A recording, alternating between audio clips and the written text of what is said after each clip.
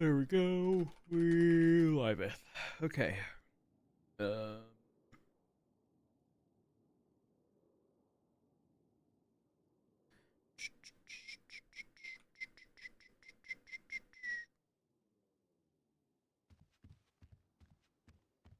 Good morning, middle.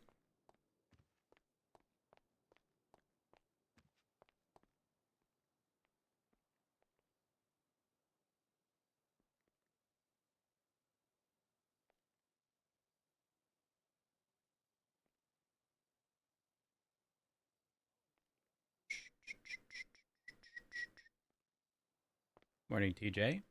Make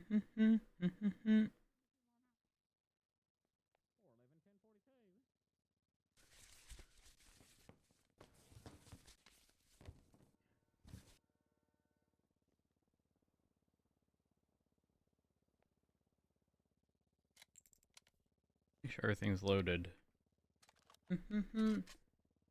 Morning, Big Bill, Otter, Moggs. Hope y'all are doing well.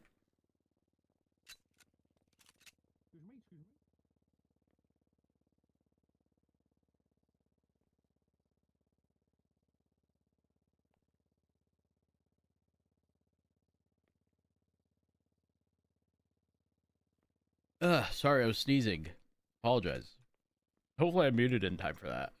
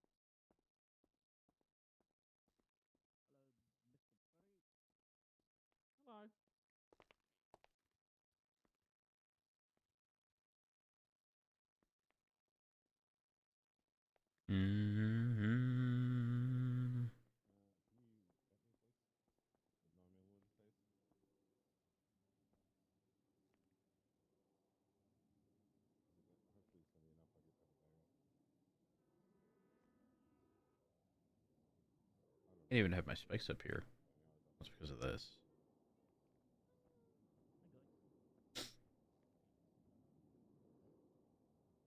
Okay.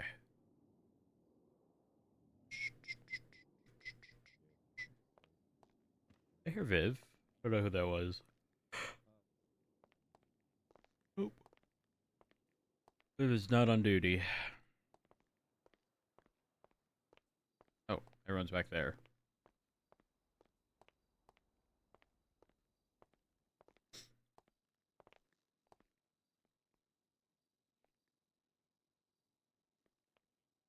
Oh, who's the mayor?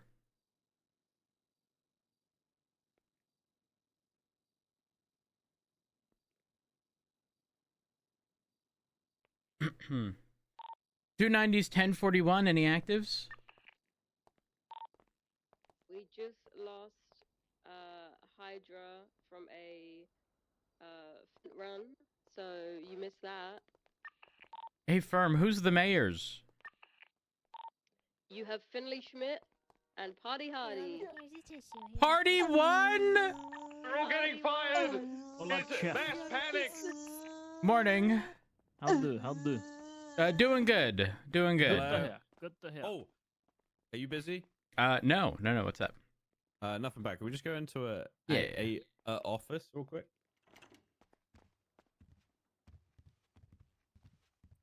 So Crystal's been doing fantastic work with the air unit stuff recently.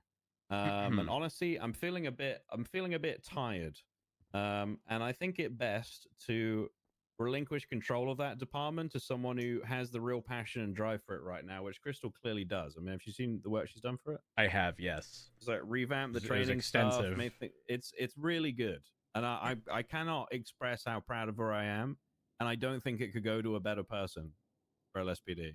Well, for any department, frankly, but you know, I can only relinquish control to LSPD. Why is her unit the golden pair of shift 3? Is that when Perry was Sarah on and duty? Yeah. Yeah, honestly, those two are great. They've been out practicing. Crystal's been so passionate about this stuff, and I think it's. I love the air unit, as you know, and I always support her in any way she needs. But I don't think I need to be running it. I think it's better to go to someone like her who's really got that passion and drive for it.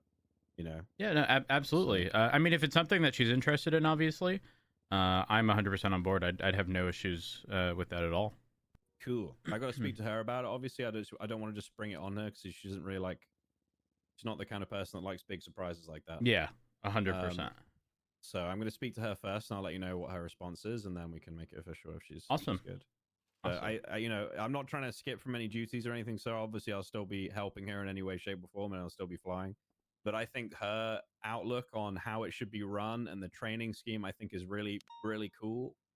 So I think it's good. Fresh person, fresh eyes, and all that stuff. I again 1000% agree. I'm 100% on board with that.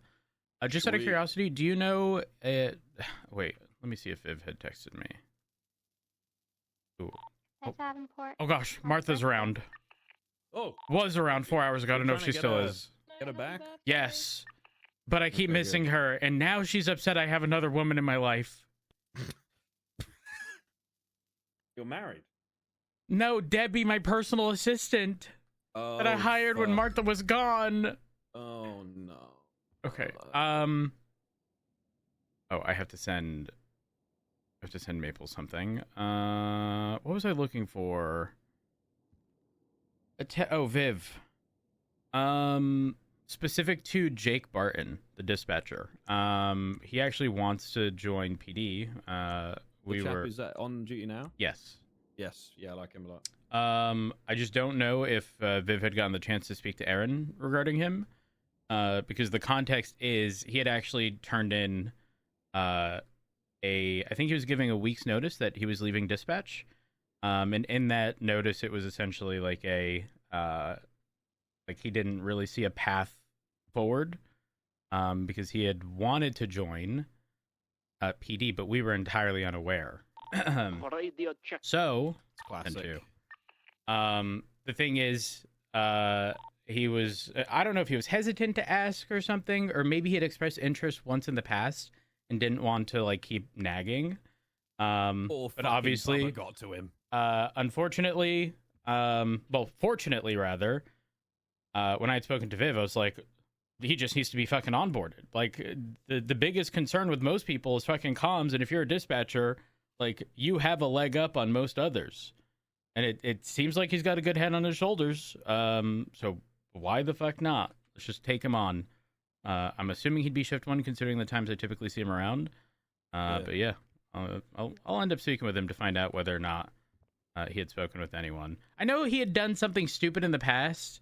He was wearing a dunce cap for like a week or something around Mission Row, but I'm going to be real. He's got personality. I like him. Exactly.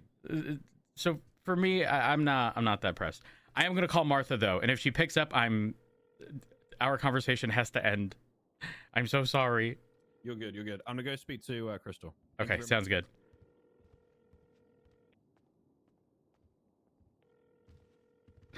Martha, pick up. Pick up, Martha.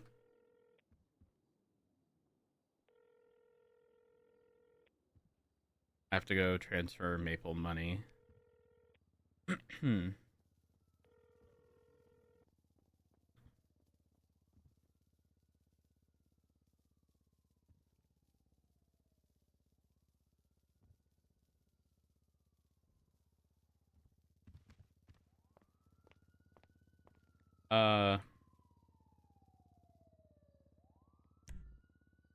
Jake?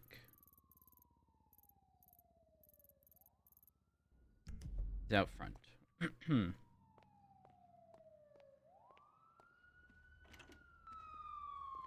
Good morning, Crystal! Morning. How are you? All right, the king calls me. Yeah, I'm scared. you shouldn't be. Oh, okay.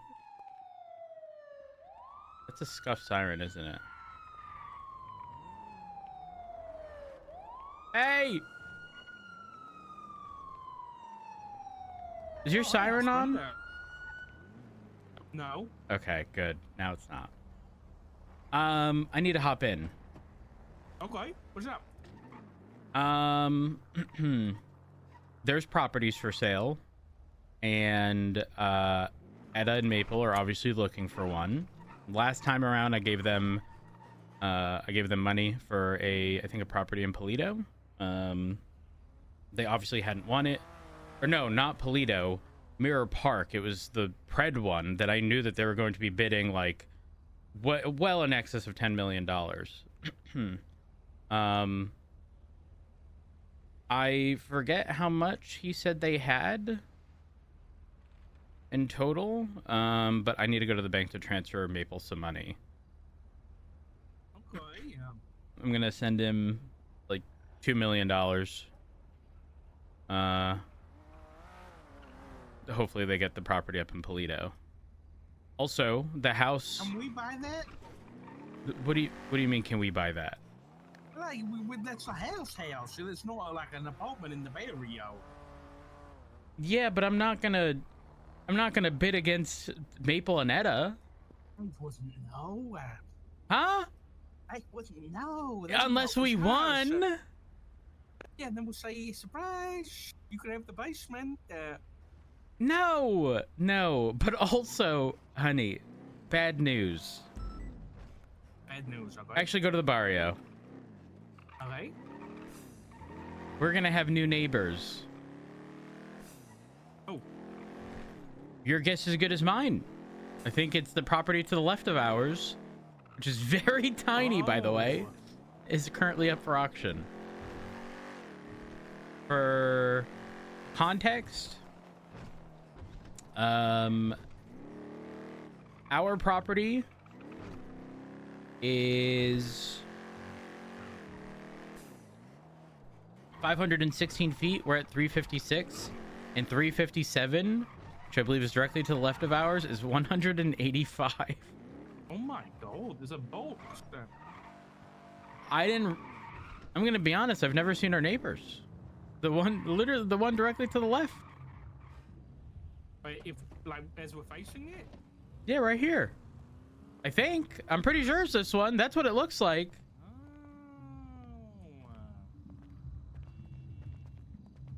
Can't go in. No, of course not. But we're gonna have new neighbors. Why don't we buy it and then we knock the wall through? I thought about that, but if you really think about it, it's not worth it, considering how small it is. It's a closet, honey. And it would only be the first floor. It has no second floor. We might as well, if we did attempt something. Hold on. 22. Wait. Oh, 22 is an actual house. Oh, 343 is available. Same size as ours. But pointless to get another thing. The Jamestown Street 22 is a potential. I'm pretty sure the Procopio Drive one, I'm pretty sure that's blown up. Possibly. Like, I went up there like last But week or if something, there it's was for all sale, police. I imagine the insurance company will have sorted everything. 23 Procopio Drive. Who owns it? I don't know, but let's dissuade bad people from moving in here. A little sticky note on the door. Am I going crazy? No, I think you're right, because there were barriers at a property up in Polito, right next to the motel. Yeah, can you go on? Can you try and look at who the owner is in the properties there? But Well, it's not good. It wouldn't show anyone right now, right? oh yeah, you're right. It's not owned by anybody. Well, let's check 357 here. Yeah, I can't click it. Oh. But let me That check makes 356. And yeah, it has no owner, so it's not showing up. Hmm. Okay. Do you think this will alright. dissuade people? Yeah, maybe. Maybe we should put like a police barrier in the house so it shows up with like lights and sirens on the outside. Oh, no. Would that work? Hold on. We have a no trespassing sign specifically on ours, by the way.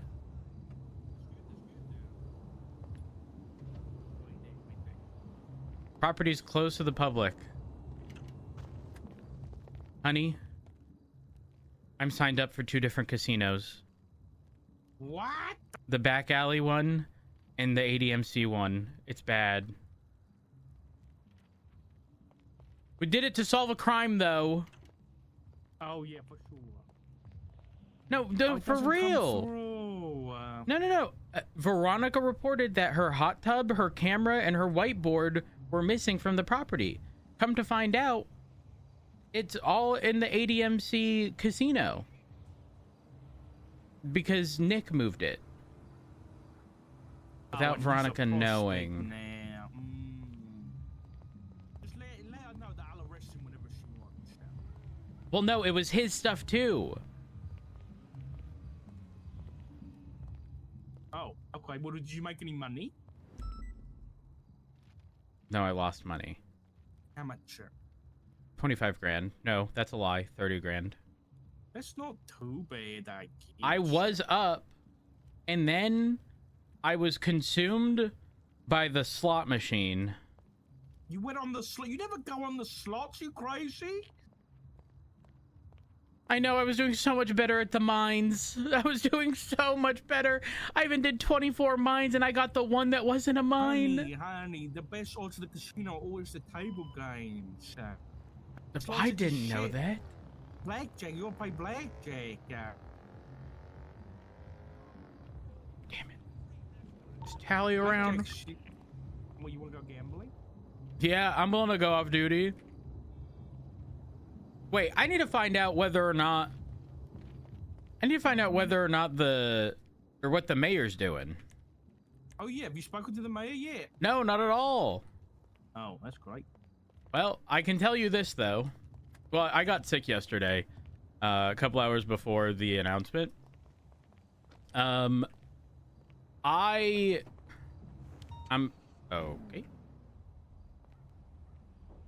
I am very firm on my stance.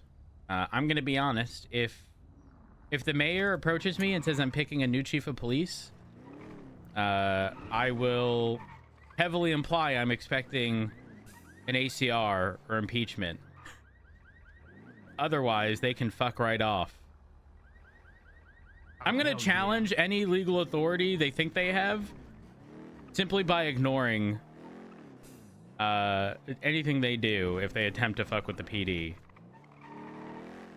And if they lower our pay, I'll ACR them because there's no reason to. I have a question. What about if they ignore you and they just appoint a new chief and then they tell the chiefs to just run the PD? So, I think I have a lot of solid legal foundation behind what I'm doing, and it's specific to: can the mayor fire the chief of police, right? And if they can, doesn't that mean they can inherently do the exact same thing to any other rank if they can do it to the top rank? And if it's an appointment, they can appoint a cadet to be the chief of police and then fire them.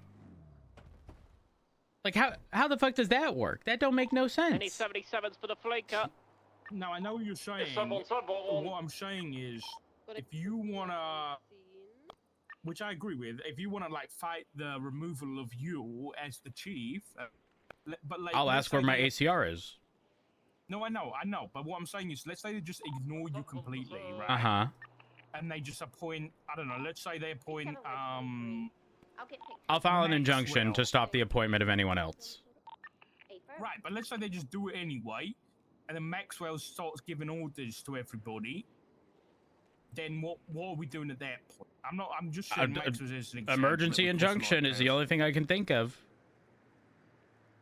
Okay, but legally, they have the right No. to say There's that no they can appoint a vacancy. chief. There's no vacancy. I know, but what about if there's two chiefs? Well, there is. Pred and I. Yeah, no, but He's in what another about there's department. 3 chiefs. Well, then we'd be of equal rank in who makes the decision, other than tiebreaker, which would be Viv.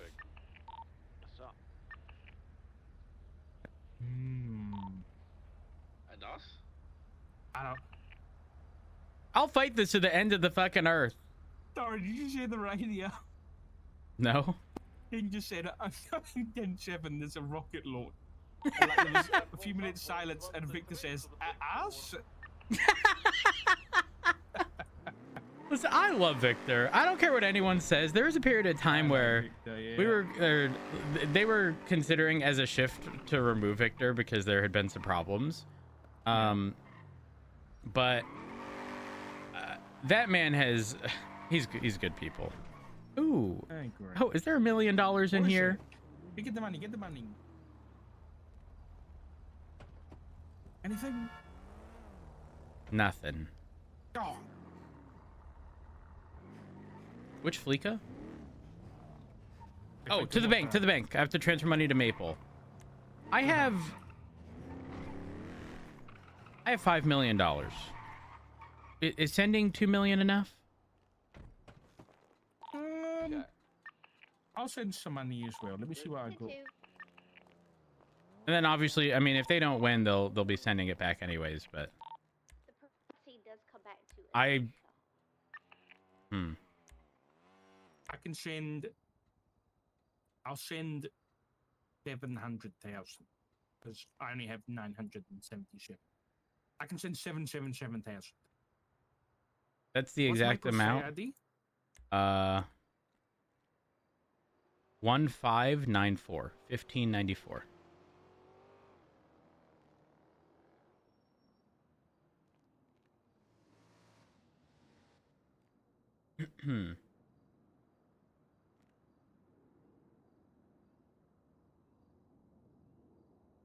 I've done it.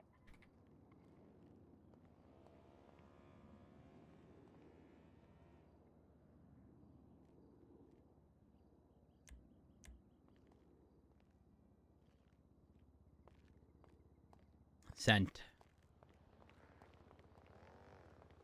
Oh, this is not my vehicle. It's mine. Oh. Oh my goodness, sir. Honey, you're in me. I went through the passenger seat. You guys need backup at the Africa? Drop me off at Mission Row, and I'll grab a vehicle. That way we can have an additional unit. But yeah, just know I plan on if it goes down that route. And the only reason I'm concerned is because but someone had told King and then told me that someone on their cabinet had made mention of Foundation wiping the LSPD. Oh, they can try. Yeah, that's what I said. I'm ready for a battle. You and I both. All right, I'll see you at the Fleeka. 290 en route to the Fleeka.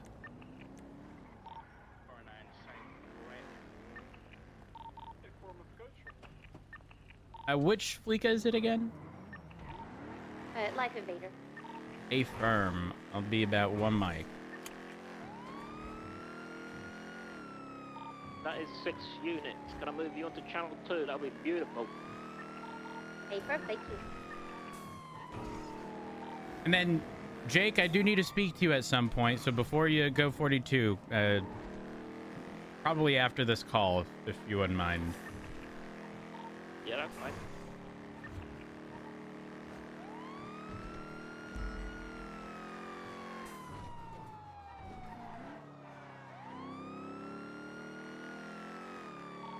Someone outside pick A plus you want to Channel 2, mate.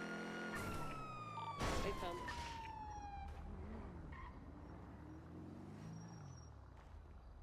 Oh, I believe we have 7 units. 1, 2, 3.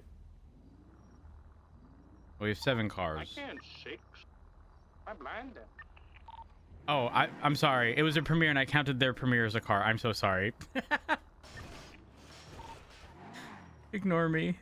I can count, I swear. 6 or 7, honey. Honey, we're too old for this. 6, 7. 6, 7. Stop this immediately.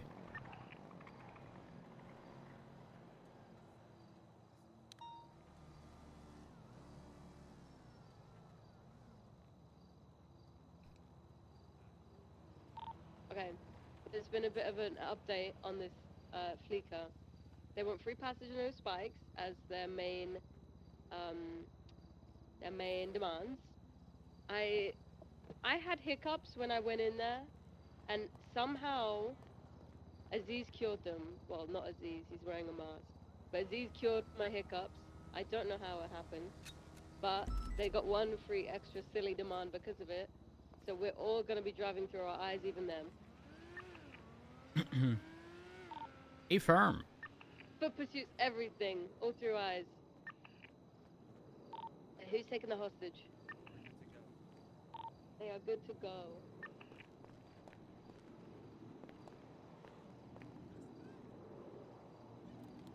I'm assuming they have class 1s.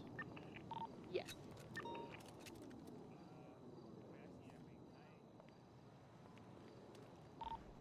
He's just gonna see if he can see through his eyes in the premiere first. Okay, he can. Be advised, we cannot tase looking through our eyes. We can't? Okay. No, and don't try. And then if you stop looking through your eyes, you're gonna tase. So be looking away from someone. Okay. Watch. Look through your eyes. Try to use your taser, and then stop looking through your eyes.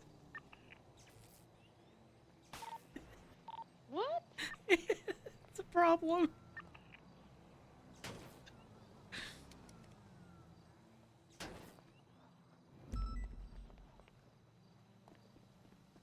Just as a heads up, you know.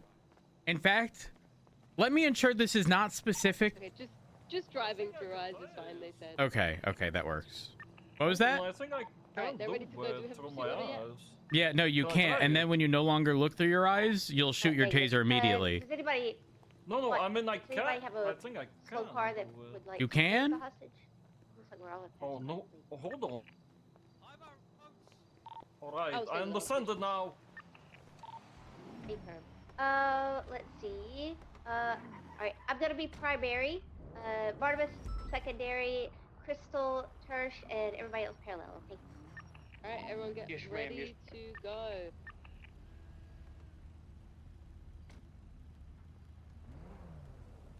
So just to verify, Hi, Tessa. it's through the eyes, right? Through the eyes, driving through the eyes Hey, Ferb. only.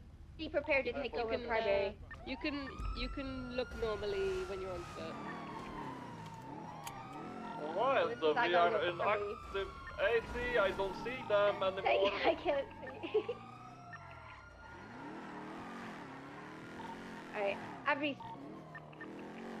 I literally didn't see them the full time.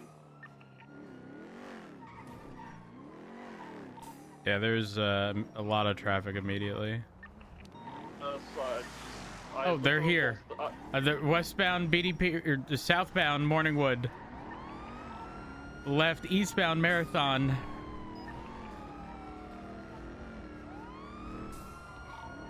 Right, southbound Movie Star. Full send. Oh, right, westbound San Andreas. Left southbound South Rockford. Left eastbound Vespucci. Full send eastbound Vespucci, right southbound Palomino. Right westbound Lindsay Circus, passing the gas station, taking the off-road path to South Rockford. Oh, I'm flipping VCB, the northbound South Rockford.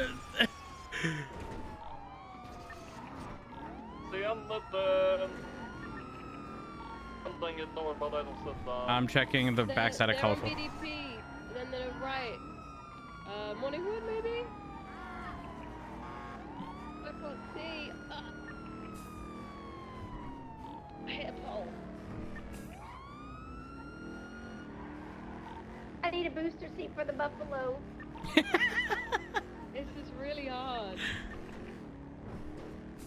Tracking something is very hard.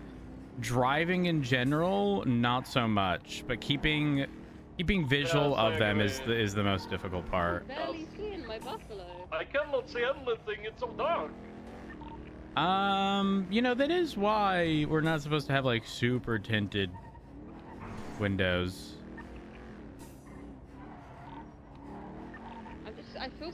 in the car. Yeah, I can barely see over the dashboard. Okay, well, not gonna lie. Oh, I think I might have it on Dorset. 290 en route. Whereabouts? Southbound Palomino. I'm receiving. No, I'm on San Andreas. I'm gonna cut west in case they cut all the way south.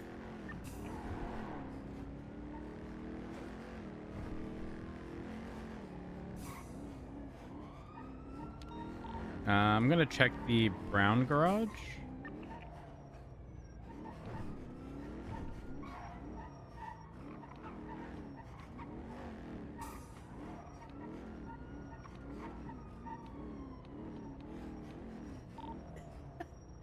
Okay, I don't know if this is specific to the Scout, but when you're looking through your eyes in the vehicle, every time you press the accelerator, you can hear a little click. Yeah, I hear it. Yeah, same.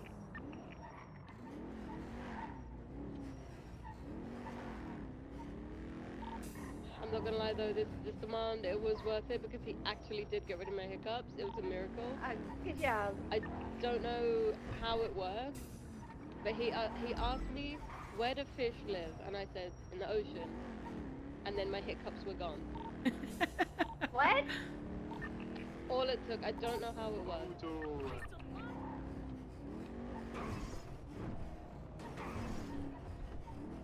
Who did the call come back to? Aziz shop. Oh, kind of But how come it's not centering my view? Is that a default thing? I'll check Palomino. I'm sure it's street race in a minute. Also, Maeve, did you say you felt a lot slower or lower? Lower, like I'm so low in my car, but then if I look out my window, I pop my head up a little bit. Hey,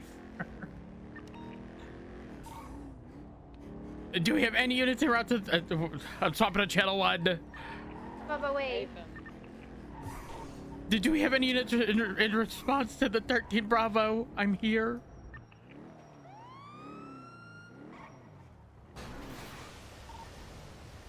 Hey there. Crystal, are you hungry? No.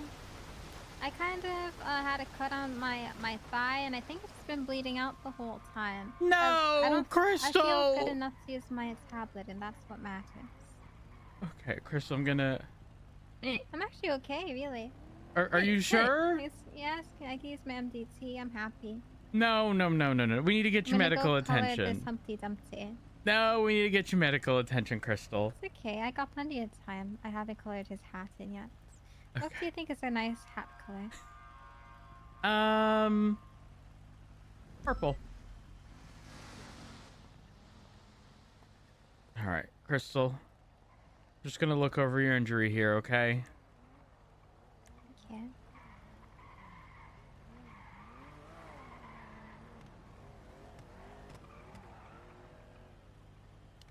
Okay.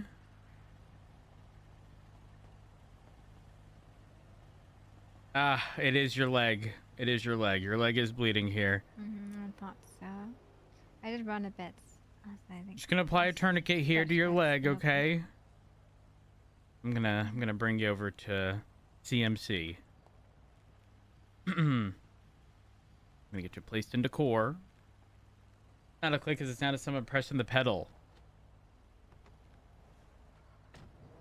I mean, maybe if it's got like, I don't know. Well, hold on. Does that happen if you play with controller and like half throttle and it wouldn't be against? Yeah. I don't know. It's weird. We've arrived. Hey, Rose. Yes. Do you think I'm an airhead? Like Oh, an 1,000% you're worthy of being. 100%. airhead? Your husband said otherwise. By his ways, come. What? My husband's... I'll divorce him right now. Whoa. Okay, don't do that. Listen, I'll lie. He said exactly the same thing you did. Don't lie either, Crystal. Liaison. Dispatch show channel 2 collapse. And what? Doctor! Doctor!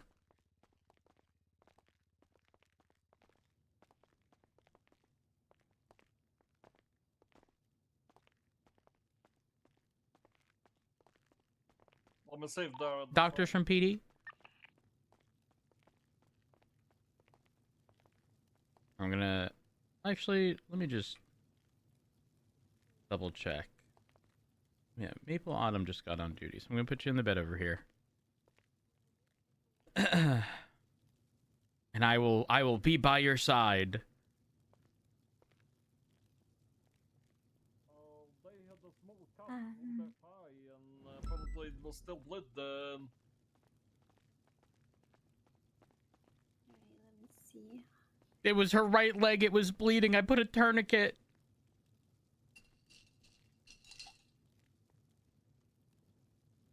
Help. Give me a second. I can't see any of the beds. Oh, I can see that bed. Oh my, you really can't see. Crystal! Crystal! The doctor pushed the bed over. Oh no! Oh, she's still okay. She's still okay. Hold on. I'm okay. Hold, Crystal, are you able to adjust yourself? She's fine for me. Yeah, what? Doc, you may not see this, but you have pushed this bed. I'm wedged between a sideways bed and the other bed behind me. Okay, well, I apologize for my bubble. Oh, it's okay. It's okay. It's not about the bed. You have it's such a about bubbly me, and I'm personality, starting Doc. to feel good. Your right leg has some bruising and there's a bit of swelling, so I want to put an ice pack on that and then get you up on your feet. So you should be a-okay. I've only ever heard the shifting sounds in Sometimes I don't notice. You have a high pain tolerance where I'm not able to notice I'm actually hurt. Actually no, manual cars it's more noticeable. That is okay. That's if you're not using the clutch and grinding gears. I do know what you're talking about though.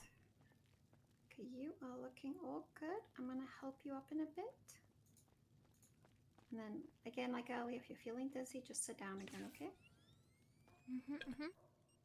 Not the time or place! Sorry, misfire. Alright, 3, 2, 1, and up ease. Alright, how Thank you you very feeling? much, Start. Yeah, I'm good, I think. Okay, well that's Much good to better. hear. If I was Clean fine, your but it mess. turns out I wasn't. Barney. Oh wait, hold up. What games are over here? I don't know who was playing in here earlier. Maybe a patient was getting bored. Oh, Rose, I was taking pictures of Cox, and I got a really good one of your husband. Let me send it over to you. Huh? I'm confused. It's not in evidence yet, so it's not public, but I can send you one before it becomes public. Yeah, please do. I need context. It's really good. I think it's my favorite one. It's a bit bigger than the others. Oh. Wait, and who is that in the... Is that Richard? Yeah. We got to Remember, it's 78's the tuna shop. Oh, gotta go. Oh, MCI. Thank you, Doc. We'll probably be back. The original one! Yeah, but 290. Channel 1 that they're on? I think it was channel 1. I'll bring you to your car. What's going I didn't on? say you was going anywhere else. 78's tuna shop. Well, let's just get down there. Let's just get down there. Oh, my fucking car's out. I hate that the car is ass with the passenger. Oh, gosh. It's Richard's He's on his own down there. I'm going down there now. I'm about to pull in. Stand back. I missed the turn.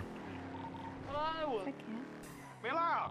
I just got held up and robbed. They robbed my tool and all No. my car parts. They Get were him. wearing black outfits like British outfits, but they didn't sound British. Okay, what car? I didn't see a vehicle. They had the goggles. They had like the blacked out mask. They took Doolin. They took all my parts. They took a picture as well. Oh no. They took a photo?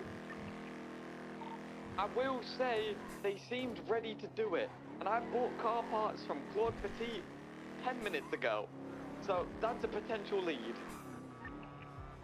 What vehicle? Get a vehicle. They were blacked They call out. you Paintbrush? No, they just called me Miller. They knew who I was. Okay, because Ezra Samuel posted "fuck you, Paintbrush," and your hair does kind of look like a paintbrush if you were held upside down. I've got a vehicle registered at Dill, westbound Carson. Right, northbound Jamestown. I'm currently VCB. What did they hold you up with, Miller? They held me up with class ones, but they took my PD rifles. But wait, no, they returned. Never mind. They dropped them on the floor? Yeah, they dropped them on the floor. Get I'm gonna DNA. fingerprint them. Go fingerprint everything.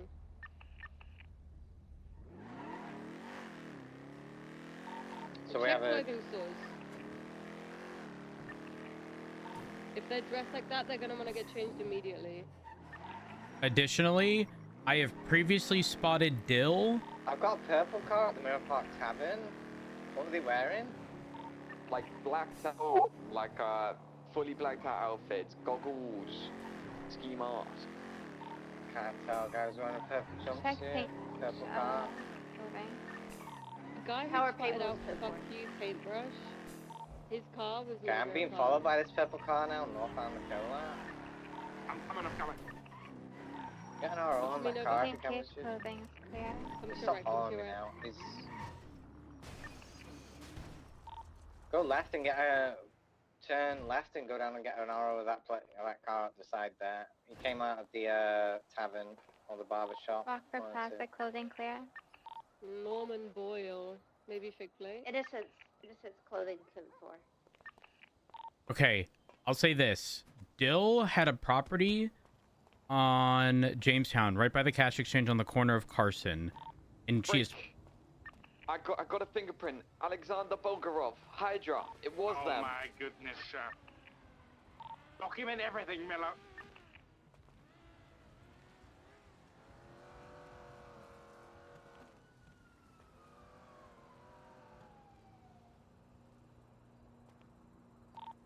Got some vehicles by the gas station, yeah. Yeah, That I'm one gonna parked try to and your pull over left this is one. Ezra. Wait, this one's following now.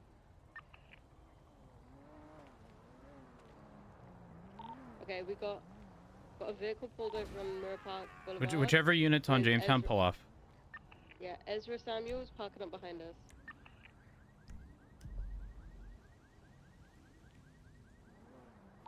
I think you got the wrong guy, but I'm just gonna keep going.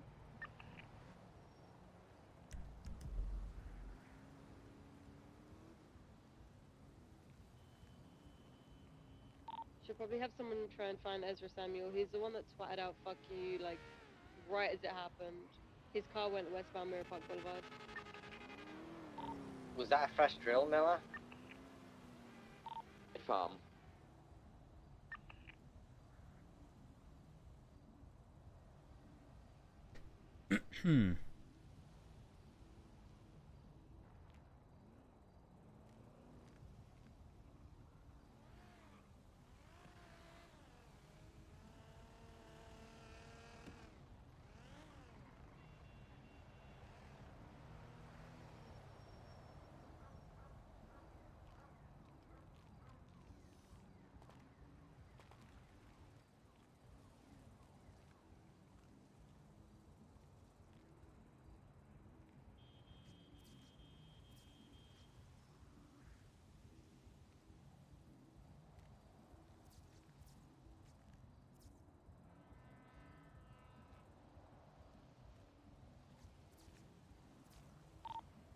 We need to make a report so we can get all the photos for the fingerprint evidence.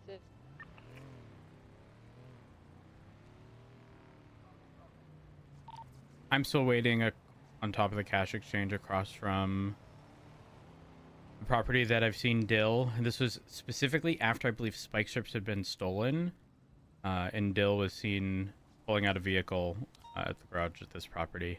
I'm just sitting You know here. what? Did you see any cars leaving Miller at all? Miller? Check that sorting. Check that sorting. Benjamin Tucker?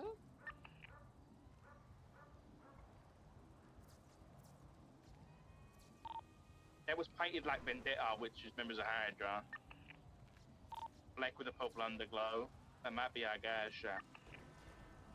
I think he could have been that guy who got changed at the barber store. Okay, the guy in this car is JJ. He definitely wouldn't steal another drill.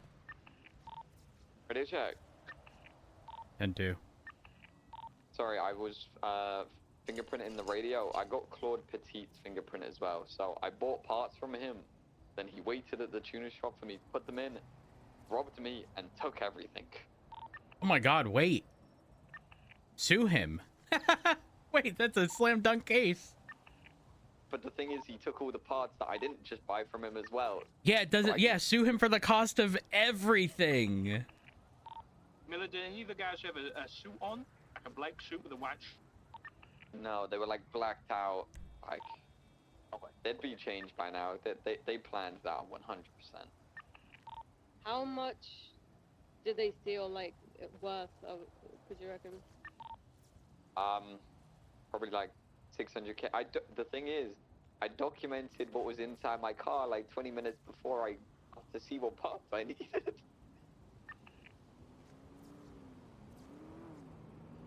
Did he get the engine as well? No engine.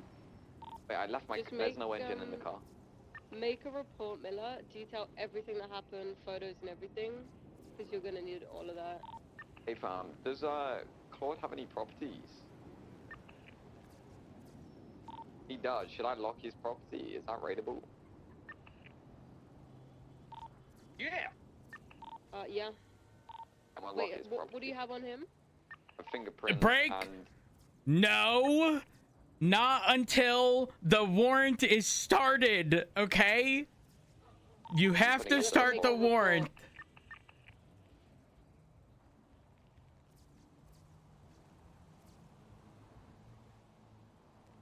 It's Roy Lowenstein, 26. Shall I contact the both of them and tell them what's going to happen if they don't give it back? no, I'm gonna log that property and start the search warrant first. Okay, cool.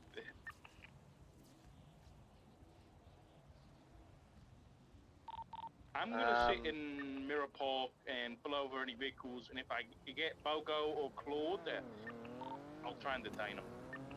We need to put an announcement out about a drill being stolen and everyone to double up, I think, because if they've done it once, they're definitely going to do it again. Okay, I'm by that property, Miller. Let me know if got that report started.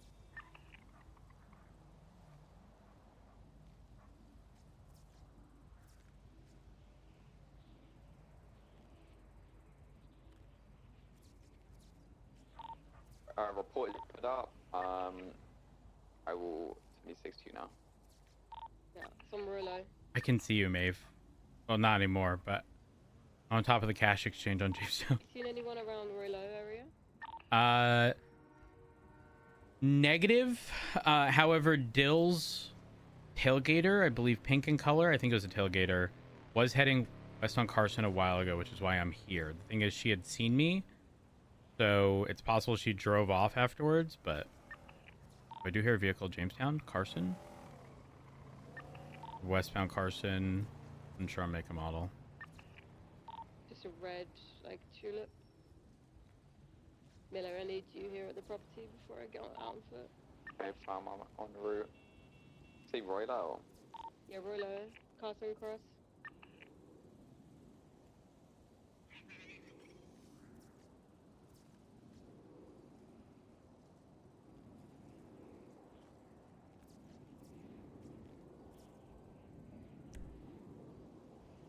I've got a vehicle, R.O. Courtney Bogorov, 3 messed up subjects. They're taking off southbound El Rancho at West San Andreas. If someone could pull that vehicle over, there was 3 mass suspects in there.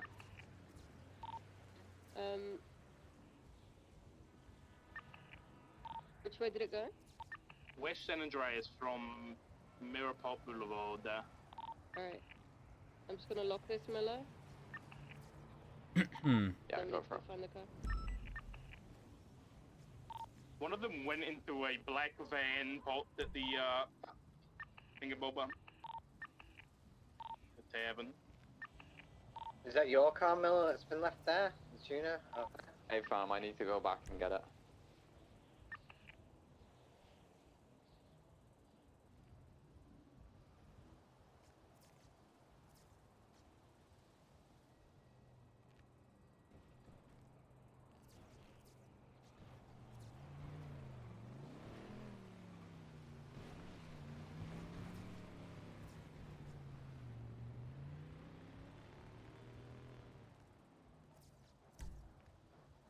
Right, I'm gonna do a announcement. Hey, firm.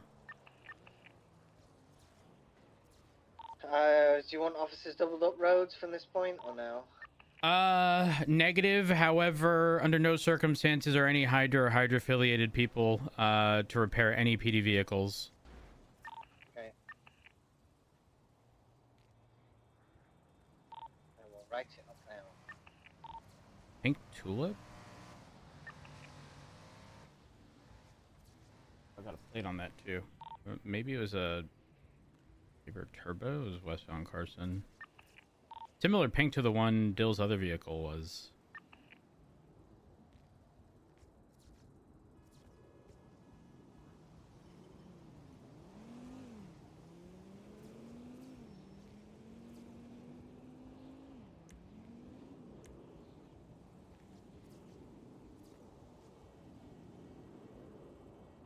Fuck, Dill doesn't own this property. Who does?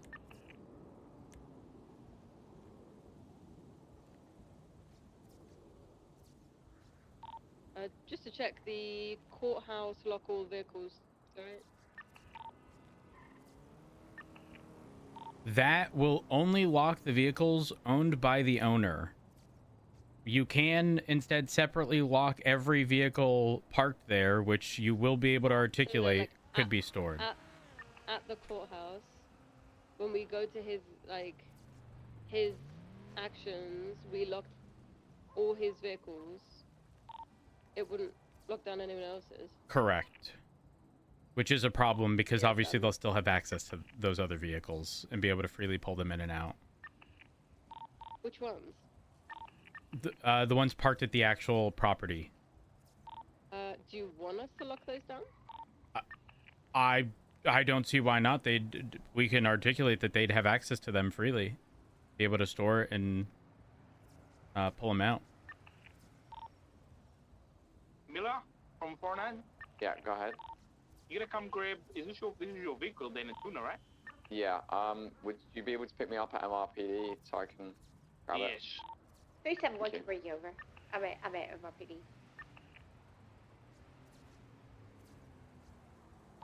Head over to Tuna to help watch over that car.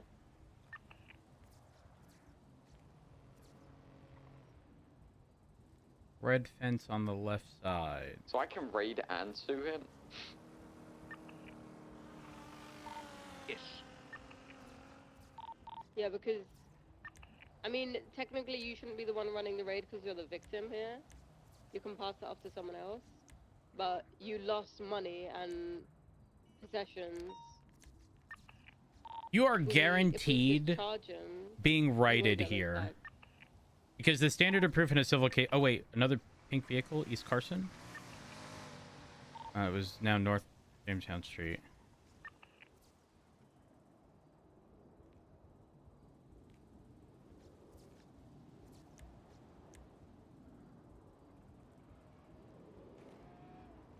I'll put the announcement up.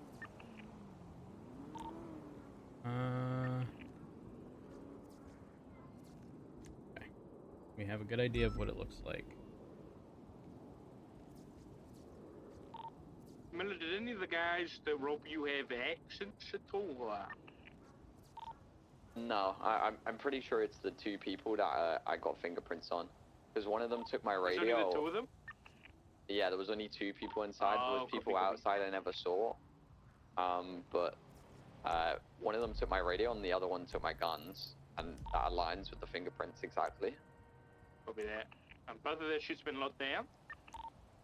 I've locked down everything of Claude's. I'm gonna lock down Vogue or Rob's vehicles now. Yeah. Belonging to Izzy Wyatt with 2 people in it at the tuna shop, and they were like, "Oh, there's cops all over this place." And the guy in the passenger seat said, "Oh yeah, I know who did it."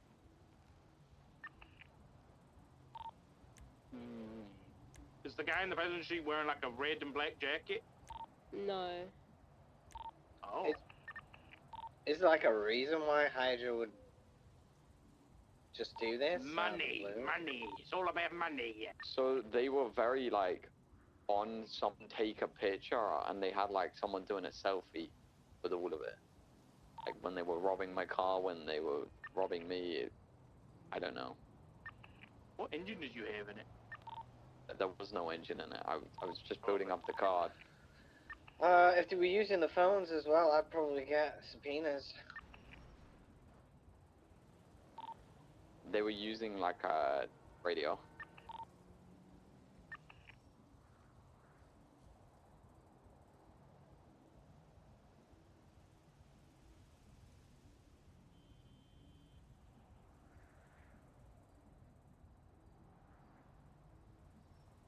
Who owns this Richard, could I have property? 25 with you at MRPD?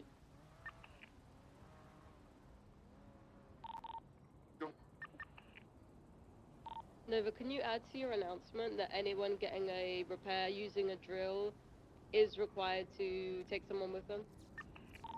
Yep.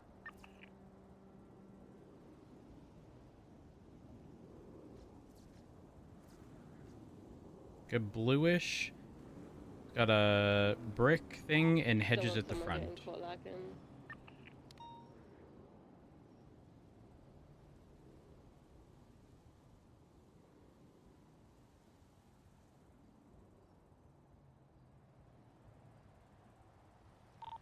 Speaking of which, 518 is refueling at Strawberry Gas alone, just in case. 37 will head over for you.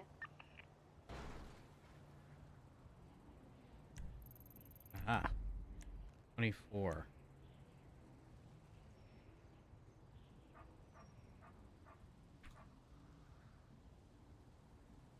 Wait, was it 24?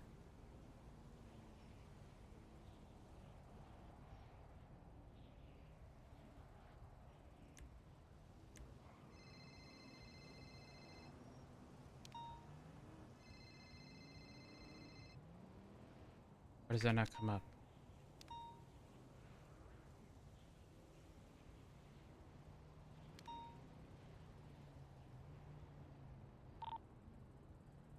Slight problem. Well, not slight problem. The property I'm looking at off of Jamestown Street is owned by Amika, who hasn't been with Hydra in a while, right? Am I crazy? I don't know who that is. Wait, Amika who did you say? Rose? Who's Yeah, Amika first, Rose. Yes. Way back. Way back. I'm looking at the wrong property then.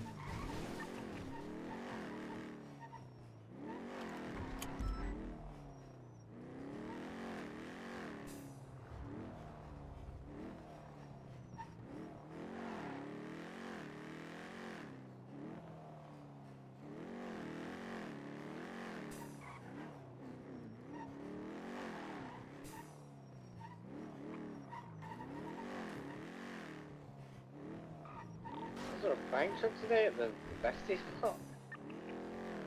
I think so. There's a bank trip out of the stores popping in.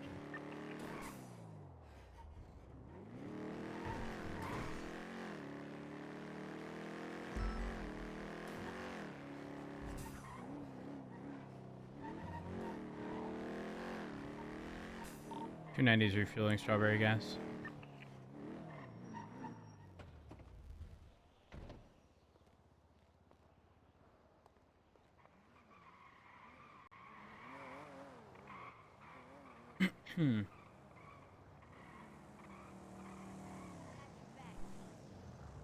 Thank you.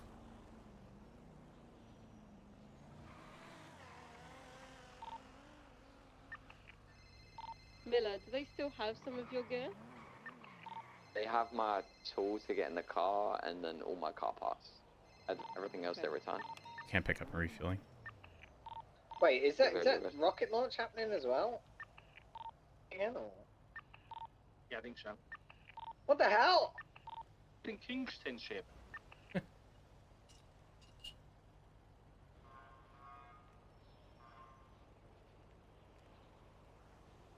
You know, we almost came out on top of Monopoly. Miller, did you want to put up a incident or report?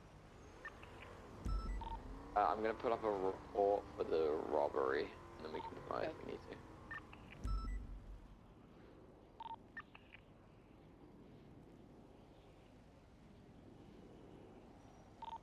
Rose, don't forget to call Miller back.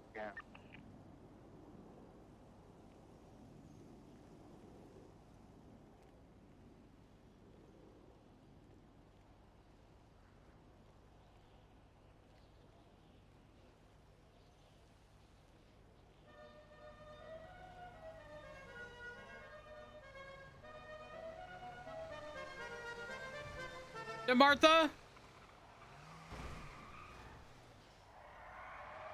Please be Martha. Please be Martha. Please be Martha.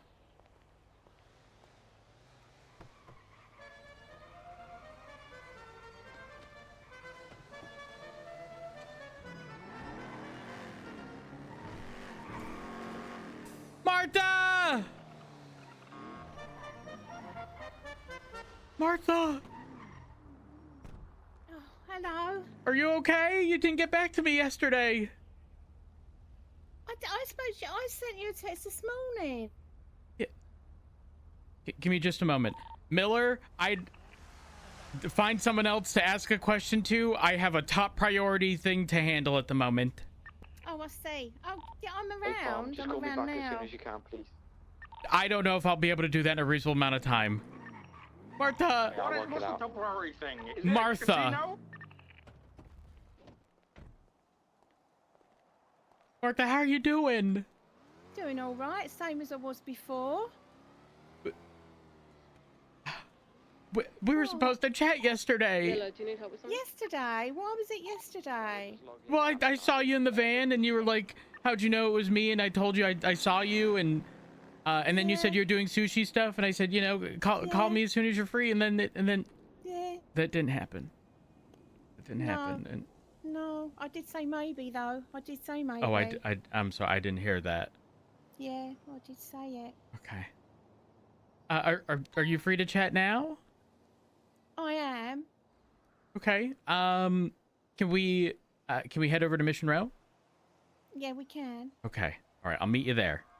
I just want you to answer me one question. Okay. I have an answer. Whatever it is. Has Debbie been using my brooms? No. No.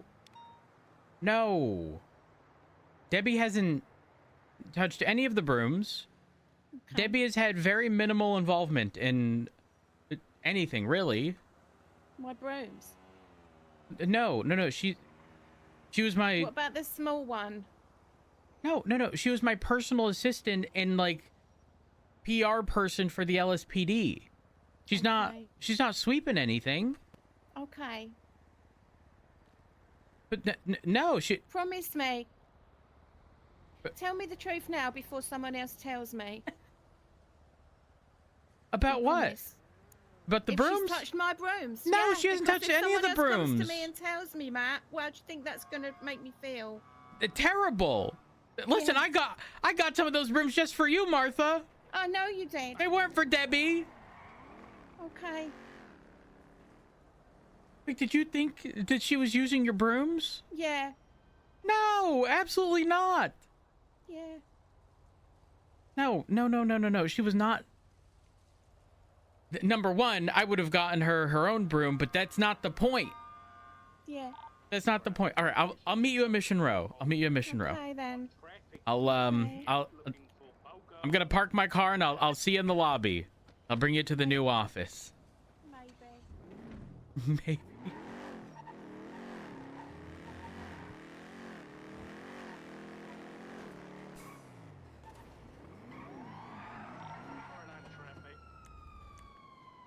White and colour Porsche, Mission Row. One rainbow on the side. Pull over the vehicle, policeman. Pull over the vehicle.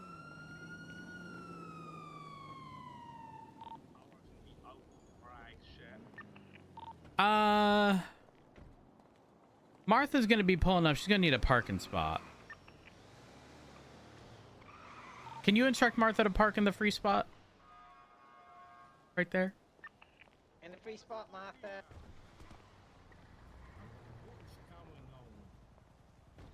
What do you mean, what is going on? You were going 112 miles an hour. In a Really? 55. Yeah. Fuck, I'm sorry. Well, given the fact that I read your rights got violated, I'm going to give you a warning this time. Thank you so much. You do. Opal? Yes, Chief? Actually, wait, not Opal. One of the two of you is gonna have to assist Miller. He's trying to call me, but I have a top priority situation to handle. There is nothing higher priority than this. The thing I'm handling. Therefore, I can't speak to Miller. What are you handling? Oh, okay. Martha. Hello, sure. Martha, come on in. 37176 to the cash exchange. Your broom's still there. Right over there. No one's touched it since you've been gone, Martha.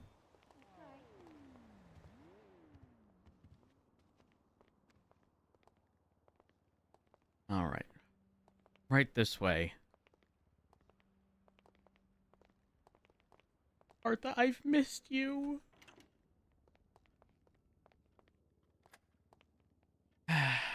Into the chief's office. You're still chief then? Well, there is a new mayor. Yeah, no. But quite frankly, if they tell me I'm not the chief of police, not that I have to pretend, but I'm going to claim they don't have that authority. Oh, right. What, you're just going to say no to it? Pretty much, yeah, because legislation states that they can appoint, but makes no mention of removal. But typically when someone's appointed, there has to be a vacancy before they're replaced. So, I'm going with that, you know. Okay.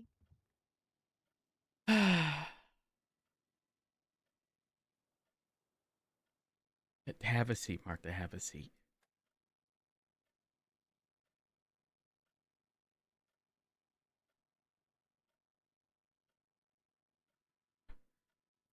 Right, okay. So Martha, I have briefly spoken with Perry. He hasn't provided me much information. This was before your text to me, regarding you being around and needing a few days. I did task him with finding you, and he did. Right. Maybe you found him. Neither here nor there. But Martha, I need to know what it's going to take to get you back. You need to take me out from under dispatch. You will not be under dispatch. That is a guarantee. I mean, we can't create anything, but you will fall under LSPD. Yeah, that's what I wanted. Not to be under dispatch. That's all I've ever wanted. It's always been the first step to anything else. Everything that I've wanted to do, everything that anyone said to me, do you want to do this or why don't you do that? Dispatch has always come back to me and said you can't do it. It doesn't matter. Quite frankly, you're not falling under dispatch. Anything. I don't care what anyone says. This doesn't have to be approved by anyone but myself. You have previously been, correct me if I'm wrong, you have previously been sworn in, correct? Last May. Yeah. Therefore, you will essentially fall under the equivalent of an officer. And that doesn't, I know we've had the conversation where Pred was like, It sounds like you want to be an officer. This is not you have to be in uniform, you have to have a gun. You will just fall under the umbrella of LSPD, not dispatch. Yeah. That's all I've been asking for. It's just so that I was answerable to like high command that could decide what they wanted me to do and instead of deploy me if you want. Instead of Peach, was Peach Yeah, Peach okay? and Frodo. Honestly, how many times I cannot believe what's happening with Frodo at the moment. It's been a bloody nightmare for me just being under him for the last how many years. Proper nightmare. Every time I spoke to him about stuff that I wanted, he'd go, "Oh, I'll see what I can do. I'll have a meeting." And then I don't think I've ever had something silly. I don't think I've ever had a conversation with Frodo regarding you at all, No, ever. because he never does. He always said, "Oh, well, I'm having a meeting with High Command later, and I'll bring up your concerns." Never did it. And then he'd go, "Oh, yeah, I still have to have a meeting." And then he'd come back to me and say, "Well, I can't do anything. There's not much you can do. But why don't you go through all the reports and just change all the dates to make sure that they're all correct?" My fucking left labia could fucking do that. Do you know what I mean? Why on earth would I want to stand there and do that? But that's the only thing he had for me. Nothing. And when Turner saw the list of stuff that me and Viv had together, I mean, maybe Viv can share that with you, the list that she gave to him. Because honestly, they went through it bit by bit and said no. And the bits that I could do, they said, right, we'll hand you back to dispatch and they can train you up. And then they came to me and said, no, all you can do is take 4 years. Anyone can do that. It's not difficult. You know, I wanted to train cadets. 100%. I wanted the SOPs. They said, no, you can't look at them. And then they said, oh, maybe we can find some of the This is last May. They said, maybe we can find some of the SOPs. Martha, you want the SOPs? I'll send them right now. I wanted to look through them to see if there's anything I could do to help them. Because I said to Viv, I said, all I'm seeing, like, this is last May. Like, you know, how long ago is that? And I said, I see the cadets standing there with me. They are getting dapped. They're getting fired because they're doing things wrong that they don't know they shouldn't do. I said, I could literally just tell them that, give them some power and just say to them, you know, it's like they just have no idea why they're fucking well here. So, interestingly, Bizarre. We have actually had our SOPs transferred into the MDT. So there are reports. Sorry. There are reports that pretty much have everything. Now, there's a lot of reports. There's kind of like, actually, you have access still. You should have access to your MDT. What about the place down? Your security is terrible. Martha, I feel as though I'm a pretty good judge of character, and I'm not saying you're not capable. You're just not that person. I don't think you're, you know, you'd ever have bad intentions. Yeah, but I know people. And I trust you, Martha. Thank you. You know, I had my palm read last year. And they told me, they couldn't tell me the date because I didn't pay them enough. But they said that at one point I would actually murder everybody in here. And someone that I know very well and I'm close to would have to put me down. And I told Peters about that last year, and he actually he gave me permission to carry a machine gun just in case it. I don't know what was happening with him at that point, but I did decline it. Oh, he is the current sheriff. Just a heads up. Yeah. So. I mean, I will not authorize you to carry a machine. You probably wouldn't want to carry a machine gun. Fred authorized me as well to carry some kind of rocket launcher, but I said no, I don't want to do it really, because you know, like when you get angry and you just think, if I did have a weapon on me, what would I have done at that point? Do you know what I mean? Right. So it's best that I don't have any, because the stress has been getting to me. I'm not lying to you. It has. Okay. I mean, do you need to speak with someone? You know, like someone from psych or a therapist or something, or I need to be taken out from under dispatch. Martha, you are taken from under dispatch as of now, immediately, expeditiously. So Your calls. If I clocked on, would I be under dispatch? Well, you will have to manually change it, but I'm removing your PD dispatch rank.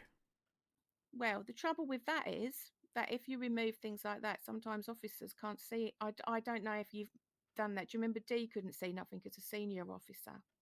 There has been adjustments since you've been gone to some of the rank stuff, so there shouldn't be an issue. Right. We will have to get you a proper call sign that isn't going to be, you know, I'm gonna be real. If you want, what call sign do you want? Actually, let me reference our roster. 69. Why can't I still have Romeo 69? Okay, so you want to retain Romeo 69?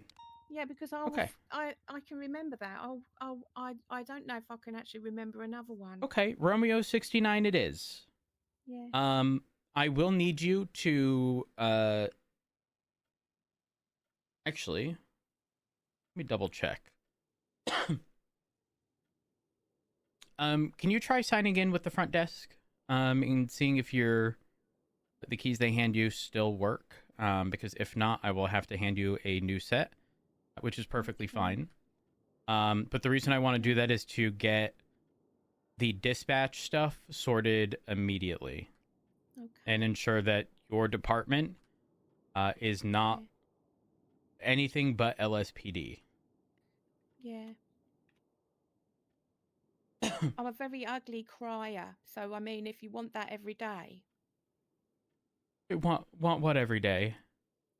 I'm a very ugly crier, apparently, so I don't want to be putting you through that, but that might happen if I don't get taken out from under dispatch. No, Martha, you're no longer part of dispatch. Formally, you have zero involvement with dispatch. Zero.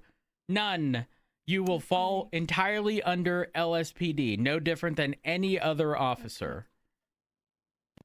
That I've already promised that I will not go back on that promise. Okay. We're getting that sorted right now. To the front desk.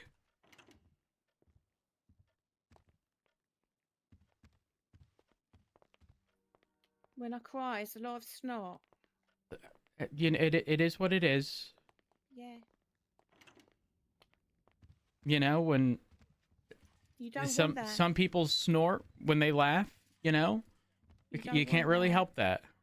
And if I'm angry, I don't wipe it. Oh, you just let it. Yeah. So if you upset me by not I doing won't this, I will try my best not to upset you. I can't. There will be a trail behind me, I tell you. Martha, it will never be my intent. Okay, I need you to change your department to LSPD expeditiously. Don't even look at dispatch. Don't look at dispatch. Tell me what to put in. / department LSPD. Oh, actually, hold on. Let me change your other. One moment.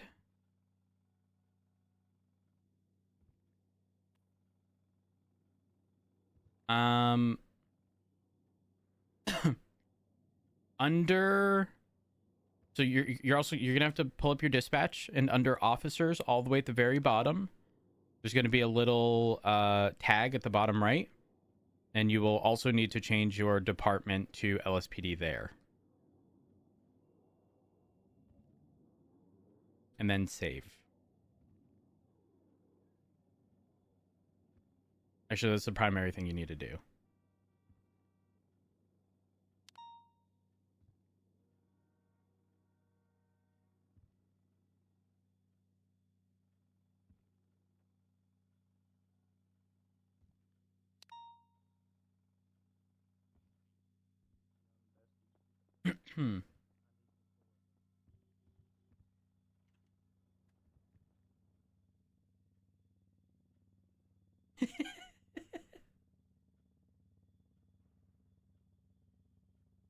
I've saved it.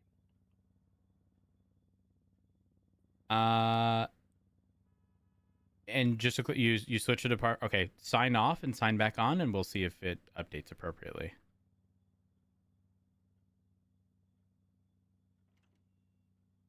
It's still showing you as dispatch.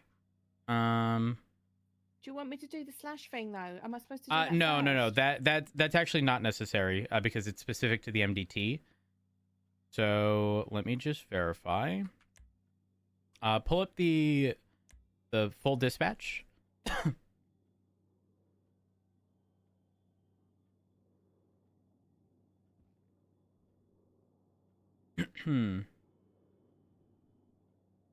Wish I'd be able to actually just change this on people's behalf. Would be nice. And then again, at the bottom right of dispatch, the little tag, but only on the officers tab. I'm gonna change mine and see if it changes in real time. It's just telling me that it says must be one of. Oh, you probably have to select a rank. Just put officer. It said that. That's what it said. LSPD officer. That's what it said. And I saved it. So I went dispatch, and Yeah. mine is updating, or updated in... Hold on. Dispatch, save. Okay, mine changed immediately. So now I go LSPD, Chief of Police, and that changed immediately. So when you select the tag, you see the call sign, and then the department, and then it didn't pre-fill a rank for me when I selected LSPD. I then had to manually click and select officer, and the moment I press save, it changed me on dispatch. It's not changing for you? No, I did that. I did actually select it. Are you sure it's not you that's supposed to do something? What Yes. if I do the slash though? That just changes the blip color. It doesn't change anything else.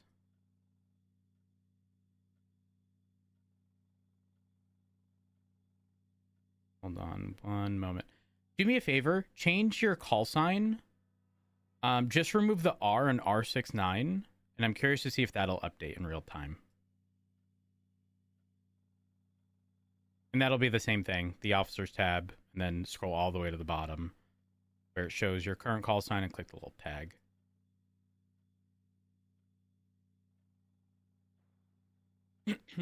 We're not leaving here. It's not letting me change anything. I even done that and it didn't do it. And you have the full dispatch pulled up? Hang on.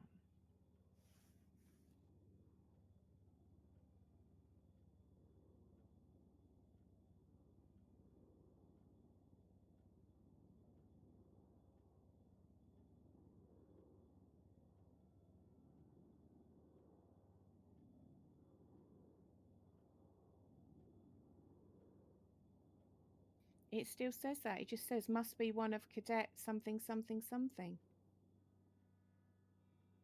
Are you able to select cadet as a rank? Unfortunately, I'm not getting the error that you are. So It says officer as well. Oh, wait, hold on. It says senior officer, sergeant. I need to...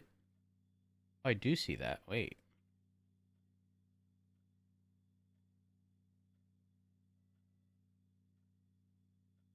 Hold on.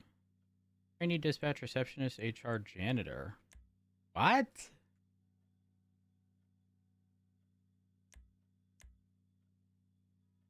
One moment.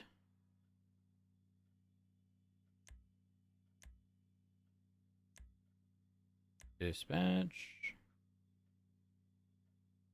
Did that happen every time I saved? It let me do cadet, but not officer.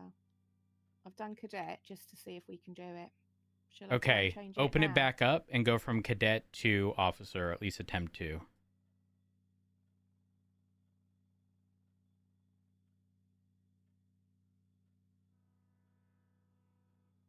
See, yeah, it's got me at that, like, in the blue part of it, but then at the bottom it's still got dispatch receptionist. Are you sure I don't just need to do my department and whatever? Because I might have to. 'cause So I've had to do that in on the me, past. you're now displayed under LSPD. Yeah, but right at the bottom, let me sign out and sign it. Oh, no. The bottom under dispatch, are you talking about it shows Jake Barton's card and then your thing underneath? And then it shows my little tag thing that I can change, and it still says dispatch receptionist. Oh, yeah, sign off and back in. Is that...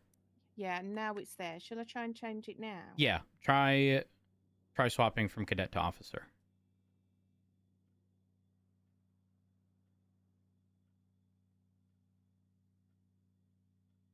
There we go.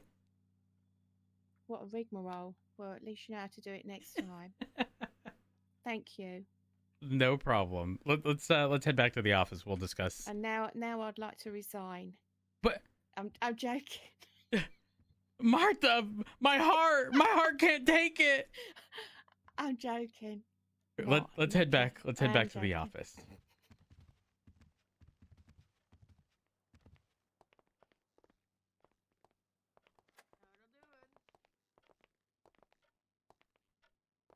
Martha, I'm gonna say this as respectfully as possible. I don't know if, you know. You still want me here? No, it's not that I don't want you here. The mask Do I might be a bit smell? of a... No, you don't smell. The mask might be a bit much in Mission Row. Blub, blub. Oh, I forgot I had it on. Oh, it's okay. It's okay. Hey, Martha.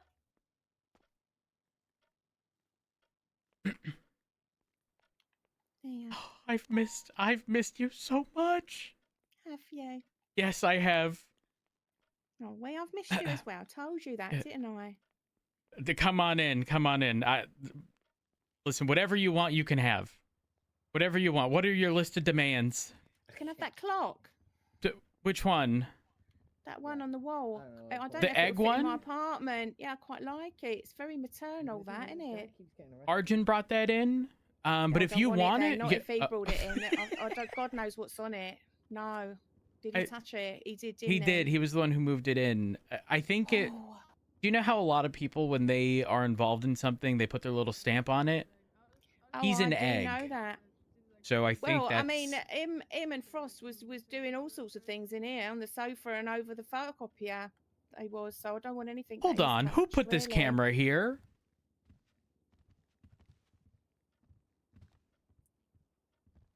Oh, they've been filming us. Who the hell did this? Oh. Ignore that, Martha. I think it was intended to hide what was on the shelf. Oh, what is it?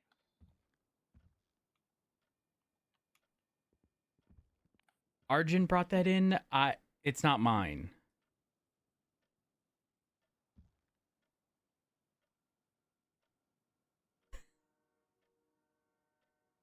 I haven't really got any words to say about it.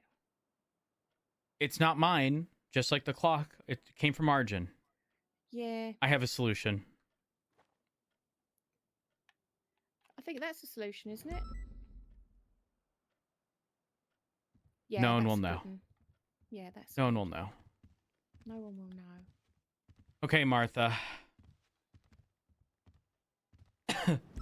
Now we need to discuss exactly what it is you want to do. And I, as the chief of police, can greenlight whatever the fuck I want. When I want, how I want.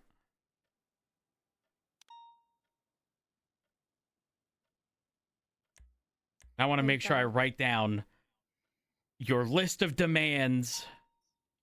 Okay.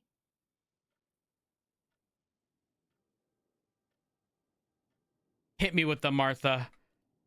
No Right, longer be part of okay. dispatch, which demand met. That is the demand, really. That was the demand. Because once that's done, it means that anything you want me to do or anyone else wants me to do or anything I say, can I do it? And it's a suggestion. If you say, yeah, no one else is going to come at me and say, why are you doing this? You're not allowed. You know? My chain of command was not a chain of command. It was a dead end. For nearly 2 years. Martha, I have an And it's a entire shame. section written of things I am willing to do. Yeah. Go on The then, first you one was tell me. absolutely not be categorized under dispatch. Official LSPD that. officer, she's previously been sworn in. And I said, your title can be whatever the fuck you want. It's got to at least be professional. You can do practically whatever you want. I want Martha back. I may have to fire Debbie. I don't know. We Oh, can no, talk don't about that. fire Debbie. Okay. Are you sure? Yeah. Listen, fire I'll at her. least lay out the ground rules. She cannot touch the broom. Touch my brooms. Yeah, that's it. That's literally Okay. it. I put no dispatch another time, and then I even said, you can yoink anyone's call sign. I don't care. No, that's fine. I also did have a section here because this was a topic of conversation in that meeting where Pred just kept saying it sounds like you want to be an officer. Yeah. Regarding potentially having access to investigations to assist in a like evidence capacity, or you ever see the movies where there's, you know, like detective stuff and they've got the red yarn and they're connecting one thing to the next to the next? Oh yeah, I know. Assisting in a capacity like that, if you wanted to, I have no problems with. I obviously would have to speak with detectives, but I'm gonna be real with it, and I'll tell you what it is. I do know that's a proper department, and they know what they're doing. And I mean, even last year, it changing my title or giving me another thing to be called, it doesn't change the officers here and their regard for me, whether they want me to do it or not. So do you know what I mean? You can't change people's attitude towards me. You can only change the words that are my title. And so I do need to be able to start from scratch with things. Or, you know, if you've got something you want me to do and I say, oh yeah, I'll do that, why don't I do it like this, that and the other? We can just get on with it without people coming and saying, why is she doing that? You know? A receptionist has literally not even been a position. I've just been here just getting money for, well, sitting on the toilet or whatever else I was doing. You know, it's not even a position to have, you know? And by the end of it, officers were walking in front of me and giving out applications and stuff and saying, don't worry, Martha, I'll do it. I literally had nothing to do. It was a strange sort of few weeks for me before I walked out. I just felt like no one could see me, like I'd died and I was a ghost. My hope is that those issues, I'm not going to say are just immediately resolved, but I will be communicating to others that you are under the LSPD umbrella. You are not under the dispatch umbrella. Your chain of command, quite frankly, again, considering your position is unique in the sense that you do things not typical of the normal officer. Fuck, you report to me and Viv.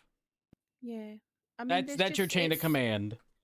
It's a position where if you want me to do something, I can do it, and you don't have to worry about asking anybody else, because what I would be doing isn't going to be anything extravagant. It's just going to be something to support you. That's all.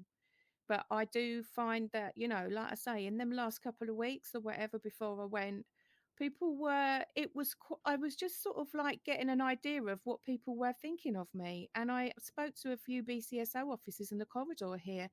And honestly, the general feeling was that people don't take my word for anything. If I tell something how something works, or I give them, you know, anything and say, oh, this is what we do in this situation or that, apparently I'm just the receptionist and my word carries no weight, even though I absolutely know what I'm talking about.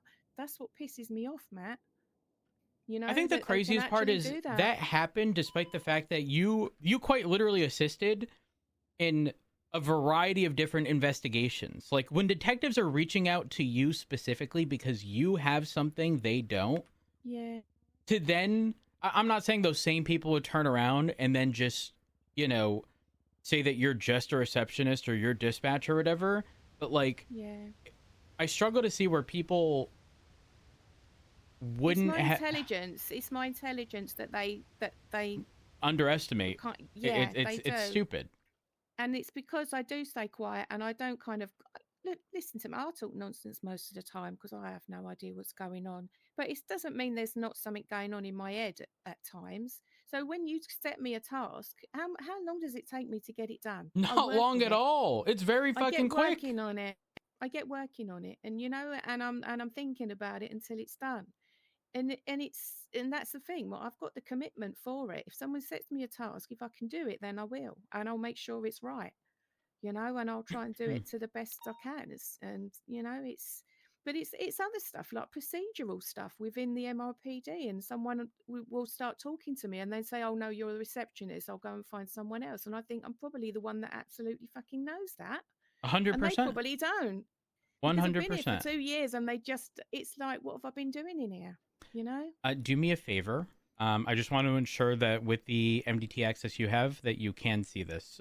Open up reports on the MDT. And under search, under category, type in SOP. And all PD SOPs are here. And then there is the overarching SOPs listed by Brian Knight. That then has report numbers within it and references to all of the other SOPs. And there's an SOP change log for more recent SOP changes. Yeah, I can see that. What I wanted to do last time is get an idea of, because I saw it myself, what was happening. There was things, you know, I see everything, and people talk in front of me. That cadets were just, and even PPOs were making mistakes and getting told off for it. And I was thinking, the blame sort of, I don't know, it was really hard to explain. But some of our anything SOPs like were that- outdated too.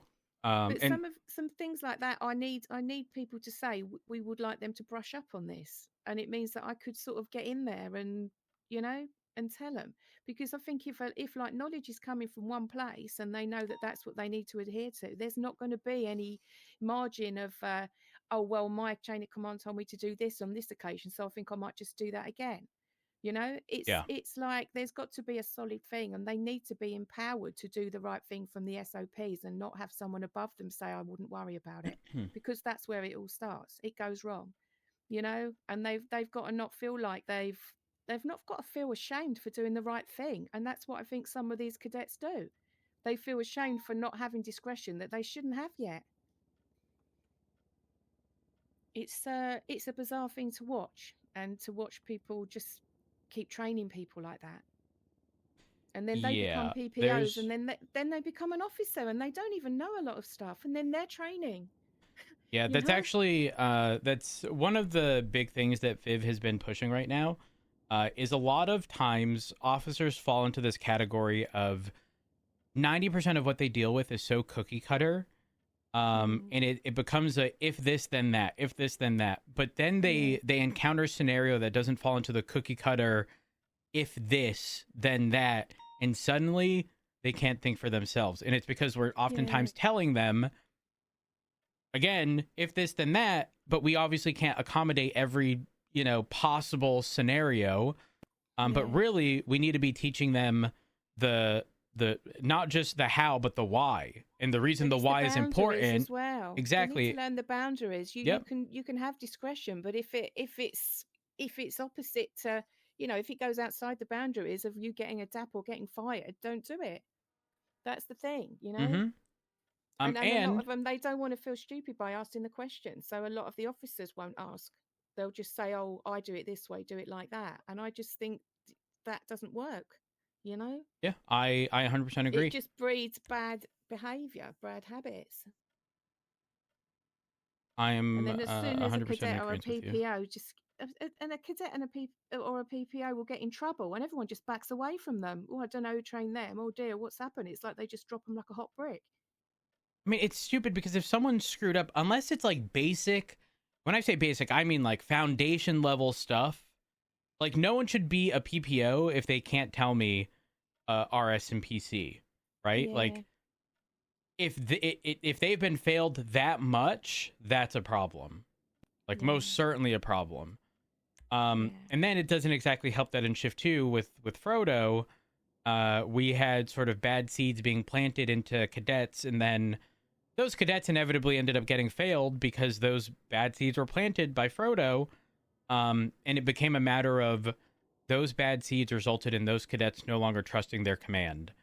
And as terrible as it sounds, we had to let go of good people, or at least people that I believe to be good, on the basis that they don't trust their own command, and as a result, their command doesn't trust them.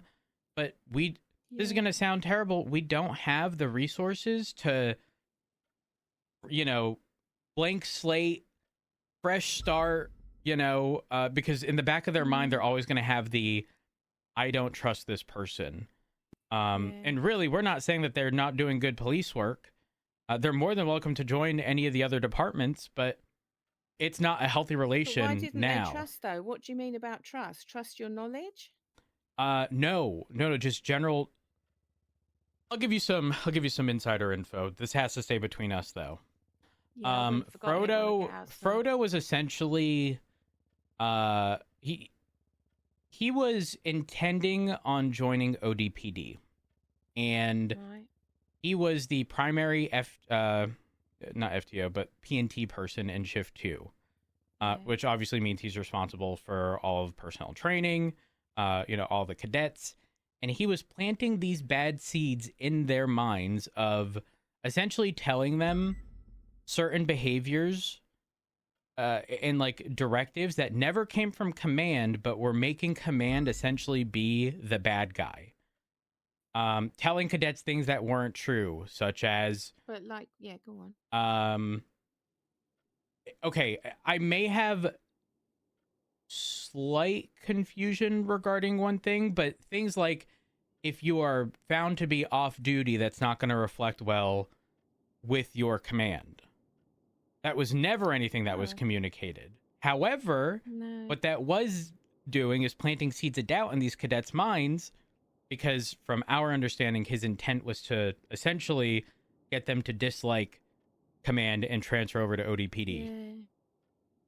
And that's coming from within the department, because we had no idea Frodo was doing these things until everything, came to light. And at that point, again, because those seeds of doubt have been planted in those cadets, there's always going to be something in the back of their mind as to whether or not they can trust their command. And some of them flat out told the command, like, I don't trust you. Or like didn't answer questions when asked regarding this overarching situation. And so even though Lucy and Paul very much so have personalities and I think would be a phenomenal fit for the department, that relationship is now soured. And again, we're not doubting their police work as officers, but if they're cadets, I'm gonna be real. There used to be a time where cadets would come in and we'd essentially be told we are the gum under an officer's shoes. Obviously, we've moved away from that a fair bit. But if you are a cadet, like, if your command is asking you something and you're hesitant to answer or unwilling to answer or initially unwilling to answer, all that's going to reflect poorly on you. Right? Like, we employ you as an officer. We're asking stuff in the capacity of your job. We're expecting an answer. And if you're unwilling, then the unfortunate reality is you're gone. And I understand the unwillingness comes from the lack of trust based upon seeds planted by Frodo. But yeah, that's how all that played out. Well, I mean, I'm already on the, a lot of the reason why I needed to go is because of him, because I didn't get anything, and because he would just kept me. And I don't know why he did it. And that was the point. I don't know why he did it, because I wasn't even around when he was around. It wouldn't have hurt him to let me do other stuff, but there was always this I'm in charge of people type thing, I just realized this was also during a time when, so Frodo Shift 2, but Ruby was commander at the time. Oh. And they had, well, actually, I question if, so at the time, Peach was above Frodo, but after you had left, I believe, Peach had been, I'm not going to say removed, but I had essentially asked Peach to step away from PNT because Shift 2 specifically was having problems. And Peach had told me that she never even wanted PNT to begin with. It was sort of forced on her by Pred. Yeah. And so I was like, two birds, one stone. Like, you can step back, no issue. And then the individual leads of each shift will lead PNT. And that be that. Frodo ended up getting it. But Frodo and Peach have always been really close. And Peach is obviously ODPD now. So, yeah, it's unfortunate that it played out that way. Regardless, though, obviously, I am currently chief of police, and I don't anticipate that changing. And I make the decisions now. So, I have no issues whatsoever with you continuing on as you did before. Obviously, because you have been gone for like 3 to 4 months. let me preface this by saying again, there is zero expectation. In fact, it is a requirement for me that you are never in uniform, that you are, you don't have any PD equipment, not any, if you want a camera or whatever. There's not a need for it because I'm not going out. representing you Yes. as a law enforcement. Correct. So there's not any reason for anyone to look upon me like that. So. And even if we end up getting to a point where you are assisting, again, sort of baby steps here, get you back into the groove of things. But if you wanted to assist detectives, for example, on a case, and you connected dots regarding, you pulled out your red yarn and you're connecting dots between this situation, that situation, there are parallels here, very similar things. Those are things that can be told to the detectives on the case, and the detectives can make that argument with you, or essentially without you ever having to go to court, if that makes sense. Yeah, I mean, it's there's this thing, isn't there, that they said about analysts and things like that. It's not even just that. It's just across the board. If I can help with something, then I'll help with it. Yeah, 100%. I've got the luxury of not having to go out on the field. So I have got the luxury of being able to stand about and do a bit of work, and also do it properly, because I'm not always worried about, I've got to write this report, I've got to go out, oh, there's a 77 call. I haven't got that pressure, and the officers do, and I get that. So that's why I've always been on board with doing it, because what else have I got to do except the work that I applied for, Yeah, 100%. I will say right now, there is a problem, sort of, kinda, where the DEN Act is currently being audited by the Department of Justice. And I'm assuming that means that judges are going through our reports. One of the requirements of the DEN Act, which is what allows us to reduce time for guilty pleas, people calling lawyers, there are limits depending on the scenario. Like if someone doesn't contact an attorney, pleads guilty, we can give them up to 25% off, plus the time that they've been in custody if it's been an excessive amount or whatever. But it's written vague enough to where you can essentially give time off regardless. However, in the audit, or not in the audit, in the DEN legislation, it requires that you document the time given off if you do give time off. A lot of people, myself included, have not been doing it. And now that there's an audit, I imagine that's going to be brought to light. So, I'm not sure if you would at all be interested in just combing through incidents, sort of moving forward. I'm not pressed about the past. But, seeing if there's a line item specific to percentage of time off if individuals have been arrested. Let me see. A lot of people in their report formats, as an example, open up 25563 as an incident. It'll be 25563. We obviously have a certain amount of time to write reports. FOIA legislation has also changed, so we do have the full 72 hours. But if you look at this, you'll see someone's format under suspects.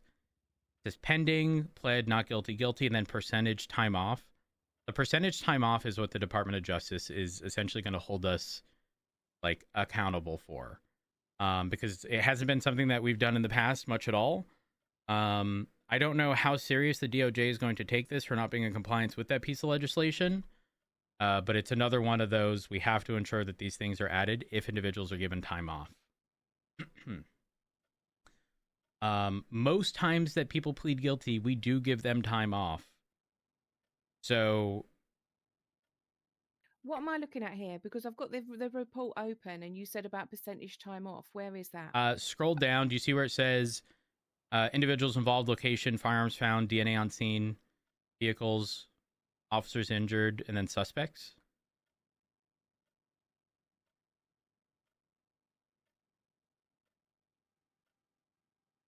It's right above. Do you see Alex Evergreen's statement? Yeah, so it says, all right. So it says what they plead, Yep. not guilty, percentage Correct. time off. And So they've got to fill that out. Is that what you're saying? pretty much, if we are giving them time off, obviously they pled guilty. 9 times out of 10, someone's pleading guilty, they're given a percentage of time off. So technically, although this report's only 8 hours old and the officers do have a couple days to sort out their report, that should say the suspect's name or even referenced in the report, indicating they were given X amount of time off, and it'll obviously be referenced as guilty and say 25% off. The reason this is important is because if it's more than 25% off, the implication is that there was an attorney. And I don't know if the DOJ is utilizing that to pay attorneys for representing to cell rep or like responding to cell reps, if that makes sense. Like, I don't know if that's how they're like corroborating, like the, hey, yeah, I represented this client this day, whatever, and they're just referencing the reports because judges see our reports again. So they need to write something there, whether they give them 0% or a percentage. It doesn't need to be documented if there's nothing, but if they do give a percent time off, filled it out. How do you know that that's the problem. Like that? That is the exact problem. It should essentially be standard. In my opinion, it is unnecessary. Unnecessary paperwork. However, we should just standardize formatting for reports to ensure that it is done appropriately. Yeah. So if they skip it, and they might just say, "Well, I didn't do anything, so I didn't change it," but then someone so else we can might just get not fill it in. That's the thing. I don't know of any other time in the past 2 years in which the DEN Act has been audited.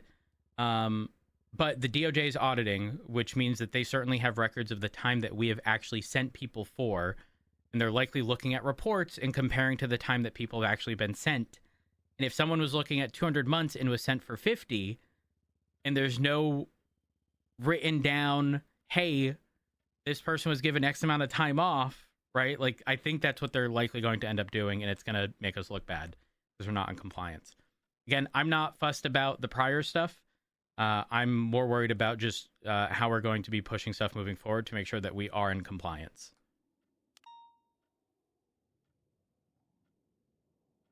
I suppose they'd be thinking they don't have to fill it out because they're pressing a lot of little sliders up the top Yes. there. They've already done it, and that's the trouble. It's like doing everything twice, which is something I hate doing. 100%.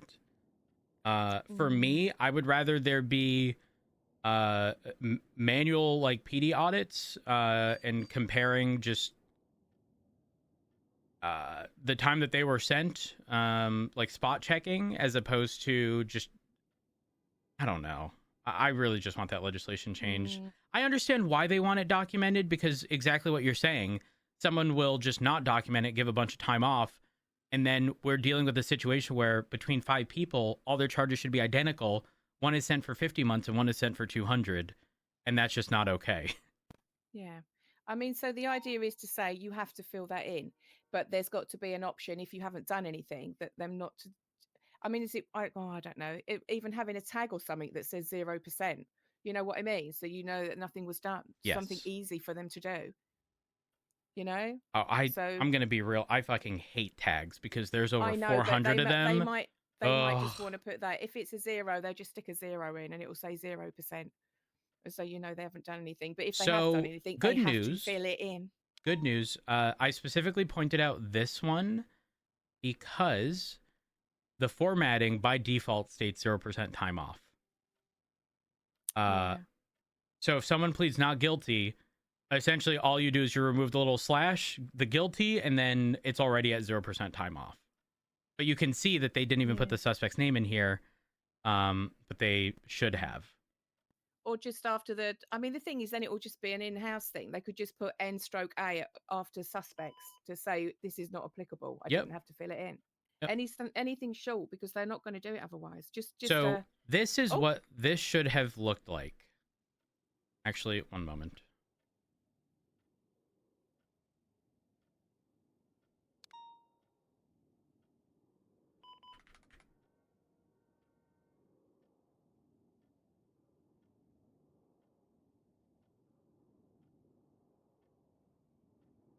That, for example. Now, obviously, I don't have context behind what actually happened. I mean, it looks like they pled guilty. But if they didn't have an attorney, we're technically capped at 25% off plus time served. So, realistically, this should suffice.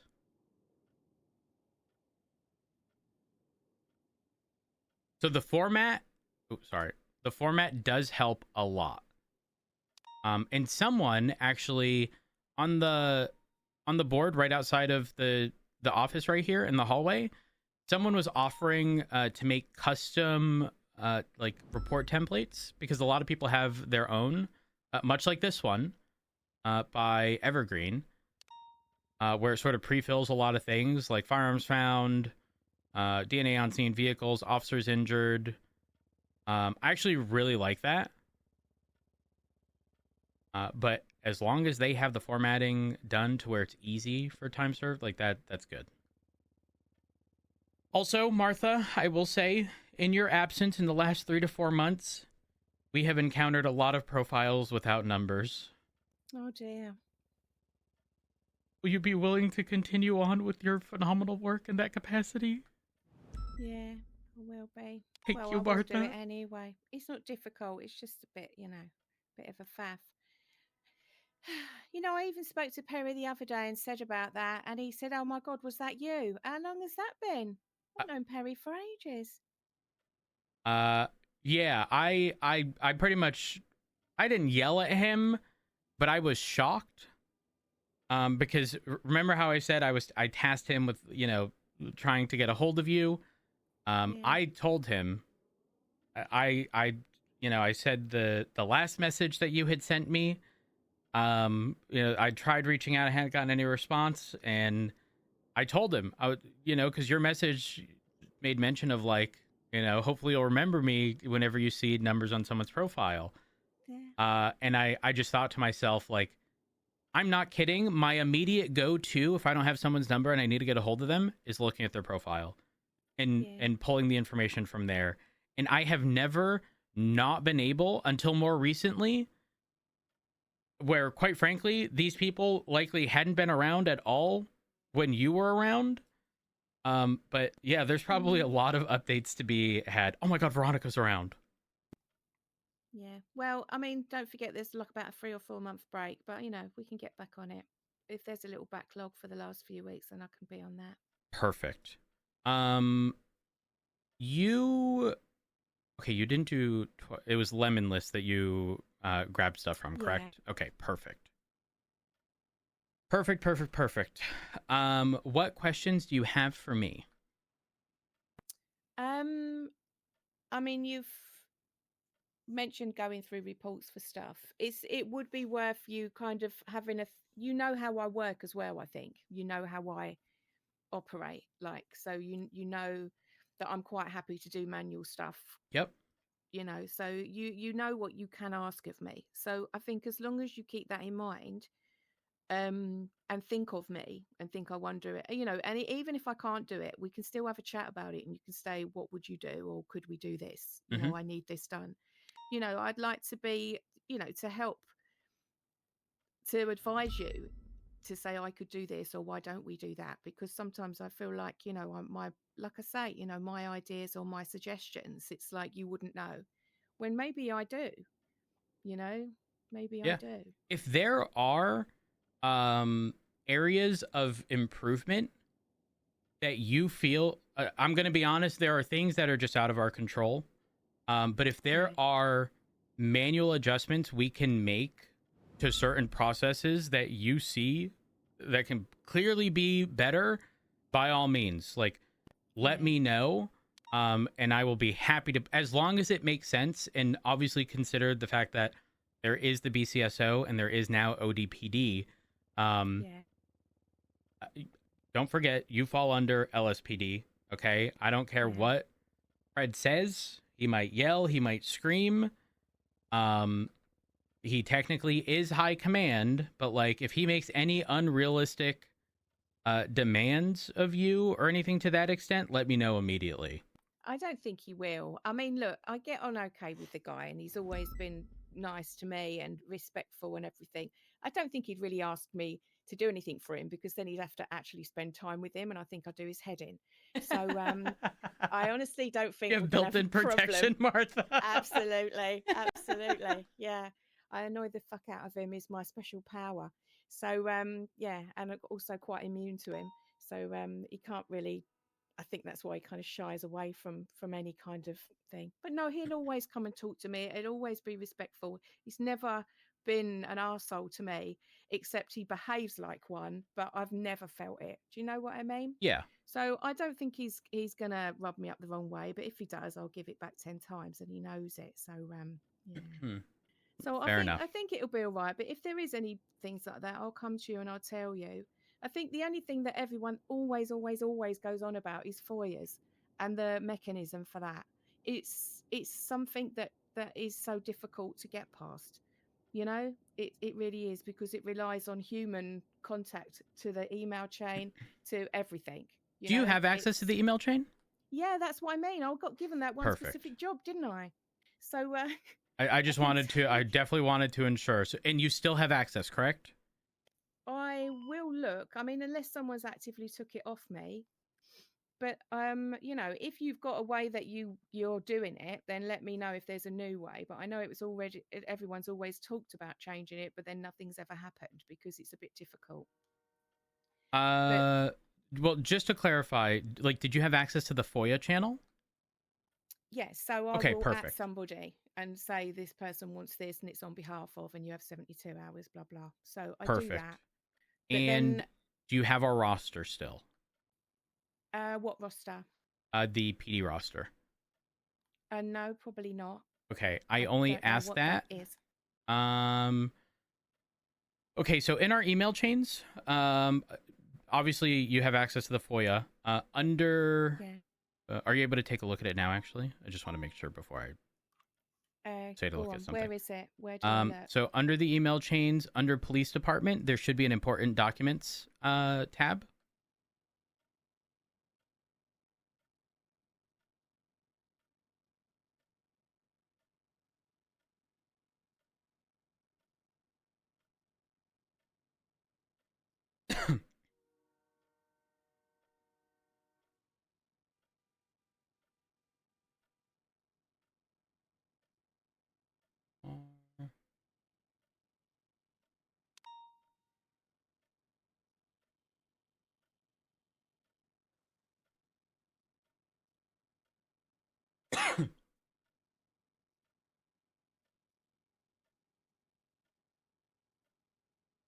Let me just double check and ensure that you do have access still. I can see important documents. Okay, perfect. That so the one. LSPD master document, if you open that, the first link within that will be the roster. And the reason I'm bringing this up is because if you look at column W, that should be everyone's associated at, if you will. Because I know it might be a little difficult locating certain people. But it should be that. If it is not that, you will have to... There is a link associated with column W. If you visit it, it should have an updated name, and that should almost always be the same as the email chain. Just so that that will help me. Okay, probably perfect. Gave it to me a while back, but I usually go into the training one. Oh, and then I can usually find them in you're there right. And backtrack. But yeah, I mean that will help. This should That make will it help easier a for lot. sure. I mean, at the moment, what I do is I've always done it. So you know when people come in and they're like, "Oh, I want this for you" and everything. So I always take it from them, and I say to them, "I'm gonna give you a text once I've done it, so you know it's done." So they like that. You know what I mean? It means that they're getting some contact from me afterwards, and then I will also text the person that I've added in the emails and say, "Please check." So whether they, open their phone up here or go straight to the email, They'll have there's a two-pronged notification. attack. Yes. Yeah, I mean they may not see either, but it's just that extra little layer of a nudge, and sometimes they'll say thank you, or sometimes they'll go, "Oh, I've seen it." But then after I've done that, I will send the person a text and say, "I've, put forward your FOIA request, and I've also alerted the person in question," so they know that that's all been done. And it does help, because I think sometimes they've said, they come in and they feel like they're just giving information in and nothing happens. So with me texting them and telling them all that, they get something they want. They get a response. So, and then they know they can actually use that text to come back to me and say, I need this or I need that. So it's always a bit of communication, I think, a bit extra. Yep. Anything helps. And then obviously in the FOIA channel, this is actually an odd one, because in the FOIA legislation requires acknowledgement. And the FOIA legislation is being rewritten to involve a few adjustments. And the one thing that's still staying there is acknowledgement in the first 24 hours. But that's an internal thing. And most times you will get a, say, thumbs up, if you will. Yeah. That is the acknowledgement. Realistically, if someone doesn't do it, as long as the FOIA is delivered within the 72 hours, it's pretty much still a non-issue. Yeah, I mean, the person will come back to us. I always look for that to see if they've come back to me. But sometimes they'll come back in a text to me and say, "Thanks, I've seen it," or "I'm dealing with it," or whatever. Yep. And the other thing that has been brought up recently is Lola, who is a judge, reached out to me to say that sometimes people are sending the FOIA. This has nothing to do with you, but just as a heads up, in case it does come your way. People have sent the FOIA to the person it's being requested on behalf of, instead of, say, the attorney themselves. Right. Yeah, I mean, that changed, didn't it? Because it used to be it had to be a lawyer. I had to find out that they were a lawyer. It is actually changing back. Oh, right, okay. Because so it isn't yet. Anybody. It isn't yet, but the proposed suggestions are only people who are essentially referenced in the report, or on behalf of those people, can request it. That way it reduces this burden of I'm just FOIAing this report to essentially just bog down the system, and I have no other reason. Or, Martha, there was a time we were receiving these FIB documents on people who had robbed the Polito Bank, and the contents of the documents, you'd have to open up the folder, and officers were taking pictures of it, right? And putting it in the report. Those got seized from the individuals, but because they were photographed, they were FOIAing the report to get the contents of it anyways. Yeah. So we had directive of the marshals, who essentially stated, photograph the page number and you see the folder right there that says LSPD? That's essentially all you're taking a photo of. You're not taking a photo of the contents, because then they won't actually obtain the information that they're looking for. Yeah. So I'm glad that we've made certain changes. I mean, that will come to me as and when. Do you know what I mean? 100%. Things, whatever. Not if, but legislation has changed. I know one of the big things that you were working on at the time was all of the VAF-related stuff. VAF stuff has also changed. Right. Okay. We're not back to the VAF system. We are in the capacity of, we're utilizing the MDT again to VAF. So all of the old VAFs are wiped, and there's now something called the Strip Act. There are 3 categories, of which there is some overlap between them. The first one is, primarily stuff that's limited to stuff obtained via drug trafficking or used in drug trafficking, weapons trafficking, money laundering, or just any illegal enterprises. So that's Article 1. And Article 2 and 3 is where there's some confusion. Article 2 is seizure of assets used in extreme targeted violence. So an example of that would be like a serial killer utilizing their home, for example, to torture people.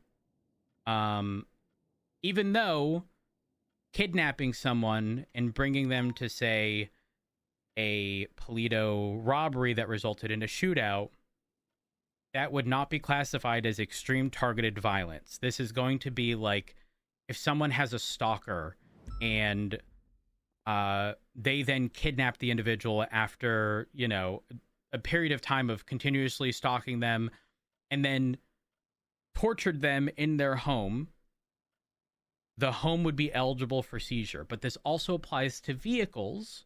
However, 9 times out of 10, the vehicle stuff is just going to fall under Article 3, which is VAFs. And obviously any violent stuff. However, there could be scenarios where you could technically, on a one-off for extreme targeted violence, also seize a vehicle. And then the VAF stuff, pretty much similar as before, except street racing, for the purpose of this, is also VAFable. And we are required to transport the vehicle to Mission Row to essentially prove it has been in our custody. Yeah, I mean, the VAFs used to have to come here, didn't they? Not exactly. The reason we did it oftentimes was like I'm gonna be real. If we leave the vehicle there, they're just gonna repair it and take it. Like, so we pretty much move it to Mission Row. That's what the for, though, isn't it? To make sure that if we have them, yes. But 9 times out of 10, the reason we're bringing it to Mission Row is because, number one, the situation isn't concluded.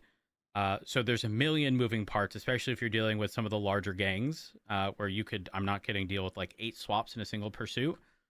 We end up with 5 cars at Mission Row, and then we have to, because it's ongoing the entire time, we have to sit there and be like, this vehicle had involvement in this vehicle had involvement in that, and then determine how we're going to process all of them, while also taking them out of the equation so they're not repaired and picked up and they just leave.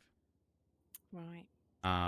But yes, if you wouldn't mind just reading through the more recent changes regarding the Strip Act, because there are definitely requirements. Photographs of the vehicle, same stuff as before, running the plate, Right. VIN, ensuring that the plate is actually in the photo of the vehicle. Like, Yeah, I mean, we might have to hold off on that because that was actually very time consuming for me. And since I have been gone, I will warn you that I have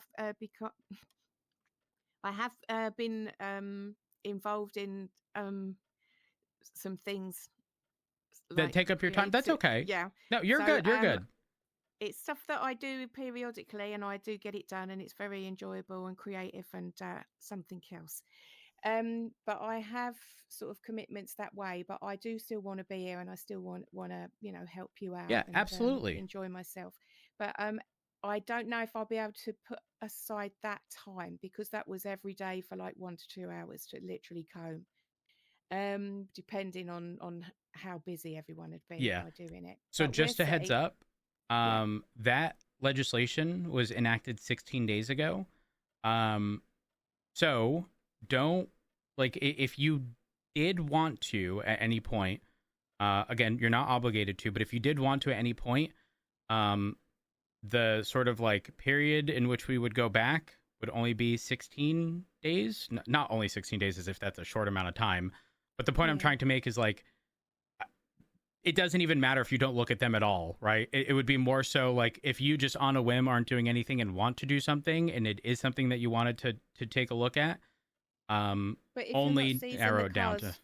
on that, if you're seizing them like with VAFs, what is the point in going through like we did before?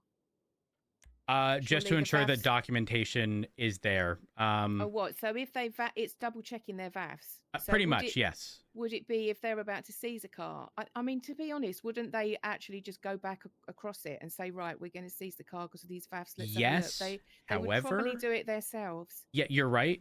We have already run into a scenario where, upon applying a third VAF, I think Command looked at a second VAF and realized that it wasn't valid. Yeah. So I think that, I mean, it's a better. It's way good better. because the VAFs flag it up. Yes, exactly. 100%. And then you know what to look for. So I do think it's better. But it does mean as well you're not just seizing the car willy-nilly and just saying you've got 3 VAFs, goodbye. Correct. So I think it is better. So yeah, I think that's because every time I was doing that, the officers would probably be looking back at what I'd looked at anyway. They'd go back and double check. So, Yep. I was just giving a heads up, really. I was telling Perry as well when I was having a conversation, like everything that you had done regarding all of the, I mean, I'm not going to call it VAF stuff, but like, the actual seizure of vehicles and just like again, pulling out the red yarn and connecting everything, and then categorizing by affiliation and people underestimate what you are capable of.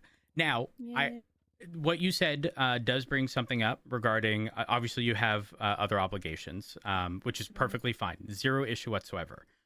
Are you still, if people need or request phone numbers that you may have, or even prior Lemon List ads, is that something that you are still willing to entertain? I will still be around. It's just that it will be the stuff that I am that I was doing, let's say, in my apartment. I don't really have the time to set aside to do like long-winded stuff.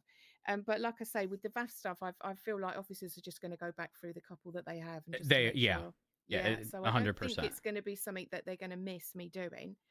But yeah, the numbers and stuff like that, it's a very easy thing. I just get them, and obviously I pop the all the pictures off to the what should we call it, the microfiche department, and which I think is the best way of describing it. And so if anyone does want anything that is Kappa working yet, or did I thought it had come back and it was all right now. Kappa? I use. Hold on. I don't use that, but I do know use Kappa. That was yes. a thing. Oh, right, so it's all right again. Right. Yep. Okay. Because that's one thing. Every time I saw a Kappa, if I see that it don't work, then I change it. But I've kind of left them, or I did leave them because I know it started working again. So we are good on that front. Yeah. Do you have any questions for me? Oh, hold on one moment.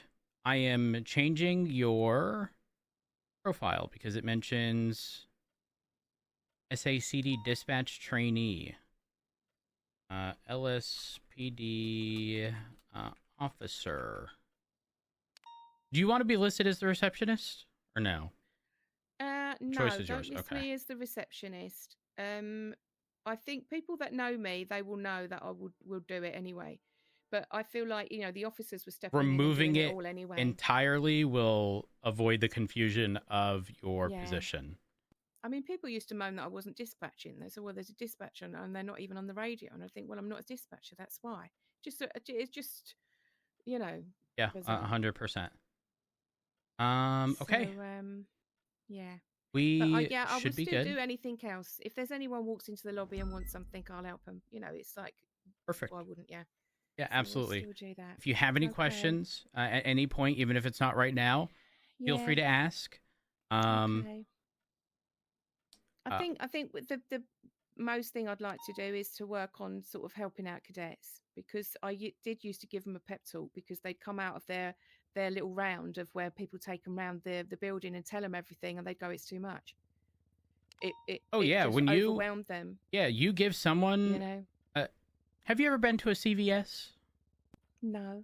Okay, so CVS in the U.S. is it's a pharmacy / like retail store where you can get a bunch of different things. You can get food, medication, health, wellness stuff, right? But every time you purchase something, it doesn't matter if it's, a piece of gum, a chocolate bar, the length of the receipt that they give you on paper is egregiously long, because on there they will print out like advertisements and like coupons and stuff, right? So it's massive. If you provide someone a list of, you need to do all of this, and it's as long as a CVS length receipt, they're not going to retain any of that information. Yeah. But this is why I pulled them aside. I know there was a couple that would just say, it's just a lot. Honestly, I'm not going to be able to remember it. And I would have to say to them, you're not going to use all of that all of the time. You're going to use it as and when. You'll learn it as you go. You'll never be alone. You'll always be with someone that's helping you do it or that's showing you how to do it. You don't have to automatically know all that in order to go out and do the job. And it 100%. Just makes but they feel like it does. And even MDT stuff, so they know they can come to me and I can show them what's the best practice to write a report, how to do a title so it's searchable, just all sorts of little tips that they probably wouldn't even think about, Yeah, 100%. And because the SOPs are in the MDT, you can reference them directly. I mean, Yeah. hell, the actual SOP document 32850 that covers legal framework is going to be a big one because it includes a lot of the case law, and not just the case law, but a lot of the actual definitions. So for example, like reasonable articulable suspicion definition is right there. Probable cause definition is right there. So if you wanted to, on a whim, sort of just like quiz a cadet who's waiting for an FTO, for example, you could just literally pull this up and just have a conversation. You could pull them into this office. I don't care. Frankly, if you want 10 codes, I mean, just going through 10 codes, you know what I mean? And people tend to walk over and start getting involved in it. They like it, and just teach them little tips on how to remember each one as well, you know? So I don't actually know if our 10 codes are in the SOPs. They used to be so on the roster link. I have okay, some perfect. of them. Yeah. Perfect. I have them, so I know, if I do you know them. I was going to say if you didn't, on the roster link, it's one of the sheets at the bottom of that exact I've got same a little link. cheat sheet of my own from when I did start. Perfect. Yeah, so also I nearly worked for DOC as well, but then I realised there was a load of bad people in there, so I didn't want to go in. Yeah. Oh. Yeah. Oh gosh, stuff's happening. Right, I do need to get off at the moment. No, you're good. So, I do have something to do. So Martha, I appreciate you and thank you. Okay. Thank you so much. You're welcome. Do you want a sign-on bonus? I'll pay. No, I don't need any money. I gave all my money away when I left. I did. Oh. I had about 6 million.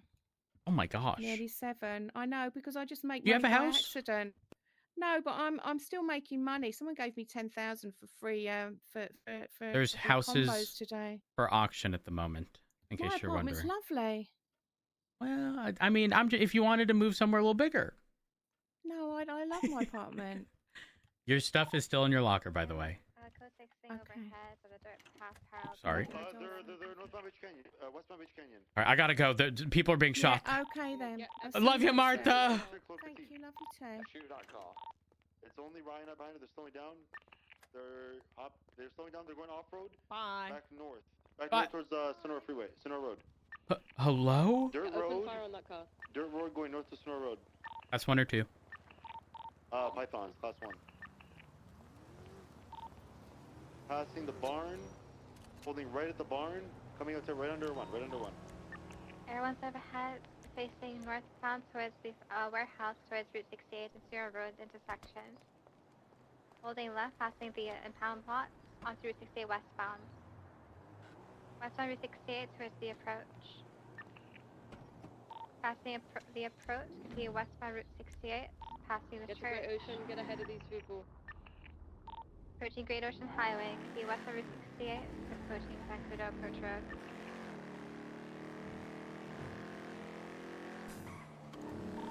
Passes clothing store, westbound Route 68. Sending it towards Great Ocean. Remember how many people? 3 at least. 3 people, at least 3 people armed with class 1. So it's near western Route 68, towards Great Ocean Highway. I'm on Bay City, so if they cut south, I'll position.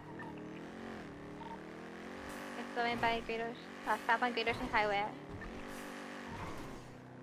Approaching Hookies. Oh no, I think Hookies is north. It's going to be south by Great Ocean Highway. And So everyone's on the same page. Get in front of this vehicle and shoot them. Class 1. Try and get wheels out too. I think Peckerwood. See south on Great Ocean Highway. Passing the Sleeka. Better try and stop them before they lead us to some kind of trap as well, guys. South on Great Ocean Highway. Got a unit right behind them. We got a unit up ahead. Get ready to shoot. They're approaching you now. Stop by Great Ocean Highway. Approaching the gas station. I didn't get a tire. Gas station, saying towards Del Perro. Stop on Del Perro Freeway. Approaching this tunnel. Taking tunnels eastbound Del Perro VCB.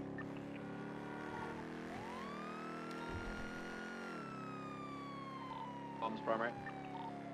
We'll send east. I'm trying to maintain fully straight so they don't try to shoot out of their car. On the freeway east, fully. Need Las Lagunas. Slowing down, taking lower. Going through Integrity Tunnel. Eastbound. Right. Strawberry. Crossing south. Between the south side. Full send south. Passing form. Going up ahead, southbound to David. Passing Maze Bank Arena. Holding left. Holding right. Westbound to London. It's intercept northbound to London. Northbound to London. Approaching Malay or South Rockford. Holding left for northbound South Rockford. Approaching Colfa Garage. Past next. Holding left northbound South Rockford. Crossing over, passing the Colfa Garage, northbound North Rockford, approaching Boulevard Apr. Slowing left west on Boulevard Apr, approaching Bay City Avenue.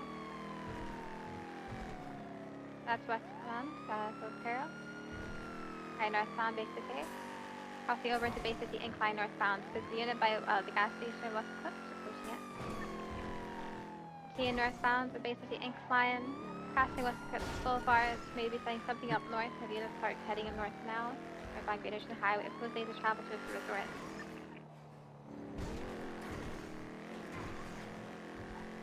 Passing the resort, approaching the Fleeka, northbound Great Ocean. Passing Great Ocean Highway. Close. Wait, Fleeka. Passing Shumach, northbound Great Ocean.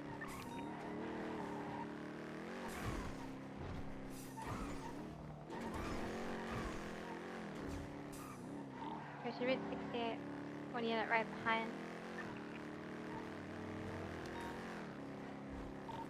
The northbound Great Ocean Highway, BCB. Still continuing northbound Great Ocean. Taking Route 68, still continuing northbound Great Ocean towards St. Kudo.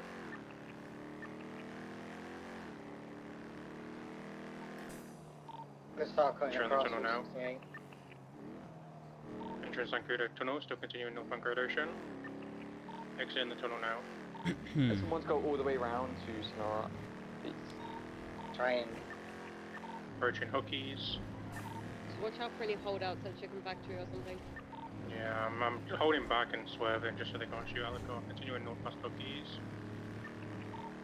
North Great Ocean Highway, passing the North Columbia. Continuing North Great Ocean. Approaching the docks now. Passing, still continuing northbound Great Ocean.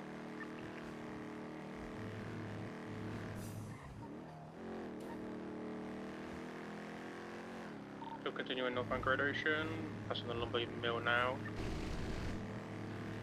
Heavy sandstorm in Sandy. We gotta stop them before they get to Sandy then. Still We've got one continuing ground unit on it at the moment, just one. We're catching up slowly. Everyone's overhead, eastbound to Lisa Boulevard, approaching the gas station. Gas station taking place. The gas station, which is 24/7 southbound. Have we got anyone at Braddock Pass? LS Freeway, Sonora Freeway? No, you don't, but you'll have us at 68. Alright. Southbound Great Ocean Highway, approaching the Braddock Pass Tunnel, BCB. Continuing eastbound Great Ocean Highway, passing the 24/7 now. You're on your own, Joe, be careful. I'm holding back and swerving. It's continuing now southbound Sonora Freeway. Entering the tunnel shortly, Braddock Pass Tunnel now. So opposite lanes. Correct lane, southbound Sonora. The Exit white the and tunnel color now. Sultan, the guy said, it was on the radio. Over to incorrect lanes of travel, still southbound Sonora. I'm holding back. I'm at the grain silos, just past it, opposite lanes. Two cars at slowing the it silos. right, eastbound Union. To Grapeseed now. Stopping. I'm going straight ahead. They're opening fire on me. They're opening fire by Grapeseed Avenue. Everyone could use There's a cross cover. You're sitting back towards the freeway. Back to the freeway eastbound towards near freeway. You said you use thermals in the sensor? No. No, they got out without one. Step on freeway. Yeah, if they're in the sandstorm, you can use thermals. There's opening fire. You can do that. Okay. Crystal, or you? Step on freeway. They're heavily by East Joshua Road. They're spinning out. Keep that spotlight on them. They southbound. They're getting shot at by units passing the grain silos, approaching Route 68. Approaching units ahead. Approaching units. Approaching the vehicle. Southbound Center Freeway. Vehicle is out. They got 50. Vehicle is stopped on the free road. They're getting out. We need to shooting. They're out on foot. There's probably shooting as well. I see at least 3 people. Go together. Don't running split. around. Go together. Stay as a group. One of them is running towards, running north. Two of them is running south towards the train tracks. There's 2 people by the train tracks. One of them by themselves, but further north. They're all All three together. Right under the spotlight. People's running east, underneath, by the tree. Kind of distracted with my vehicle behind them. Have one more underneath the One train down, one track. down. One down. Where's the other one? Yeah, one more Oh, by I the think north. he's down as well. He's And down he's as well, down he's down as well. The only one left should be the one that went north on the train tracks. You have him? Yeah, he went down. North on train track went down. He was on spotlight. That's 3 That's go 3 down then. That's 3 down. That's 3 down. Good work, guys. Well done. Right, let's find a triage somewhere safe in case more people come. Break real quick. Barnabas called 2 vehicles at the silos from before could potentially be involved. They were involved. They opened fire on me. It was green in color ticket door and the sultan. It could be pink or white. We need a better position than Yeah, this is an awful let's take position. U2, let's go slightly south. Get on top of U2, Air 1 drop some people on top of that now, please. Copy. I need a car to take this 95 to triage. Taking a Dropping 95 to my Crystal on the car. roof. Taking him to Q2. Barnabas, can you 311 those vehicle descriptions again? 4. I need 2 volunteers for rooftop on the pickup. Who's fighting down on the... What's going on there? He's got a second wind. The shot down person got a second wind. He started hitting. He's good. He's good. He's good. Info. I've got one of them in my car. 344. Mobile cover. 371 has one. Thank you, Someone Jake. stop in that car, please. I'll grab it. Alright, Crystal's on the roof, Miller. I just need 2 volunteers to get up there with her. To me, I'm the distraction. Meet me, you two all back of it, car park. Let me know when you're there and I'll land. Kind of close. Somewhere. We want trios at the back of Utah.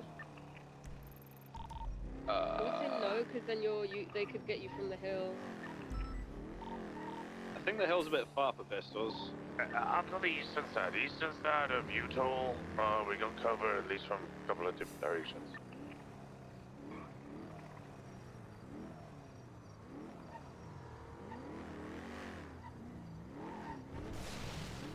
I'll get you one more person, Nova. Crystal's getting back in with me.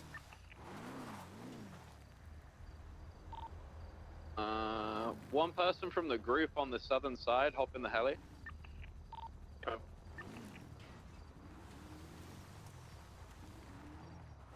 Grabbing the vehicle now. We should be over there. ASAP. Just to clarify, if you have a 95, I want him in interrogation rooms, please. Shooters on rooftops, Miller. Air1's going for refuel, Sandy Shores SO. I'll head over to Sandy as an additional unit. Just everyone, I'm bringing in a car to triage. It is the blue Premier. Do not shoot me. Ryan, come here. Coming in now. Don't shoot me.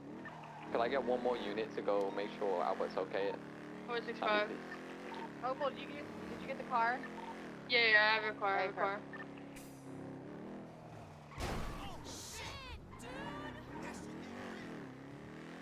Refueling now. Oh my gosh, the sand is so thick. No one else is thick.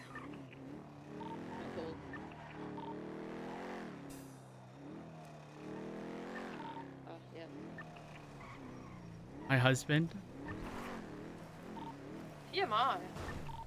Same traffic, road, same traffic. Oh. Nice. Veronica, your stolen. I located your stolen stuff. It's at the ADMC casino. Heads up. I heard. Thank you so much for that. No problem. Jeez, how'd it go with Martha? Good. Martha's back. She's back. Martha's back. That's good. I agree. I'm so happy. She's technically considered an officer. She was sworn in over a year ago. So she's no longer categorized under dispatch. That was her biggest issue. What can she do now? I'm gonna be real. Quite literally, damn near everything she wants. If detectives want assistance with Martha, with pink headlights, you turn in. One moment. Need you to back south. That's fucking awesome news. Barnabas, did the vehicle have pink headlights? I'm not sure. A firm. That one's good. It's left by went past the 24/7, I believe.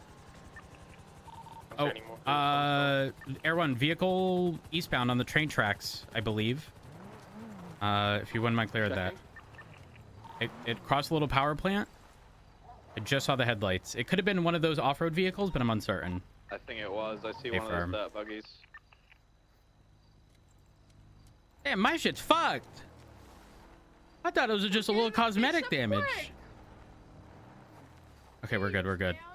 All right, 290's en route to triage.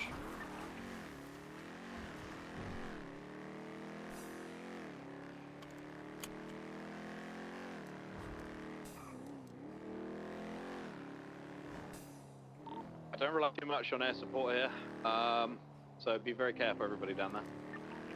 Pink vehicle went northbound opposing lanes of travel, Sonora Freeway again. It was slowing down there. It was slowing down. I could be looking for them. I'm to the north. I'm going to be cutting south. I'll get you a plate on it shortly.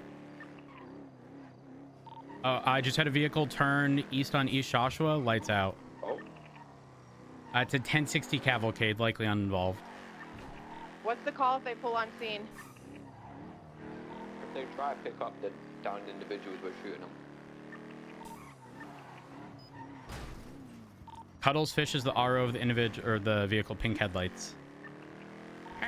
However, they were proper lanes, so I'm not sure if it was the same vehicle as the people No, you guys they saw. did swap it. I think I did see it incorrect, and then it swapped to correct. A firm. They Yeah, I cut all the way south. There didn't see any additional vehicles.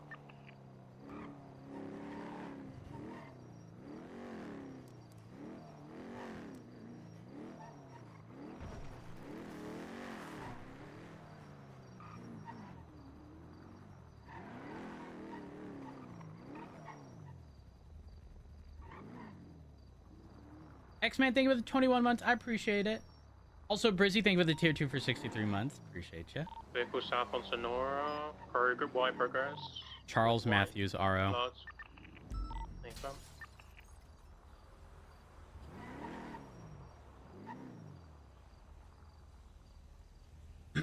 As be advised, everyone's got a warning from the exhaust system. We might have some sand in it. I'm touching down on the roof. Hey, Farm.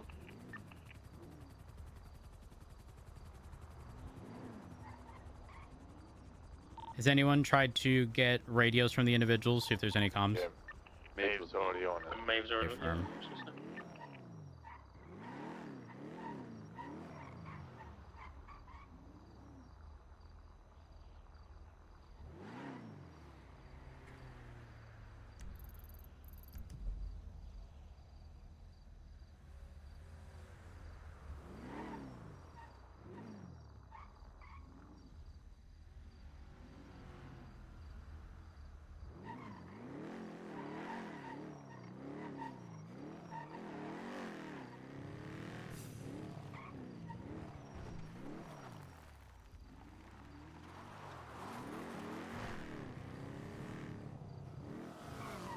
That's Cuddled Fist heading south again on Sonora.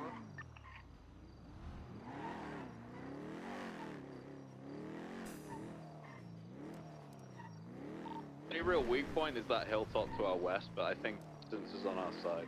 I think. The weather is in our favor.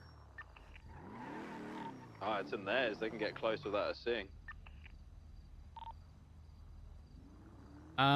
Yeah, but at least we won't get shot with revolvers from the hillside. That's true.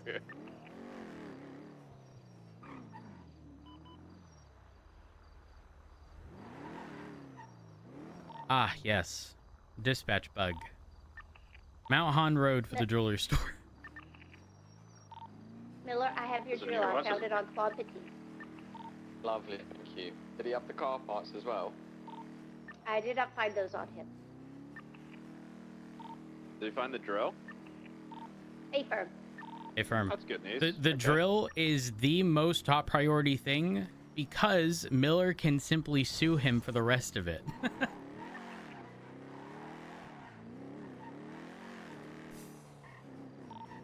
Thanks for reminding me, bro. You have a slam dunk case. You literally have DNA from the people who took it. Wait, does this mean this will be the first time you're doing the suing instead of being the one being sued? Miller, I'm so proud of you. Look at you growing up. Okay. Tell you what, Miller, on behalf of the LSPD, if we provided those parts, we're technically the owner of them in their entirety, we can sue them. Yes. Hey, that's all you, Opal. Make me sick, Rhodes. To be honest, I think I gambled those parts. They were like my secondary car.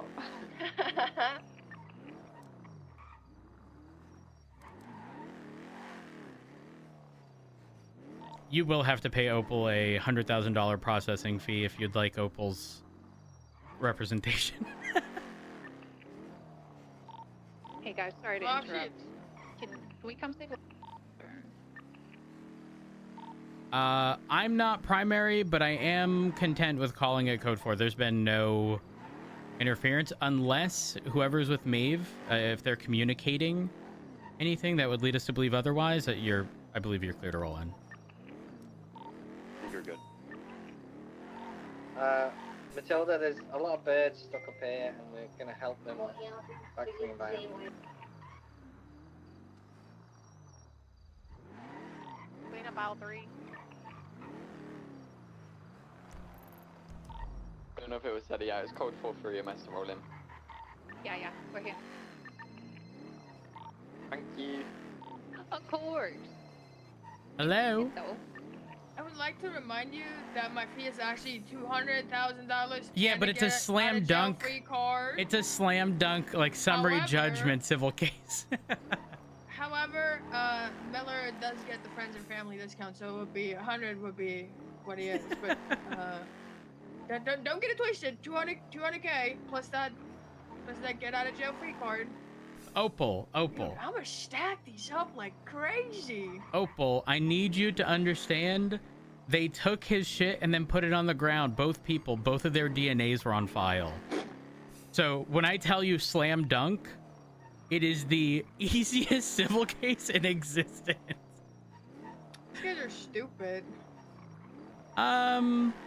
Yeah, well, I mean, the way I look at it, Opal, is if they really wanted these, how do I word this? I don't know, maybe they thought having the drill and not the parts would result in them not getting raided, but, like, those things are still out there. Yep. But I'm also gonna be real. Do I want a large-scale OIS over car parts if we can resolve this in court financially? I mean, sounds way better. I agree. But who are you going to want to talk to? Because how often do civil cases happen? Yeah, only Claude. From the PD. Is there anything specific you want Can't these say guys, other guys charged with? Exactly. One off the top of my head. Exactly. I'm trying to find the path of least resistance. Give me a minute. I think I might see Sean McClellan for emotional distress. They look like accomplices to larceny. I think you should.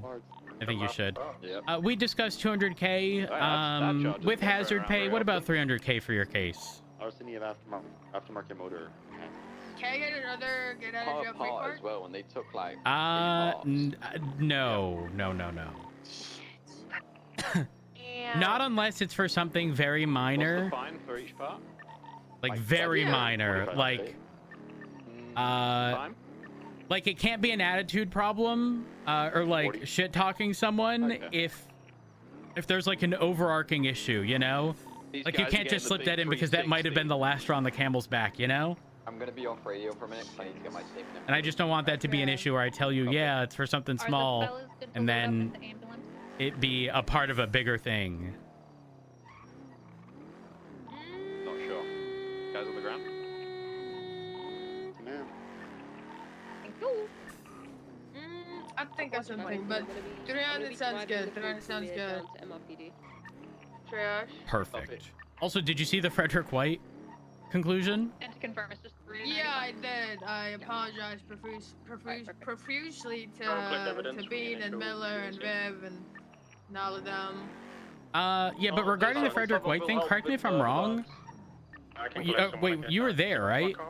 For the discussions? What discussions? The settlement discussions? Weren't you there? Yeah, I was.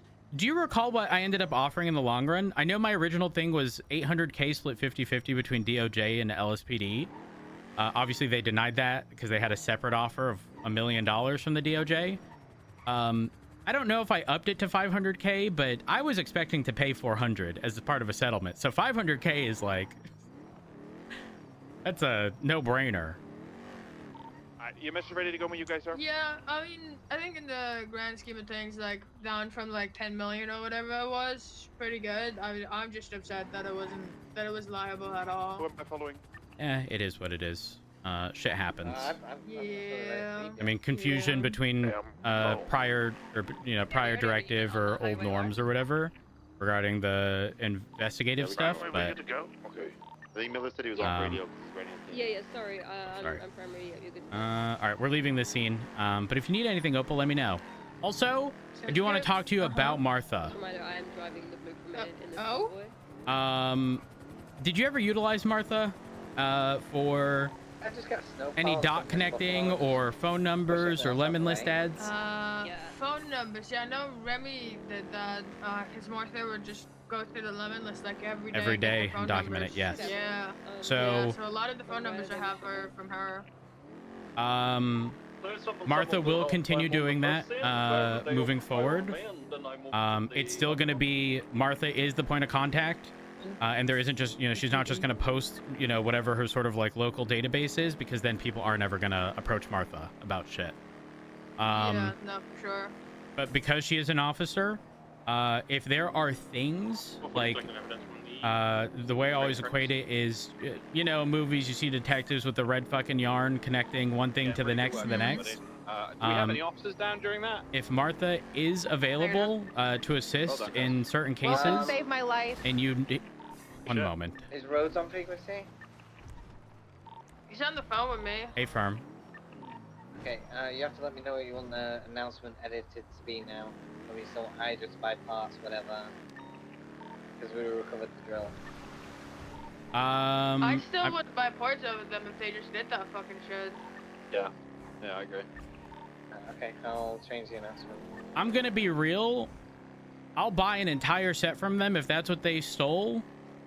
With the expectation that I'm paying below market value, and when they get sued, it's gonna be for market value. Copy that. I'll have no means of determining if they're stolen goods. Sorry. But from like the detective perspective of things, Martha is phenomenal at like combing through shit, and should be utilized in that manner. Obviously, that would mean if she's looking at detective or investigative reports, she would need access. But quite frankly, Martha in the past has previously had every available report, and there was never an issue with Martha leaking. Like, Martha is someone I inherently trust with damn near everything. I know some people may not have the same mindset.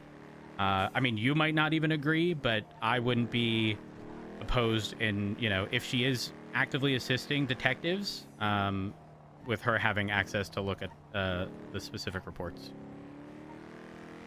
And again, I know that sounds crazy. Oh man. No, I get what you're saying. I actually just, you know, I have a phone subpoena, funnily enough, on BOGO, and this guy is so stupid. If we had it, I would probably try and RICO him based on what's in his phone subpoena. So, I want to get like a map together because he pings people to like all sorts of shit. There's probably over 20 pings in the 2 weeks worth of records that I have. Wait, and I wanted to make a board just are like the pings them. documented? Like the location? Yes. What?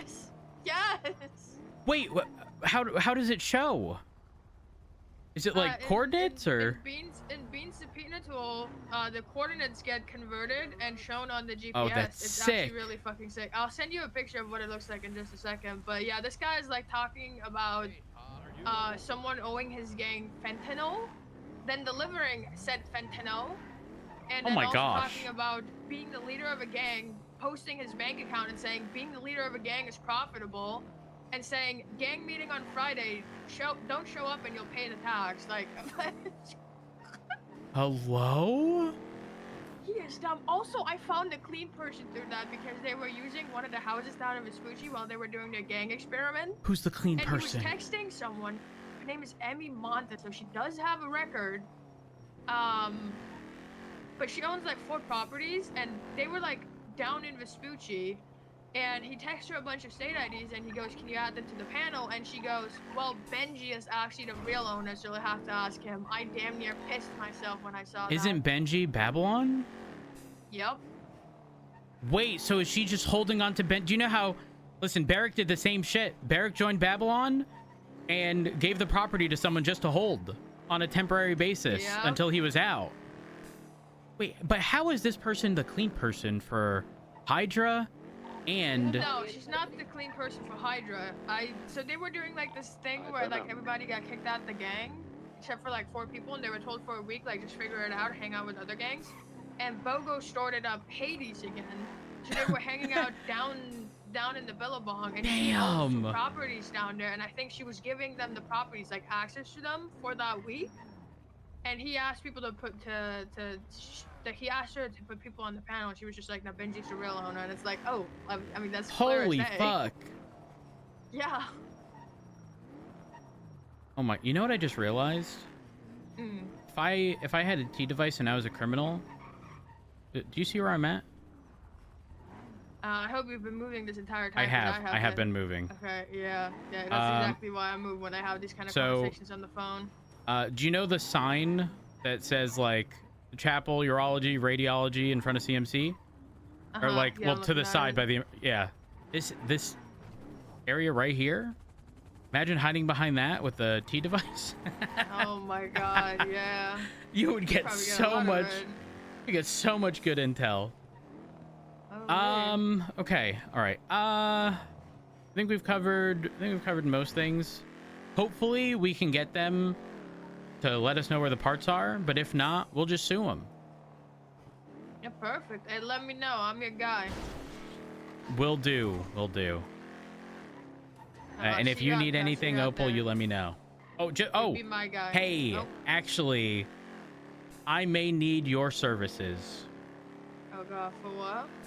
Well, I haven't spoken with the mayor at all. And I want you to know what my plan is. I'm not acknowledging any authority for them to fire or replace me without a vacancy. So if they tell me I'm no longer... She plans on doing that. Well, you never know, right? You have to sort of hope for the best, but like prepare for the worst.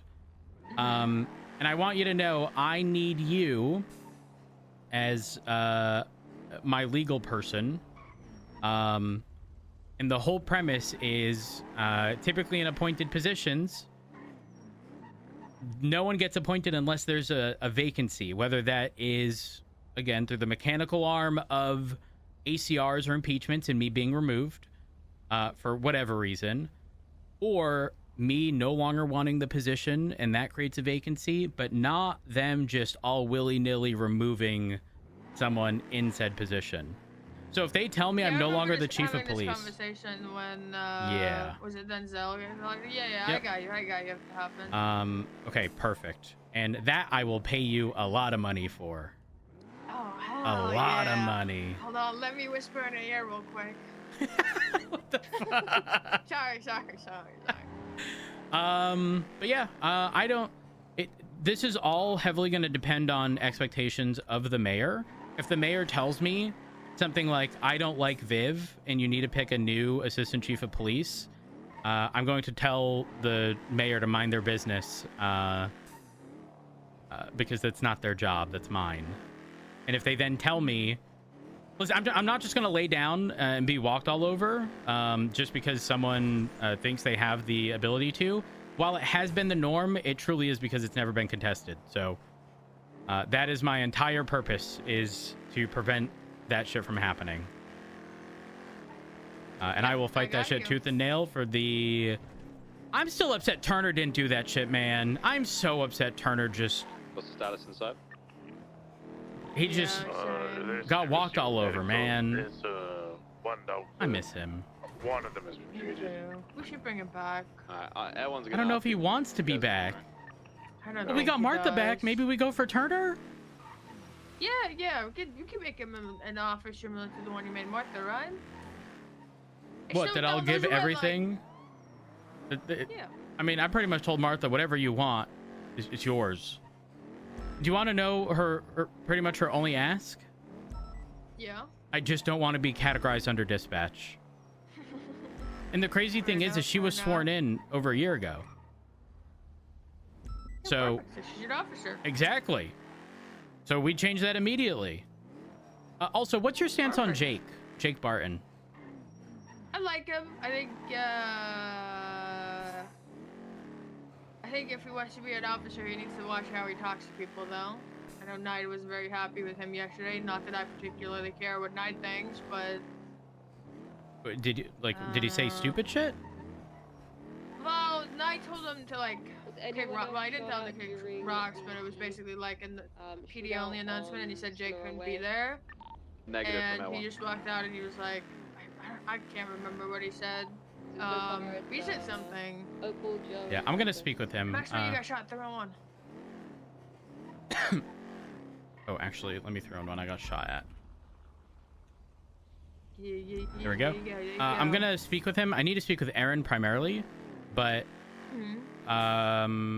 he pretty much put. I don't know if Viv had told you, but he pretty much gave us notice that he was going to be resigning from dispatch. But he gave us like a week notice, and in his resignation, it was essentially like he didn't see like his career progressing and didn't see him being in the position of an officer, which was his goal. But like we just genuinely hadn't been made aware that that was what he wanted. Pretty sure Aaron said he was going to be an officer by the end of this week. Oh, perfect. Like literally a day or two ago. Okay, so Viv, I haven't been able to speak with Viv. It sounds like Viv had spoken with Aaron regarding it. So I just want to talk to him, touch base, and make sure that he is made aware. That way, you know, it's not just up in the air and he's uncertain. I'm going to go speak with him now. Yeah, says good. All right, have a good one. Bye. Bye-bye.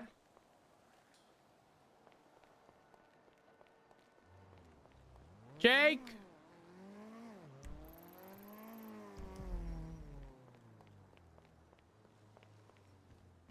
Jake! Yeah. Both of you, Okay. Chief's office. Oh, fuck. Now! Sir. Yes, sir. The fuck you done? Here? Don't know. I've just woken up after 2 weeks.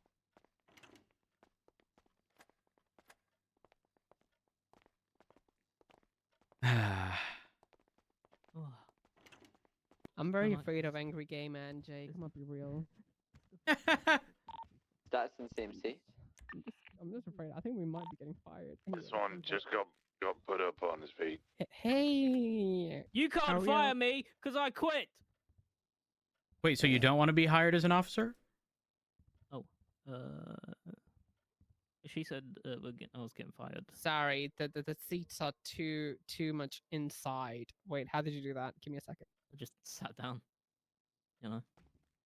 It's not that hard. Sorry. Are you guys crossing legs? No. Yes. I'm not. Whose leg was that then? I'm not playing footsies with either of you. I'm not playing footsies. I'm putting my leg over Right, the right, little right. railing underneath. You know how you put your legs when you're on your PC and you put your legs on your PC? Do you do that? No. What?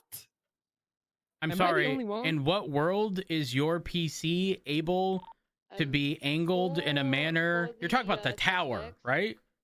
Let's just bring Yeah, them the all to full-size tower. MRPD Yeah, no, because they'll that's all be interrogated. offset to the side. Gets really dusty on the floor, doesn't it? Really? Actually, if we even Well, have it's Well, on you a don't little put it stand. on the floor. Yeah, you have it Unless you lifted just from the wanna ground, because if it's on the floor, then you might run into airflow issues. Anyways, that's neither here nor there. Jake, I'm primarily bringing you here just so that we can have a conversation. I know you had spoken with Viv regarding resigning from dispatch, and in your resignation, I think you provided I don't know if it was a week's notice or somewhere around there, and also explained why you were resigning. Had anyone gotten back to you regarding that? So after I handed in my resignation, I had Erin reach out to me. Probably an hour or two after I went off duty that day. Okay.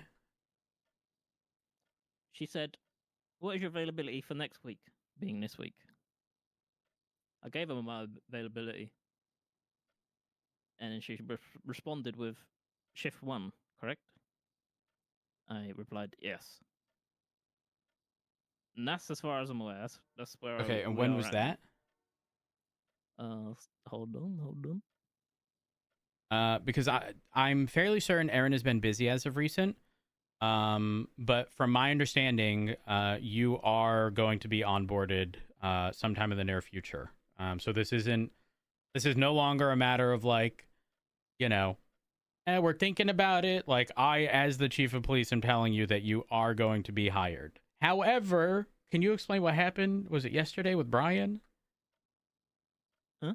Uh-oh. I don't know. I was told something regarding a situation that happened with Brian, with you not being allowed in the room or something as a dispatcher. Oh. I didn't realize it was an issue. I was just told to leave the meeting because I wasn't allowed to be there. And I just said, oh, bloody hell. Wait, that's all you said? Because I just sat down and that's literally all I said. Oh. I got up because I was about to leave, and then I think someone was disputing it, saying he's going to be onboarded anyway, doesn't matter, he can stay type shit. So then I sat down again, and then they kicked me out again.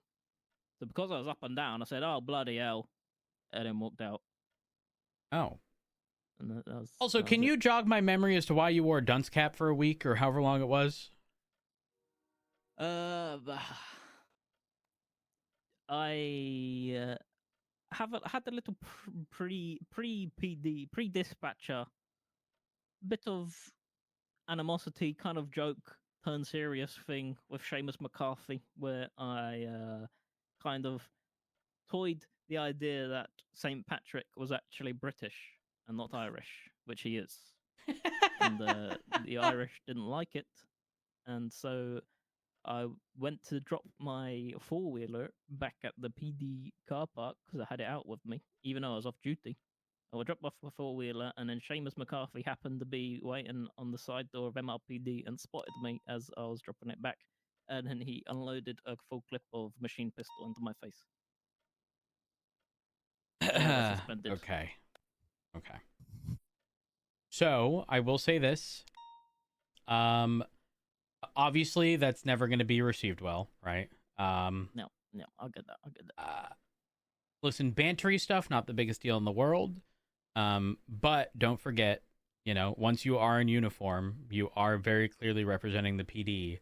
So please ensure that, when you get onboarded, you don't end up doing stupid, silly things. Aye. Silly Mr. things Rose. here and there, fine. But also, there's a big push right now for dumb shit being announced over megaphone. Don't be one of those guys, okay? Aye. Been there, done that. Got the slap on the wrist to prove it, you know what I mean? Won't be happening again. Perfect. You live and you learn. As long as you improve, that's the important bit. Exactly. That's what I live by, Mr. Rhodes. That's what I live by.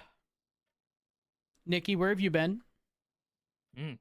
I have been away, taking a time off with my personal life.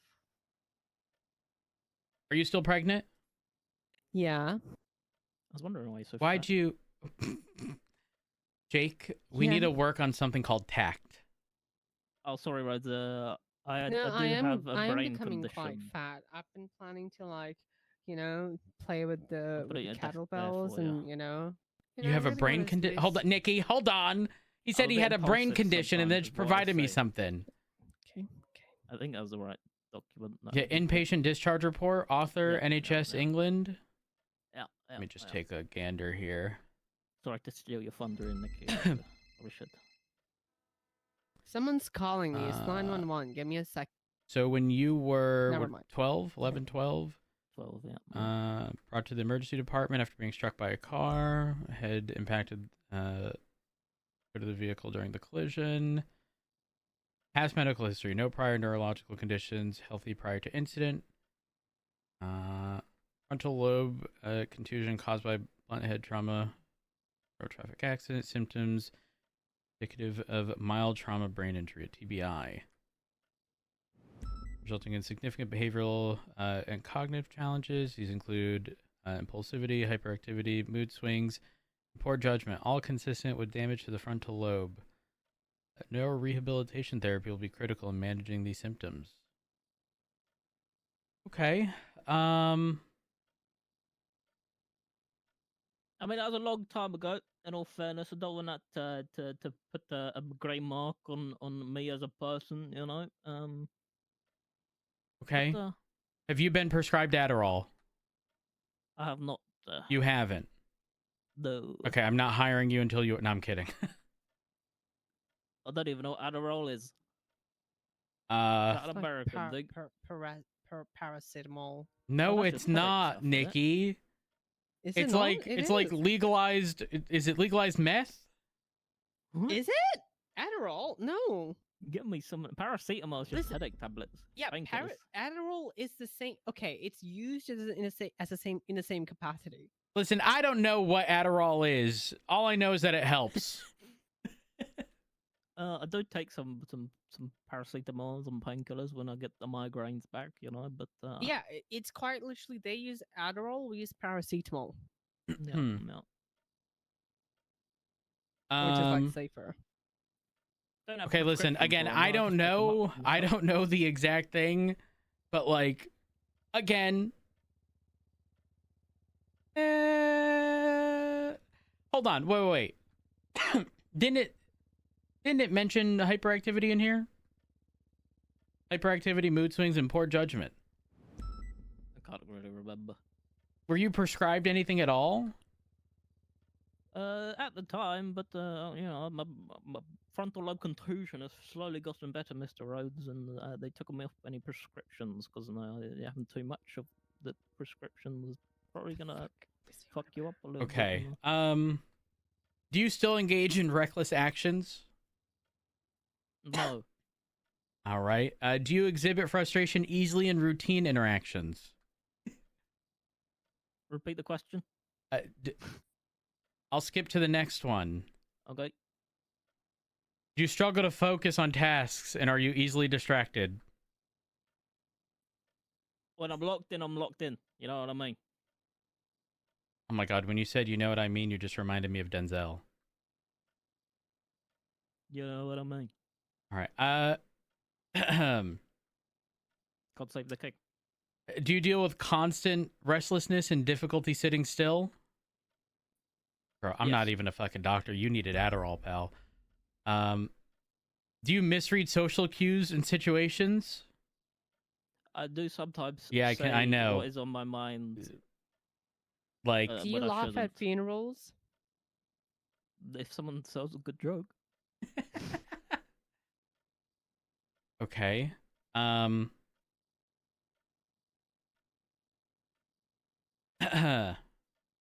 Do you have a problem with short-term memory? Probably.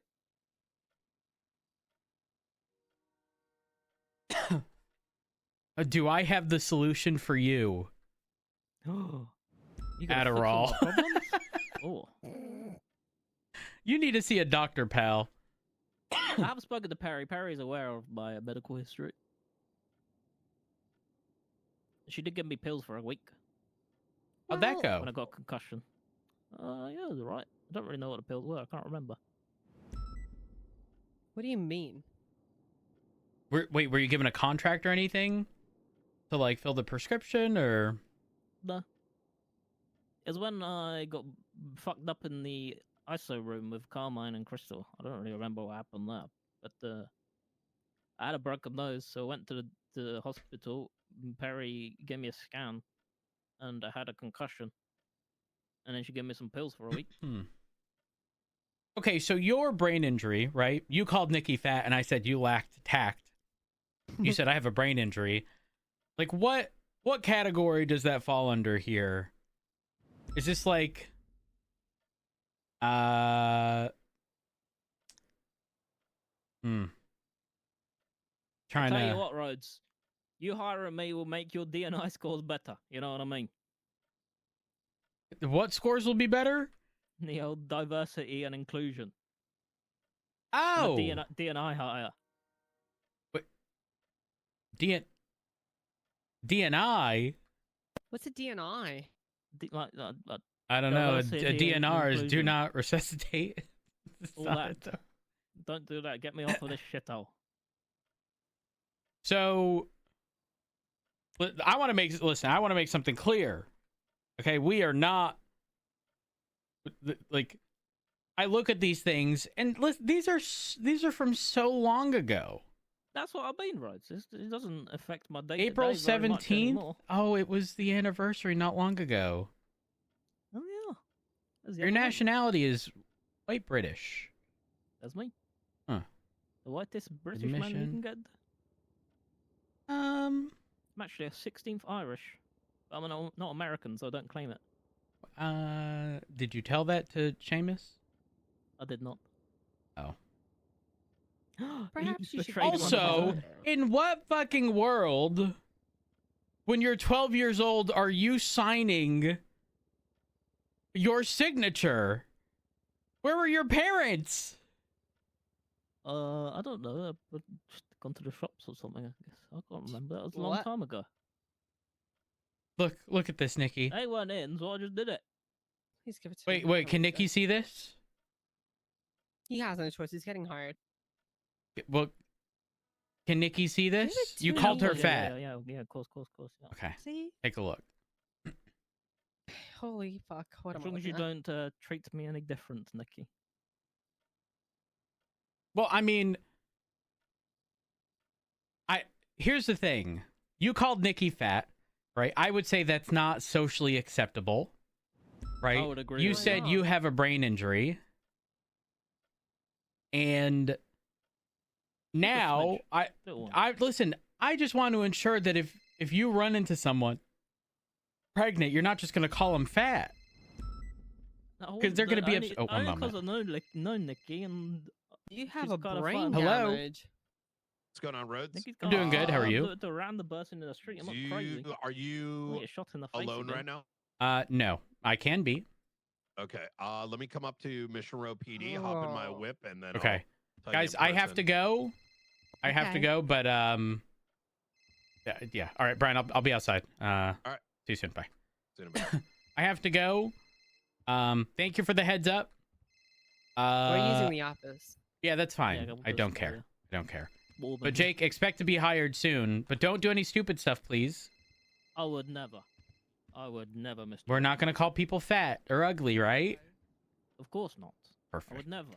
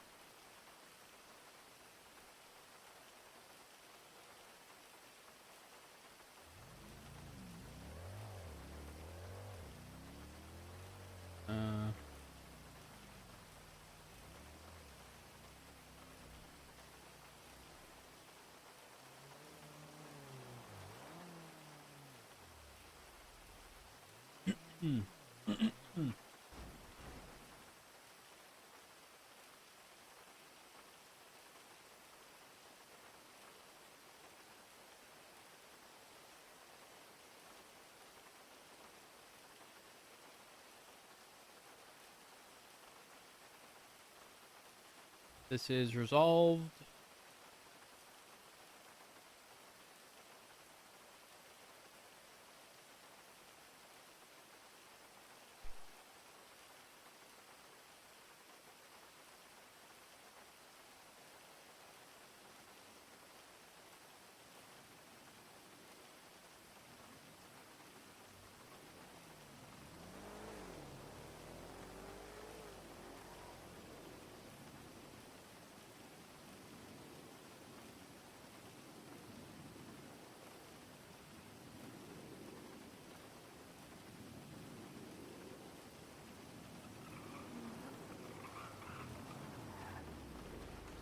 Hello. It's been busy. In a good or bad way? Good way. Okay. Bad, I mean, it's tiring. So, but the big thing for today, are you going to be around after Sanaa? Yes. This is your ears only. I'm going to await Vale to get prepped, and then she's going to be calling in Crow for this. We are going to be raiding the Echelon building, which is the Faceless headquarters. Is that off of Spanish? In Vinewood. Vinewood? Correct. I thought you were talking about the Echelon, like... Do you know the start? It's Epsilon. Oh, Epsilon. Sorry. Okay, I didn't... Epsilon is like the Greek letter, and then Echelon is like the notion of Oh. Okay. Yeah, I'm gonna be real. I had zero idea. Okay, got it. It's one of those like kept on the down low, but also kind of known if you know. Low key, high key. I mean, this is like a outside your time zone thing. Yeah, so yeah, fair enough. Hear it often, right? I have barely engaged in anything Faceless related. Easy peasy. It's been locked down for a couple days now. Raid warrants have gotten signed. Obviously, you may have heard about the press release. I don't know if you got a copy. I'll give you one right now. We sent about 9 people in for 24-hour holds. Their entire life is getting subpoenaed. This is very much a fuck around or find out situation. All said and done. Crow team is going to be dispatched. We're aiming for about 15 units. The reason I am not giving the target, like want the target openly discussed yet, is because people gossip. Half the police force aren't even cops. You get the vibe. We're aiming for 15. as far as I'm concerned, this should probably be the highest priority thing outside of another terror attack, given we're knocking on the devil's door and God fucking knows what comes out of that. As with similar operations, we are going to withhold any 13 alphas unless I make the call. The intention is rather simple. One is conversations that we've had. You know my meaning? Yep. But separate from that, we found it more tactically good to get the people that want to do this stuff involved and not get those that may not be locked in and may distract. Right. You want the best 15 you can have without having to worry about people who are essentially going to be dead weight. You want a Dead motivated 15, not people who are just there because they have to be. Exactly. Yeah, understandable. It'll be interesting. I think that it's a big day for a lot of folks. I've also invited, and I don't know if they're going to come, some of the Shift 2 guys. I told Key that if any of them want to come around, that they should, because they have played a massive part in the operations, because most situations occur between the Shift 1 to Shift 2, like, Switch over. Yeah. Correct. And Key is also, in my opinion, one of our best, like, tactical people in the department as a whole, in my opinion. He's very sound when it comes to that. 100%. So next, I've already advised Vale that if someone runs in there in a building associated with guns, they're given a warning, and if they fuck around, they're to be blasted right in the head. In the event a box of evidence is somehow taken, put in a vehicle, that vehicle will be shot or disabled. Understandable. Because we're under the assumption that this evidence box is going to contain weapons, right? Well, I mean, if it contains documentation, that's why it's going to be shoot the fucking car. Okay. Slap it into a wall. Because that's not even... Because the documentation can be related to terror, weapons manufacturing, this, Yeah, that, the third. 100%. It could literally contain locations of stashes. Anyone could go and get. Crying on the ground in cuffs, which I don't think is going to happen, but just as in a worst case, I'm going to tell them to suck it up and sue my I'm not playing. Yeah, 100%. Teletubby one day, terrorist the next. Real quick, regarding the 15 that you guys take, obviously, you know, I'm assuming it's likely going to contain some LSPD people. I had a conversation with Craig Barrett about him being arrested, being present during a search warrant thing and him requesting the actual warrant. He actually brought up a good point at some point during the conversation regarding him just wanting acknowledgement from an officer that they had seen the signed warrant. And I'm assuming this had to do with the fact that everyone inside are likely the only ones. Rhodes, I'm gonna cut the rip off the bandage here. Craig Barrett is a terrorist. Huh? We have not charged him yet.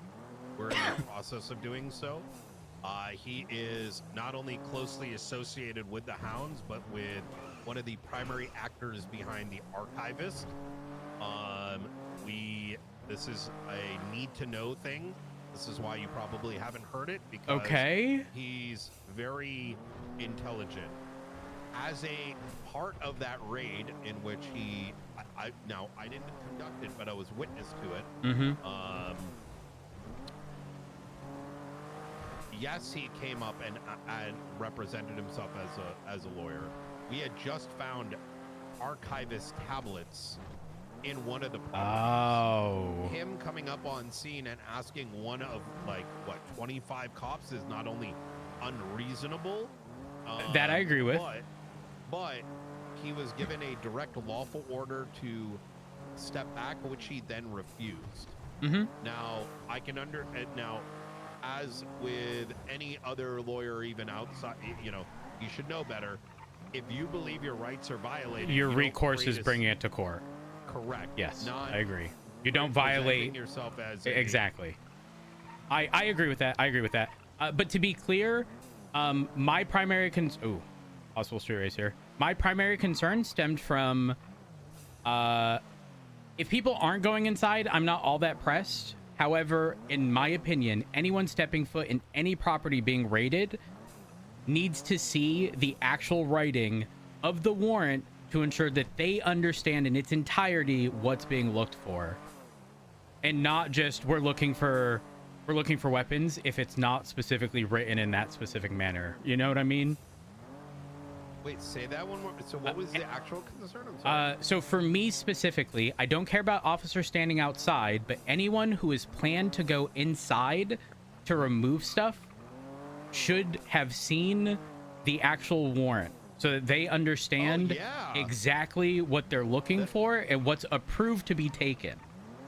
Yeah, that should be standard. I agree. I think oftentimes, though, debriefs happen and we're told something vague, like, we're looking for weapons, but really the warrant may be weapons, anything related to weapons manufacturing, ammo, like stuff like that. But like the specific writing is very important for them to understand. I mean, that's a legitimate It should point, be standard. But I also don't think that's something that's happened before, at least not in recent memory. I'll give you insight as to how I tend to conduct raids. Unless you are explicitly one of the investigators, you are to touch nothing. Yeah, pretty much that solves the issue because everyone directly associated will know exactly what's in the subpoena. Well, Or not subpoena, but warrant. Sorry.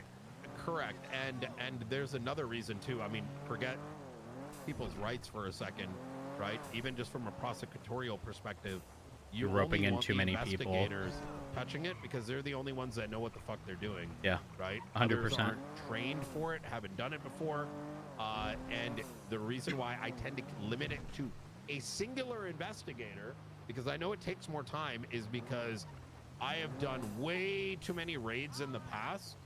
You rely on people and they fall short and didn't document something. Yep. Exactly. Been there, done that. They take things they don't know, they keep it in their bag.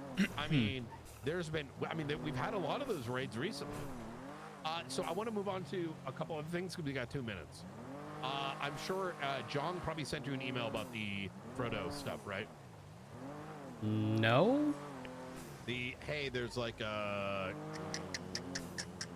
Vivian may have received it.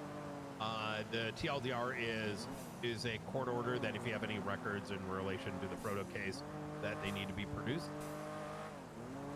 I was not made aware of that. I don't think there are any. I mean, are we referencing like even like command, high command reports? You're good because it was already serviced by Key and Ruby. Okay, perfect. Rosner, service BCSO. We got in touch with Maxwell. I don't know how that person even has a badge. She crashed out on Sparks over Sparks just sending her a reminder. Now, mind you, Fred already received the email. Maxwell also saw the docket case, and it was such a, because I called because I'm like, why the fuck is Sparks so like upset? You could tell, like she wanted to get off duty, Yep. And she told me Maxwell said she's refusing to fulfill the court order. Well, And then I'm like, just let them be in violation. I mean, that's on them. With you, but I also recognize But it was done that sometimes in, like, miscoms happen. Yeah. So I called Maxwell, and instead of, I was like, hey, are you aware of this? She's like, I don't know anything. I don't know anything about this. Like, why do I even care about Frodo? Not my thing. I don't even have access to the records. I don't know, blah, blah, blah, blah, blah, blah, blah. And like, you're the fucking ass chief, you stupid dumb fuck. I didn't say that out loud, but I'm thinking this. And then I went on to explain what the order meant because she was obfuscating it. But ultimately it led to her saying, I don't know anything about the case, but I know everything about the case, and I don't agree with the charge. That she's not going to produce anything. And I'm like, okay. Ultimately, I told her, she asked me, do you think I'm a piece of shit? To which I said, yes. Okay. Fuck. Damn, that was good tea. That was good tea.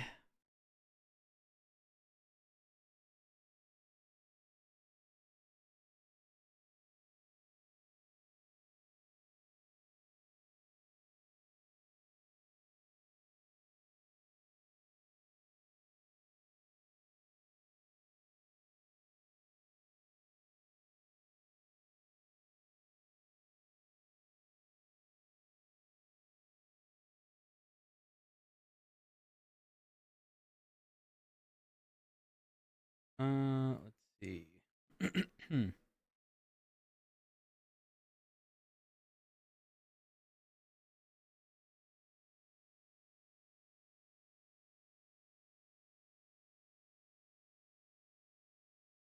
It's getting warm in here. I need to put my AC on.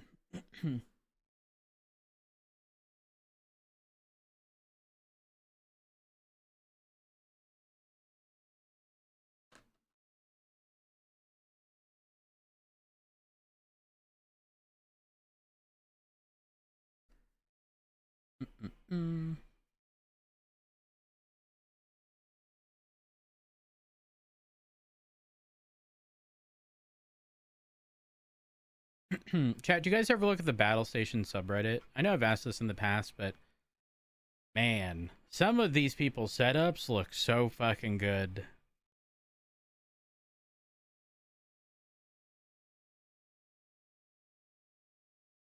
I have a question though. Where are people getting? I would say this is a newer aesthetic, like past couple years. I don't know how to explain it other than they're like, it's like wood panels, but it's like, is slat the term I'm looking for? Where it's like a panel and then there's a gap in between that's black and then another one. You guys know what I'm talking about? That aesthetic is like everywhere now. I'll show you a prime example. Oh, Tam. I agree.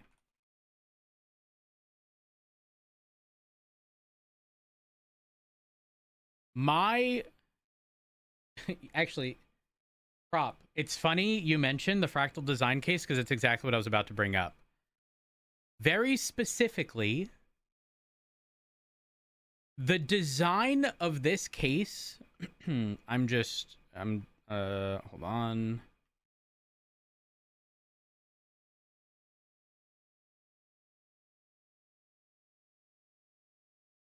The design of this case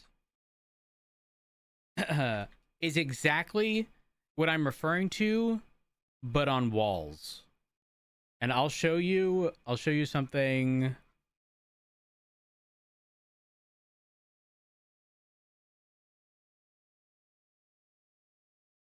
Like this.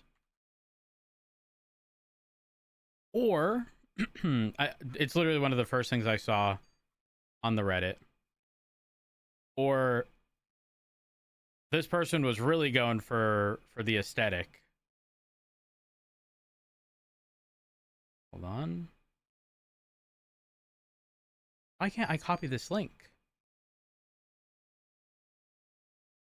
Oh, there we go.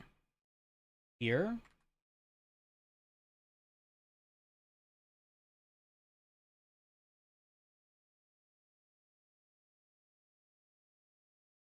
Now, the last one I just posted could never be me. You will never see my tower on my desk. The space you lose is crazy for something that could be on the floor. Bro, I hit my phone. Sometimes I have my phone, like, look at the mouse and the tower to the right. Sometimes I have my phone or where, like, that notepad is.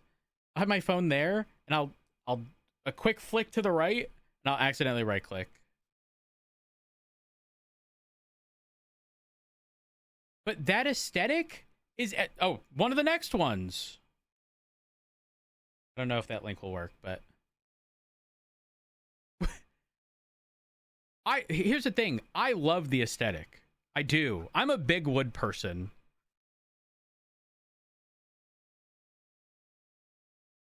Keep scrolling. It's another one, but it doesn't show all that well.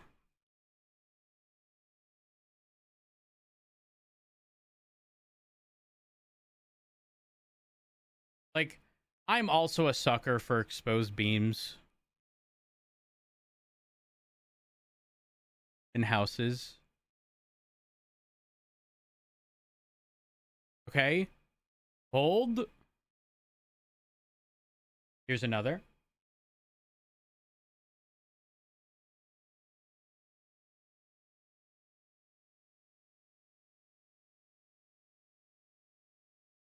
The wood paneling is such a consistent theme. Where are people getting this? This shit has to be available like everywhere now. Look at this. Look at this. Hold on. Here. Here's another one. Here.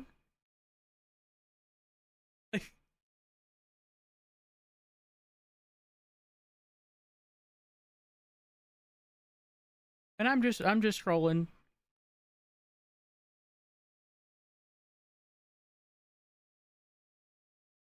I agree. Vertical is way better.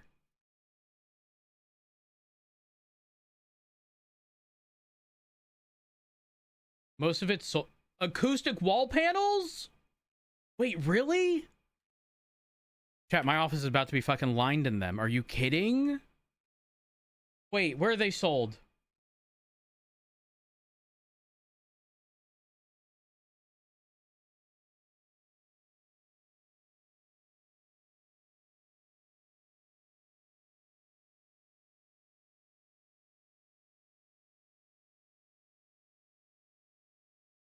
Wait, they actually are available at Home Depot. Soundproofing wood paneling. Oh my gosh.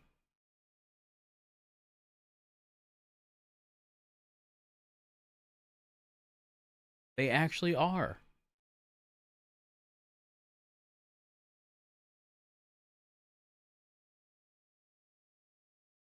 Now, how come this Amazon link is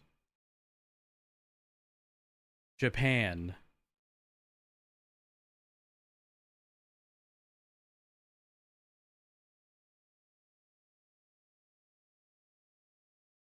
Amazon.com. Oh, let's get back into the server. Quit.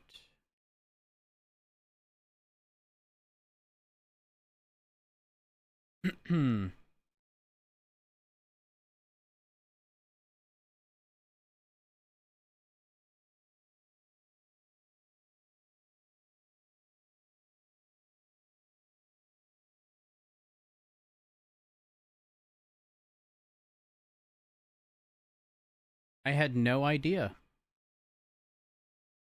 that they came in this type of thing.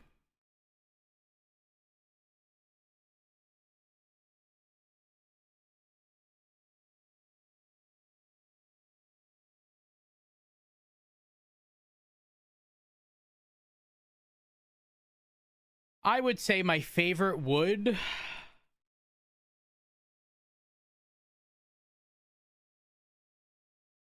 in terms of color, like walnut. They're normal or like a dark?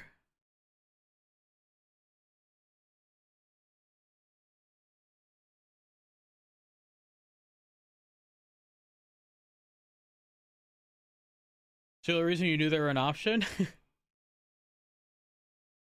Okay, hold on. NoPixel, let's launch. Form, connect.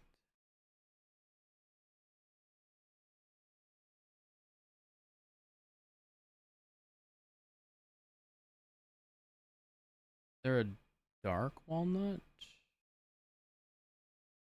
Charcoal. Oak. Dark teak.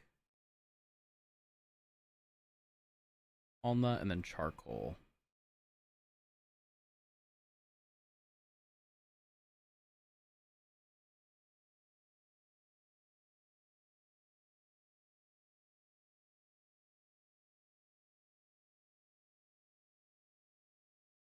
I guess the question becomes, like, it has to be like an accent wall, not a full room of this. I feel like a full room of this would look not good.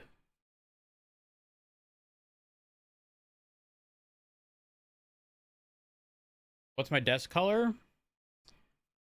IKEA.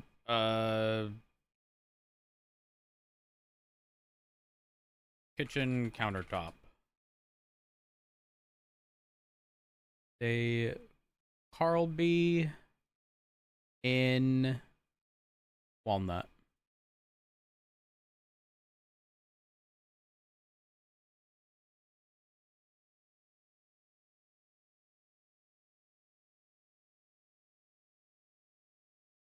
For woods, I like darker. I don't like light. Okay, I'll give you guys an example. This is the birch version of my desk. There's a kitchen countertop. And then this is the walnut version, which I have.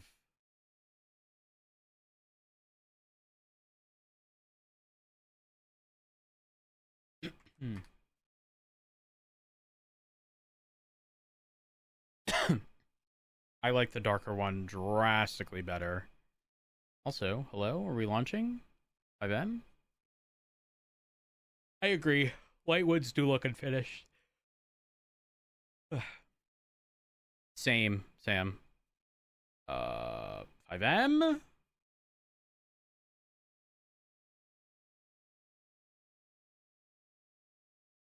Next. Okay, we're launching.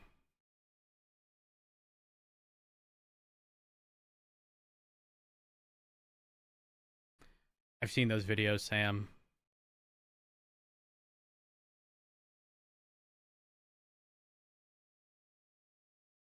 The people who like scour Facebook for like people getting rid of old dressers and shit and then restoring them, like repainting them, like refinishing the hardware or like getting new stuff and making it look so much better. It's insane. The darker stain in woods due to the variance of color.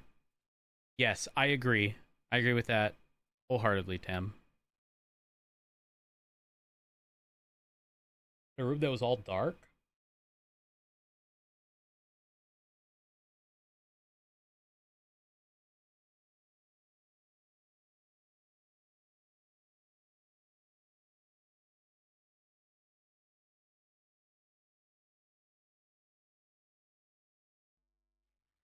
So I Googled something. When you say dark, are we talking something like this?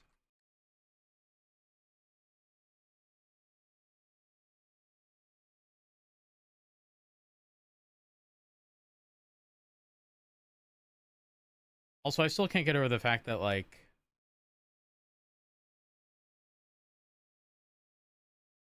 they make these tiny ass spots in IKEA look way larger than they are. Hold on.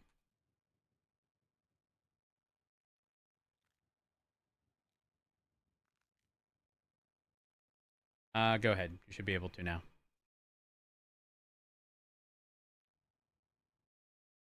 Darker? Interesting.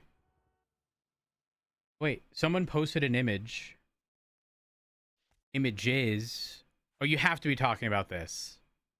Or something similar.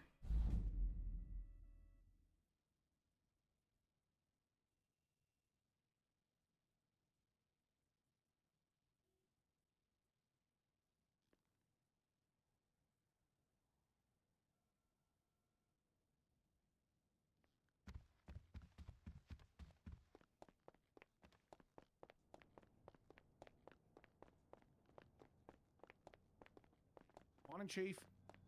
Morning. Well, afternoon, actually. Yep. Listen, I'm pedantic because if I'm around during shift 3, I'll walk in and say goodnight to everyone. Really? As an introduction. Yeah. It's a choice. Well, I mean, for most people, it does imply going to sleep, but not me. Not you, sir. Not at all. No. I got on for the patch, spent 2 hours looking around. Everything was like fucking dog shit, so I just fuck this. Yeah. I mean, like, everything sounds amazing in theory, and then you actually try it. It's like, oh, okay. What are we talking about? Hi, Ricky. Star Citizen. Oh. It's not a scam. Hey, they about to hit 1 billion. Yeah. What do I have to show for it? I thought they hit a Billy like 2 years ago. No, they closed now. They're very, very close. Angel, you look phenomenal as usual. Thank you, thank you. I appreciate that. Also, I didn't want to ignore your call. There was a 78. We were in the middle of a shootout. That's fine. You I'm look used like to a being disc ignored. priest. Wow, how on topical. With a Kind of in one, strange actually, mob. if you think about it. I don't know. This is giving, like, Cleric and Maple Story. Or maybe Wizards 101. Possibly. It's giving someone banging on the door of the College of Winterhold and not getting an answer. It's terrible. What do you mean? They take me to the College of Winterhold. I I'm would not be a old enough big for that. student there. No, they just ignore everyone who knocks on the door. They'd bring me in. No. If you say so. I'm actually, those are all good guesses, guys, but I'm actually a leader of Shadow Wizard Money Gang. Oh, what does that mean? Wait, wasn't that actually a gang, or am I crazy? Yep, we're gonna legalize nuclear bombs. Sick. You're telling me that you would willingly have Quinn and Quantum as one of your members? Oh, Christ. Quantum is not in Shadow Wizard Money Gang. He has the tag for it. He's been blooded out. Okay. Good for But you. in fact, I've cast everyone out of my gang. It's just me. You just wave a wand and they disappear? That's right. Perfect. I like to hear that. I cast Spanish, and they're now gone. Being a wizard sounds cool. Freaking awesome. It's cool until everyone asks you for you know, Million can you just wishes? conjure money out of thin air? And they treat like an ATM, you know? That's pretty fucked. Okay, but if you did have one wish, what would it be? And I think anyone who chooses money is thinking from like a very short-sighted, you know, position. You can't Free say holiday. financial freedom. I'd wish for something very abstract. I'd wish for 8 hours sleep every night.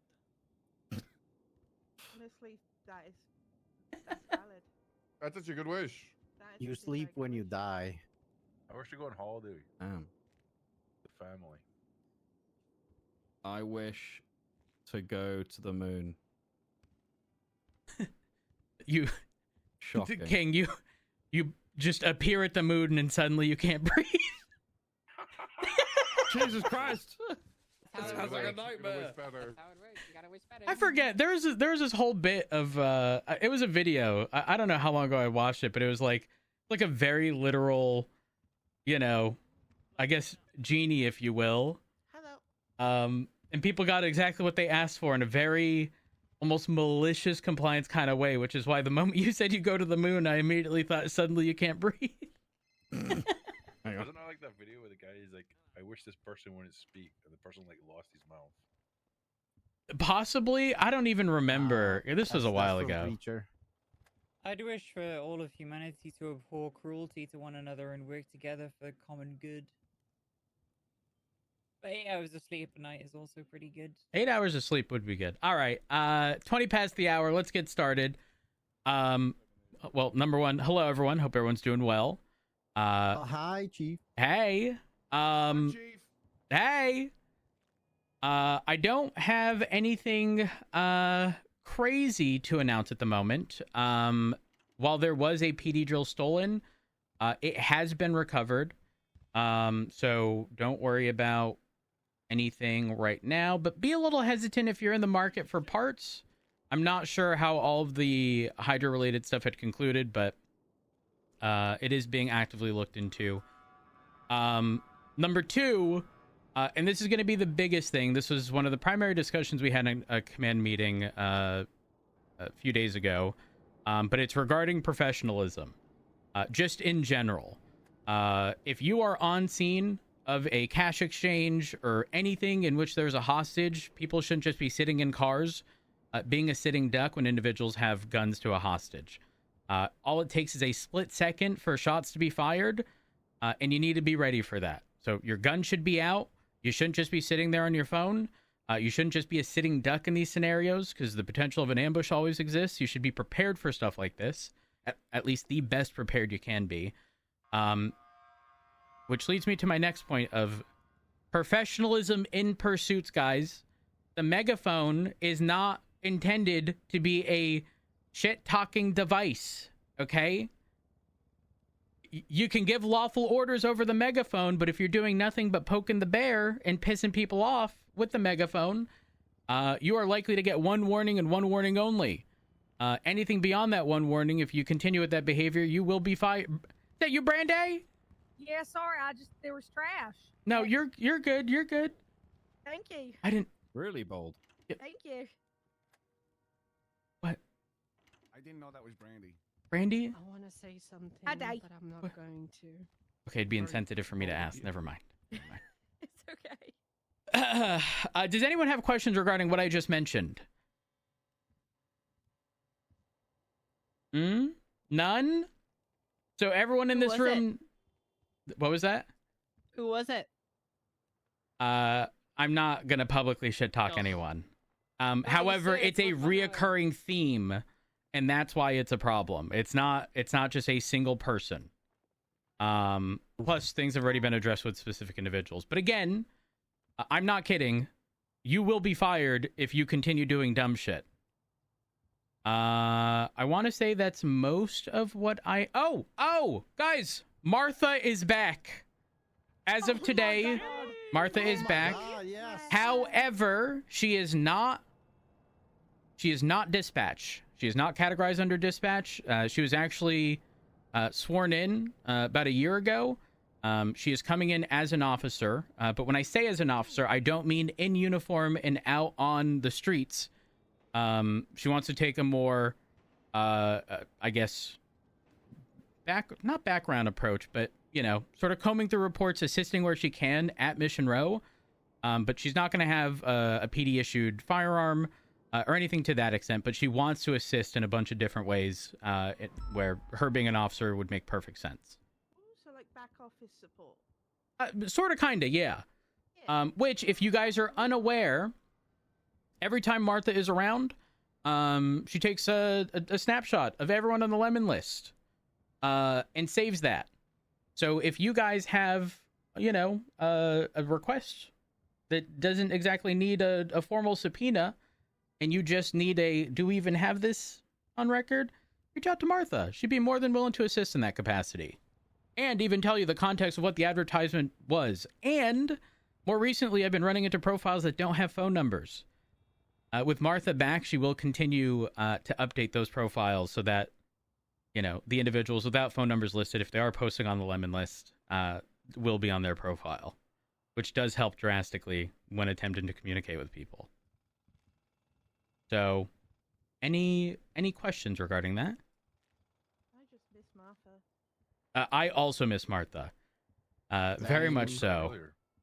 Yep. I had my conversation with her. Aside from that, I think that's all I've got. Does anyone have any announcements? No announcements? None? Oh, come on up. Got just a small one. Alright. As some of you may know, last Wednesday evening we did a mock trial. We are doing another one this Saturday. It'll be at 9 a.m. Eastern or 1 p.m. UTC. It's open to any and all government employees, and it will also be open to the public. And with Rohan's help, it is now in the calendar of the MDT for everyone to see as well. Perfect. I think that's the exact Shift 3 to Shift 1 handoff, which is perfect because that would accommodate both. Perfect. We're looking to try and grab everyone who couldn't make the time last week so that we can hopefully get coverage for everybody for coming to these. How was the turnout in the last one, if you don't mind me asking? We had, I think ultimately it was 3 officers showed up. Yeah, I heard, we didn't unfortunately, really advertise it. Well, I heard there was a lot of stuff that was happening that day, unfortunately. Like, people wanted to attend, but were caught up. And also Shift 2 interviews around the time as well.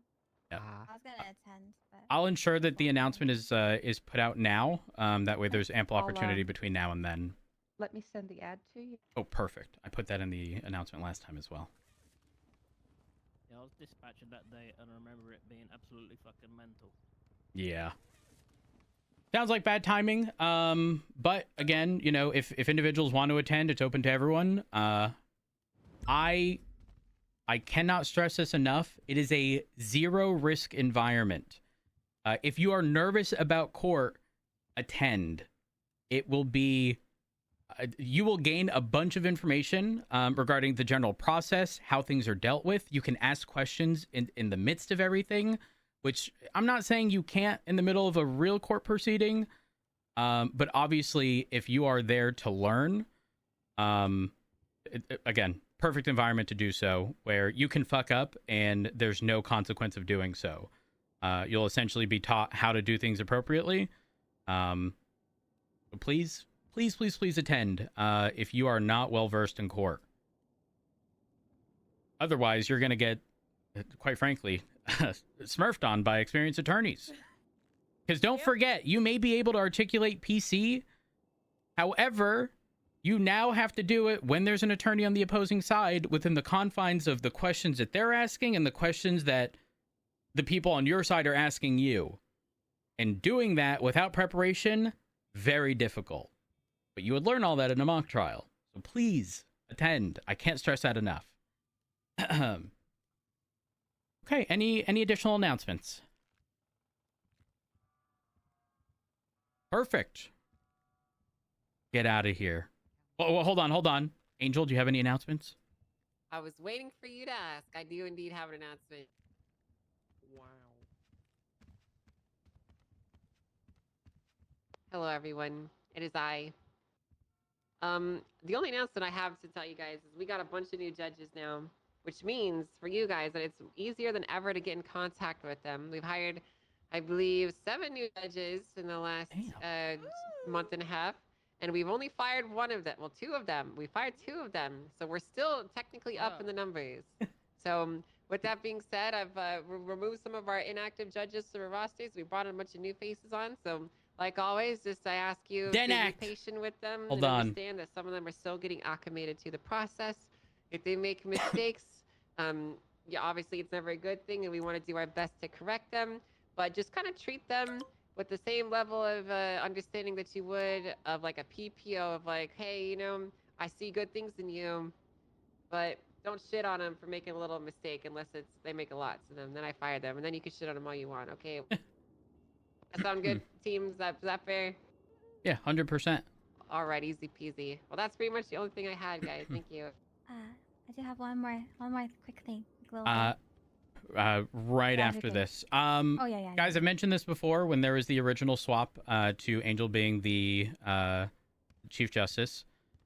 Treat situations with the Department of Justice with grace. Understand that it's not going to be perfect. There's going to be speed bumps. However, if we can identify those problematic areas and propose solutions to ensure that it's no longer a speed bump moving forward, that's the ultimate goal. If you run into a judge that you believe is not making a great decision, bringing it up to Angel's attention so that she can evaluate the situation, or any justice really. Again, don't sit there and just shit talk people, because you're going to dissuade people from ever wanting to be in positions that, frankly, not many people want to be in to begin with. So please understand that we are trying to fix what was previously a broken system. And then I did forget, if you are giving people time off, number 1, please make sure it's in accordance to the DEN Act, and make sure you document, because this is part of the DEN Act, in the report the percentage of time off given. Thank you. Go on up, Crystal. All you. Okay. I need to talk to you after the meeting, Rhodes. I'll be quick. Okay. Okay, all right. Should I be concerned? It's about your announcement. Oh, wonderful. Hooray. I got a spreadsheet to show you. I feel like I'm going to hate it. You are going to hate it. Ah, wonderful. Process where there's an announcement for it as well. Like to check it out if you're interested in Arrow 1 to reach out to the instructors and the air leads, and they can help you through that. As well as if you're an air instructor or would like to be one, you could, or you have any questions, suggestions about it and stuff, just yeah, feel free to reach out and let me know. That's it. Perfect. Anything Sounds good. else, Appreciate you, anything? Crystal. Were you gonna do something? Pretty. No, I'm not gonna do anything. Nikki, go up. Go up. I don't have. Okay, this was sent to me by Vale, and she really wants me to put this up while you were talking. now so I you've need you ruined to. it. Look what you've Have done. I? You've ruined it. You've ruined it. Okay, well, I'll. You've ruined Crystal, it. go back up on the podium. No. You can No, just put, Crystal, you go can back just put it up. It'll still be funny, but you've ruined it. Ta-da! What am I looking This at? looks like, this looks like my POV right now. Well, not my POV. I mean, like, I feel like these are my legs. The way I'm staring at it. I'm scared. I mean, This Terry is Watts barbecue. a fantastic choice. I mean, the meat looks kind of good, but You why is want it to on the bleach bed? my eyes. Nodding off right now. Eric, Open is bracket, he- dick what the bed. fuck? Okay. All right. Well, get this off the screen. I don't want to see it anymore. That looks like a fucking crime scene, man. It does. Oh, human violence. Why is Matt Rose taking pictures of it? You on your white hotel. What? At least he's got black socks on. I was zooming in. There might be 2 beds. It might be okay. But the staff How would is that still hate okay? you so much. Oh So yeah, there's gonna be you're eating getting bed? overcharged. One eating bed and You one are getting sleeping bed. overcharged for that 100%. So does he lick the barbecue off his leg? Roll it up, and then someone in the next Yeah. 12 hours He is might. gonna pull a board down and Why is see he in that. bed with socks? Oh, perfect. Thank you. Thank you. On his fucking leg, All right, too, guys. Jesus. Does anyone, regardless of department, have any announcements? If not, we are calling the meeting. Oh, Big situation in a couple hours. Keep your eyes on 311. Crow is likely to be dispatched. if y'all didn't hear Brian, likely large scale situation later. Just pay attention to 311, in case there's requests for units and whatnot. But if that's it, y'all get out there, do y'all's job. Please and thank you. Woo. Angel. Good luck, Rhodes. It's Angel to my office. Debbie. Let's do it. Debbie. I have a quick question. Oh gosh. Debbie. Jake. That's a question. Debbie. Hey Debbie. Hey. Hey. See the Danak situation? Like, I know we gotta try and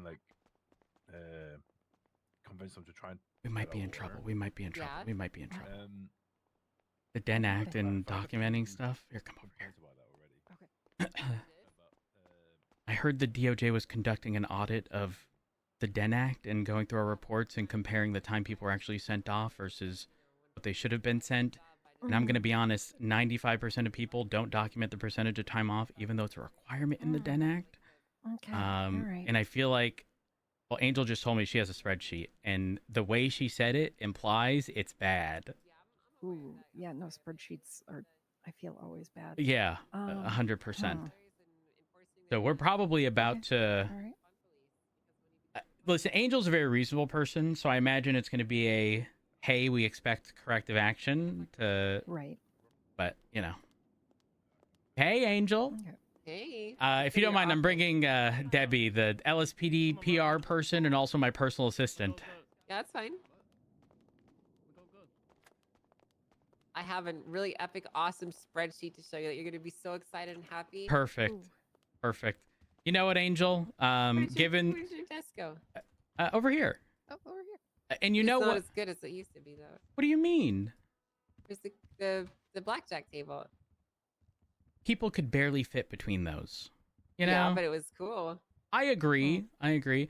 I tell you what, you can sit in the big chair, since I feel like Okay, thank you. this is not gonna. Yeah, I feel like I deserve to be on this side right now. Why? Well, I imagine the way you mentioned the spreadsheet did not sound good, and I'm entirely aware. So basically, I'll just give you the the bad news. Okay, well, it's not really bad news, but I'll give you the news. Okay, so the other day, Falconer reached out to me and he said, "Hey, I'm actually going to go ahead and see how what the actual numbers are, like what the compliance statistics are with PD with the Debt Act." And so he decided to go and do an audit, and he went through every single criminal incident since April 8th to the 25th, and he went through and tallied up how much time was given off, whether it was notated correctly, whether there was lawyers present, blah blah blah blah blah. And we have some statistics to share with you to let you know how your departments have done. Oh gosh. Because I'm sure you really want to know the hard details, the hard numbers about whether your department's in compliance or not. Yeah, 100%. We love areas of improvement, Angel. We do. Awesome. So I'm going to read it to you just so that I can present it better, and then I'm going to share it with you so you can see it. But I just like to present it because it's more fun this way. So I want to preface this, but that when the results were done, Falconer emailed me the report number with a Pepe laugh emoji. So that is kind of the tone that we're setting as we go into this. Okay. So start off with all jailings since April 8th to April 25th. There were 672 people sent to jail. 13 of those were holds and DACA sentences. Of those 672, only 16% of these incidents had those time offs that was granted notated in their report. The average amount of time off being given is 34%. The highest amount of time given off was 200 months. Now, we did note that there was some 97% time off givens. However, we noticed there's only 1 month of time difference between like the time that they were given and they were sentenced to. So we just chalked that up to like the time served thing. Right. Fair enough. But there do seem to be some up there that are egregiously high. So there's an 87% reduction with nothing notated at all. In fact, there's quite a few of those. Now, of the 16% of those incidents that were notated that I mentioned earlier, would you like to guess how many of those were actually notated correctly? If I'm going to assume, I'm going to argue none of them, because I imagine they're putting a percentage of time off and not additional time served for like a total. I don't know. I would say none. You'd say none? Maybe. Yeah, fuck it. I'll say none. Okay, well, the actual number is 38% of the people who were notating it did it correctly, which means out of the 672 people that were sent to jail, 6.08% of it was done correctly. Yeah, that's very bad. Ta-da! That's very bad. That's very fucking bad. Yeah. It's not ideal. It is not ideal, but I have a solution. What's your solution? Standardized formatting for reports. Right now, everyone kind of has their own. And I think department-wide, we can implement... because some people have formatting that already pre-fills 0% time off. And I think... Actually, if you don't mind me asking, regarding the people who didn't document it properly but did it, was there specific, like, they're not pointing out any specific thing? Falconer went through, and I have a spreadsheet to share with you now, so I'm going to go ahead and share this report with you now. Go ahead and take a look in your shared reports. It should be in the evidence section. Go ahead and pop that open. That is every single report that he went through, every single incident. He has it notated off of special circumstances, so whether or not they notated it, and if they didn't do it correctly, why. It's pretty comprehensive, actually. It's some very high-key nerd shit. Okay. Huh.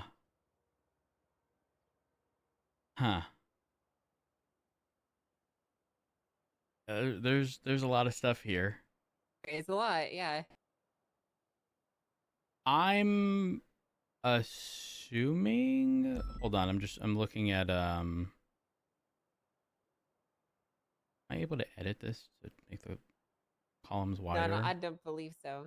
I tried that so I could see, but you just have to select the I'll column just have to see select what and see it. Yeah. It says inside, yeah. Time given based. Wait.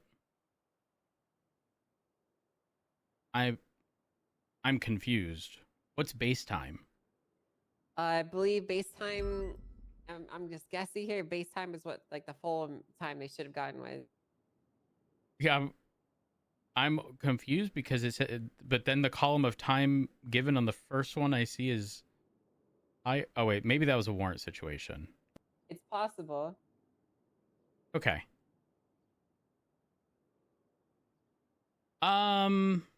Negative 95% time off. That's crazy. Yeah, well, so I had scrolled randomly, and then the one at the very top had a higher time given than base time, and so I was so confused. It makes sense though. It makes sense. Yeah. Amount reduced, and then notated. Perfect. So, let me see here.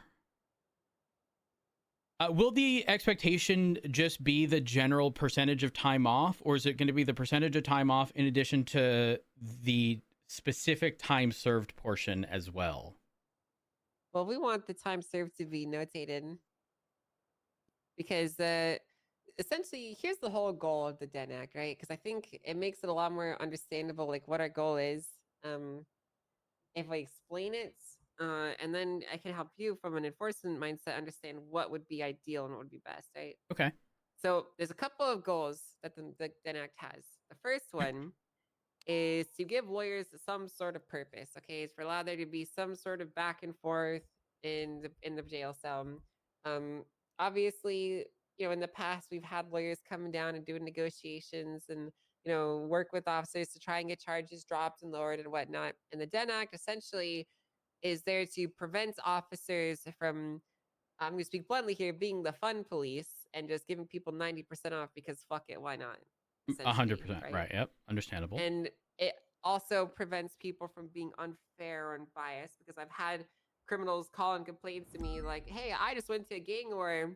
My name is Flippy. I'm in Hydra. I just gang warred this guy in the manor, but he only got sent up for 100 months. But I got sent up for 200 months because the officer gave him more. That's not fair. And it's supposed to basically allow there to be a baseline, a fair way for officers to treat people.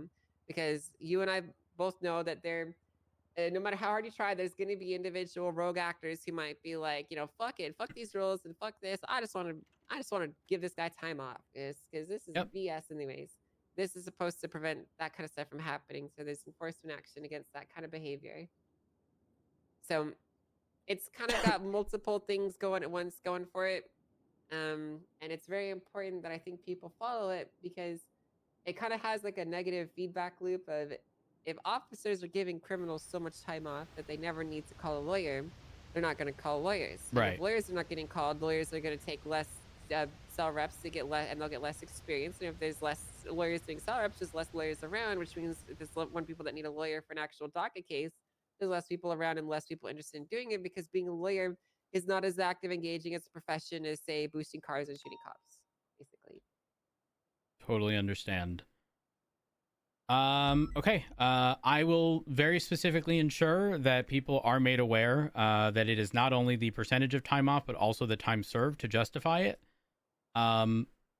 Obviously, there's not going to be any means of like actually verifying time served, but if people are documenting it, there's obviously going to be a paper trail where, if someone's consistent time served is way higher than the average, that might pinpoint, some abuse there in some capacity. But yeah, exactly. I will ask something just to I want to cover my bases here. And the thing is, I will say this is like an extreme, not ever expected to be the norm, but sometimes we deal with, say, the storm that interrupts a situation or processing, for example. And oftentimes, we are not just accommodating for the fact that, we are accommodating for the fact that, storm interrupted, and they likely would have been able to serve some additional time off. I'm assuming that would be okay to go. above the typical norms in those scenarios to accommodate, interruptions like that? I'm not sure what you mean interruptions. Okay. Say we have someone in custody, they're in our cells, Yeah. storm rolls through, right? It's typically a 20-25 minute delay. Yeah. But Oh, I see. But they would also have been pushed back from serving additional time off in prison. We typically make concessions regarding that, and will increase. Okay, the idea behind the time served thing is to basically allow you guys to do that. Like, you've been here for a long time. We'll give you some extra time off in excess of what the Den Act allows. That's why. Got it. Okay. That's supposed to be there, so you guys have that option and ability to do that kind of flexibility and have that perfect. freedom. The idea is basically like there's some parts of the processing process that are fucking garbanzo beans bullshit and there need to be exceptions for, but there's other parts that you shouldn't bend on because it is not fair to everybody else. Yeah, it shafts everyone else. Yes, I agree. And so the Den Act is kind of explicitly designed in a way, or it's kind of like trying to be this thing where you can give people only a certain amount of time off unless they've been there for fucking ever. Then you can give them pretty much whatever they've been in there for as time off, essentially, because that part just sucks. Yeah, I agree with that. I agree with that. I will make this a point. Someone had informed me the other day that DOJ was conducting audits, and then immediately people were like, judges have our reports and now they're using it against us, but like, quite frankly, it is written in legislation. If we don't like that, we can attempt to change it, but it is what it is, and we just have to roll with it. Yeah, well, it's a symbiotic relationship here, The DOJ writes the laws and interprets them, and you guys enforce them, and it's a back and forth between the two, It's sometimes, someone's got to be a nerd and count up some accountability for police departments. It's no big deal. If I'm being honest, I'm not exactly like all that that might sound bad. I'm not all that upset if the average amount of time off is 34%. I actually think it's not that terrible. Yeah, I think that's like, obviously we're not in compliance for the purpose of documentation, but I think if we're accounting for when people are pleading guilty, the time off associated, when individuals are calling for attorneys, and time served, 34% I actually think is like good. Yeah, it's just the terrible. documentation portion that is the problem. Yeah, it's also important to remember that number is kind of meaningless because average it's kind of a meaningless number, honestly. It's kind of like saying like the average person in America makes like 130K. Well, the average person doesn't, but like technically the average person does because of how the numbers are spread around. Well, when you account for the extremes in that, yeah, 100%, it's drastically off. Yeah, that's what I'm saying. So like when you leave the extremes in there and you're not like looking for median or like filtering your results a little bit, it'll be a bit skewed. And I don't think that was done. But even still, with the extremes there, I don't think it's that bad at all. So got it. Okay. Again, I will ensure that this is addressed. And I for me, I think just formalizing report formatting, or if people want to have a specialized report format, bare minimum, it has to include a preset. And I'm sure you've seen individuals that have formats that include like, arresting officer, pled guilty, not guilty, percentage time off, and just filling that in, and all should be good. All should be good. But yeah, thank you for bringing that to my attention. Yeah, you're very welcome. It's not a problem at all. I just think it's really important that we do our paperwork right. Also, we fired Ramirez. What'd Ramirez do or not do?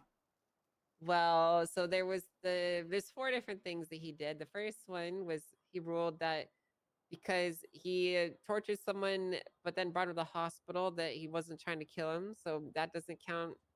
He stabbed him in the neck.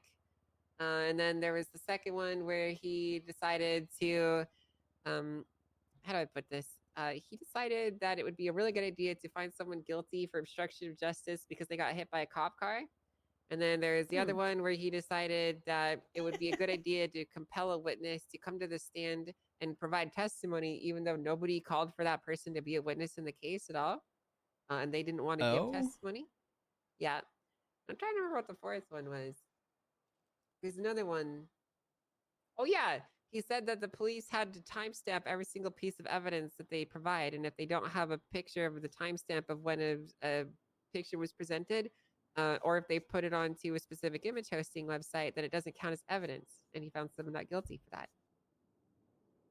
So those cumulative mistakes are what got him. The main thing is, though, he was told that he needs to double check with the judges and the justices if he's going to do something a little bit crazy, and he never did that. He just went and did crazy stuff. So I guess my question here is, did you find these things out from other judges, or were you approached by officers regarding complaints? It was both. I was getting bar complaints from officers, and judges were informing me of these things, and I also witnessed them firsthand on the docket. So it was a culmination of a lot of different things. Have there been any anyone like approaching in an egregious manner, like fuck the DOJ, or has it mostly been constructive? No, it's been very constructive. It's been great. I've been wonderful. really trying to push that because I don't want bridges to be burned. When we inevitably have to work alongside each other, it's stupid to not find common ground amongst most things. So yeah, of course. No, it's totally fine. There's nothing that's good. issues. That's good. And that's one more thing. I'm very sorry to tell you this, but your civil case that's been posted for 3 months is probably going to be dealing a little bit longer because I just fired the judge that was overseeing it because she's been AWOL for 3 weeks now. Oh my gosh! So we're finding you another judge for that one. Okay. Most people I don't miss want to touch it. Grayson. Yeah, I miss her too, but she didn't really do any work, so. Yeah. Well, I was gonna fire her for inactivity, actually a month ago, and then that day she showed up, and she came to me and she told me that she was gonna be around and was gonna take lots and lots of cases, and then she took your case and then another one, and then she didn't really do anything with them and let them sit, and I got very frustrated and I said, hey, you need to do something with those cases, and she said, I totally will, sorry about that, and then she didn't do anything more with those cases, and then I told her I'm going to be reassigning her cases to another judge if she doesn't start doing something with them, and then she said, okay, I'll do something with them, and then she still didn't, and so here we are. yeah. My hope is that Moss is still able to stay on the case because she was able to make 2 of the dates that were listed, but obviously it didn't end up getting scheduled, so that was rough. Yeah, it is a bit rough. Because we're looking for another judge, though. We'll see what we can do. Yeah, I think you know just as well as I do how difficult sometimes it is to get representation from within the PD, and even if not within the PD, finding outside representation is equally as rough. Oh yeah, for sure. It's pretty much impossible. I don't really think that there's any plans on like materially changing who's there, what's going on. It's more so just finding another judge to oversee it all and get caught up. A lot of them are very wary of taking the case. I'm in a meeting with Angel. What's up? Okay, call me back. Okay, we'll do. Bye. Sorry. A lot of them are very wary of taking the case. They think that they might be biased. Some of the justices call them like Karen Shio or something, and it's like a whole thing. So it's very hard to find a judge that's like. I want to make this clear. We would never call them Karen Shiro. Okay, I say we as the LSPD. I've had a conversation with them, with individuals brought up these concerns, and we would never call them Karen Shiro. Well, I don't really because care that would just be poking the bear and doing nothing but introducing additional risk, which is unnecessary. Sure. I don't really care if you do or not. I'm more so just saying that some of my judges seem to not really have a liking for them, or they feel biased in some way, so they don't want to take the case. So it's probably going to be one of the newer judges that end up taking it with some backing. But we'll see. I have no fucking clue. Some of the newer judges don't want to take it for other reasons, and it's a whole mess. Angel, do you remember what my settlement offer was in the Frederick White case? I remember 800. 100? Wait, what? You offered him $100,000, right? Wait, no, it was way higher than that because my original was 800 split 50-50, so $400,000. Yeah, that's correct. Yeah, it was. And then I don't know if I ever increased it beyond that. I know they wanted like $1 million. I'm glad it ended up at 500. I'm content with that. Yeah, I think it's pretty good. And I think it helps that we settled at that number to bring it down. So. And it all ended up working out in the long run. I will say, Obviously, as chief of police, I'm listed as typically the defendant in a lot of these civil cases. I'm not going to lie, it was really looking like there was never going to be a light at the end of the tunnel, because, again, finding representation oftentimes very fucking difficult. But we were able to work through it. And I do see a light at the end of the tunnel regarding this finally. And I'm also trying to personally track all of the civil related cases against PD to ensure that all of them are addressed appropriately. My only hope is that when the judges see me tagged, that they're not trying to work around my schedule if I wasn't involved. And I will try to ensure at minimum that there is someone from within PD assigned to these cases. Yeah, the way that they're instructed to schedule is they basically schedule around one primary plaintiff, one primary defendant. They don't try to make it work for everybody, because that's kind of just impossible when you have a case with 10 people listed. So, and I will also make it clear, despite being listed as a defendant, obviously because I'm chief of police, to not schedule around me, specifically because I'm useless in these cases. I'm not going to be the one representing as a chief of police. And I had zero involvement. Obviously, if I have involvement, no issue, but I am going to make it a consistent, because you're just the leader of the department. Yeah, exactly. I will make it very clear. Just I will write it out every time, just so that they fully understand and there's no confusion behind that. Okay. All right. We're good. Thank you for the info and the heads up. You're very welcome. I appreciate it.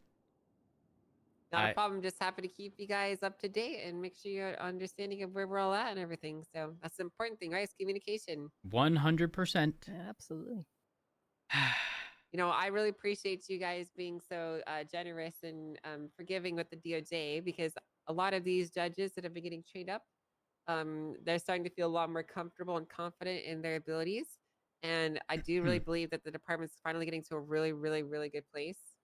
So many cases are getting cleared with quickness, and for the most part, the verdicts being given out are very sound, and it's just been, I believe, from my perspective, very good. I don't know I agree. how you guys feel about it, but yeah. I mean, like I it's said, been a remarkable improvement, I think.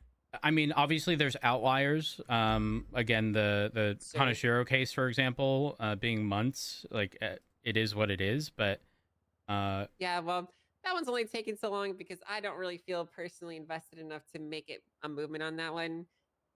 But understandable. I don't really care about the outcome of that one. Right. But if it was someone else, I'd probably have moved these a lot more quickly or done it myself. So. Fair enough. Okay. The other day, remember how there was the issue of looking at reports that were approved? I don't know if that was resolved, but I have been able to see reports in evidence. And I was talking with you and I couldn't at that time. Be able to see? No. Reports that are introduced as evidence and approved. For example, the Kaneshiro case, I put every single one of them. They were all approved, but no one could actually click the reports to see that actually it's happening again. Fuck. It is. So I've noticed that sometimes the docket does this. It's just kind of... It's hit or miss. It happens randomly. Hit or miss. It used to be because if people put it as a report versus an incident, it would link to the wrong one and grab it, but sometimes it doesn't pull it up at all. So yeah, odd that, because in one report it's working, and then in the Kaneshiro one it's not. But in the Kaneshiro one the other day it was working, so it's very odd. Either way, the solution was just for me to end up posting all of the exports for all of them. Yeah. I was gonna say I think it's working again, and then immediately it's not. So never mind. Disregard. Yeah, I can let IT guy know and see if he has the time to take a look at it. I mean, if we have to export them, it's not a big deal. Realistically, 9 times out of 10, these people are FOIAing these anyway, so it's the export link's typically readily available. Yeah, unless there have been changes, but highly unlikely. Yeah, it's kind of unfortunate because it's kind of the last piece that makes the system really convenient to use. It just doesn't quite work right. So, all right. Well, if you need anything else, let us know. Any points of contention, obviously let us know. And I want you to know that I haven't spoken with the mayor at all. Well, yeah. Why is everyone zooming about that? I came in the meeting and everyone was like, "Oh my God, we're getting fired." Blah, blah, blah, blah, blah. I'm gonna be honest. This has actually been the least amount of dooming I've heard during an election ever. You say that, but I came in the meeting this morning at King, and everyone was like, "Have we gotten fired yet, bruv?" And they're like, "No, but we're probably getting fired soon." Yeah, but typically that dooming is happening 3 weeks prior. And the dooming started in like the last 2 days of the election. Normally it's literally weeks in advance that shit's happening. And I didn't hear a fucking word until like 3 days ago. I'm gonna be honest. I don't know if things are gonna get messy, but if they do, I'm here for it. I'm here for it. I'm here to represent the LSPD in its entirety, and will do whatever the fuck I need to, including, again, I haven't spoken to Finley, but including telling people to, the fuck off and mind their business. It might not be received well. What if she fires you? Well, you know my mindset on whether or not they have the ability to. Yeah. I'll just say... But it's never been legally tested, though. And walks in Matt Rhodes, where I will not pull a Turner. You do like to forge new paths where no one ever walked before, don't you? Sometimes, not always. But this is one of those, and that's solely for the stability of PD. Because I've said it a million times. I would prefer, and I'm not saying that I'm shitty, but I would prefer a shitty chief of police over the course of a year than a rotating chief of police every 90 days. Because you will never find stability. And you're just going to get whiplash with new directives, new focus, and never be able to complete any of them. Because when you're dealing with a department that has hundreds of people, those changes don't happen overnight. They never have, and they never will. So... True. I think... Going for stability here. Yeah, I do believe that it would be an interesting paradigm if rather than being able to be replaced at will, you would have to be demonstrably doing something wrong with your job and be removed before a replacement could be garnered.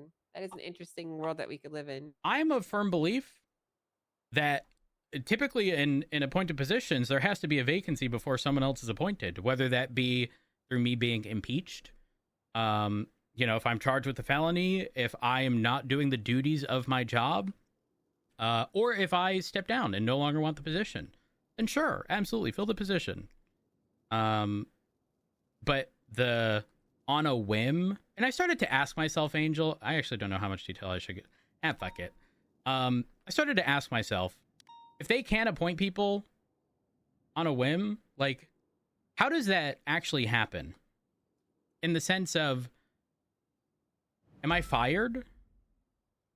And if so, couldn't they just, if they didn't like a cadet, couldn't they technically promote them to chief of police to then just fire them? Now, obviously, that would be like... I don't know. Not inherently illegal, but definitely ACR impeachment territory.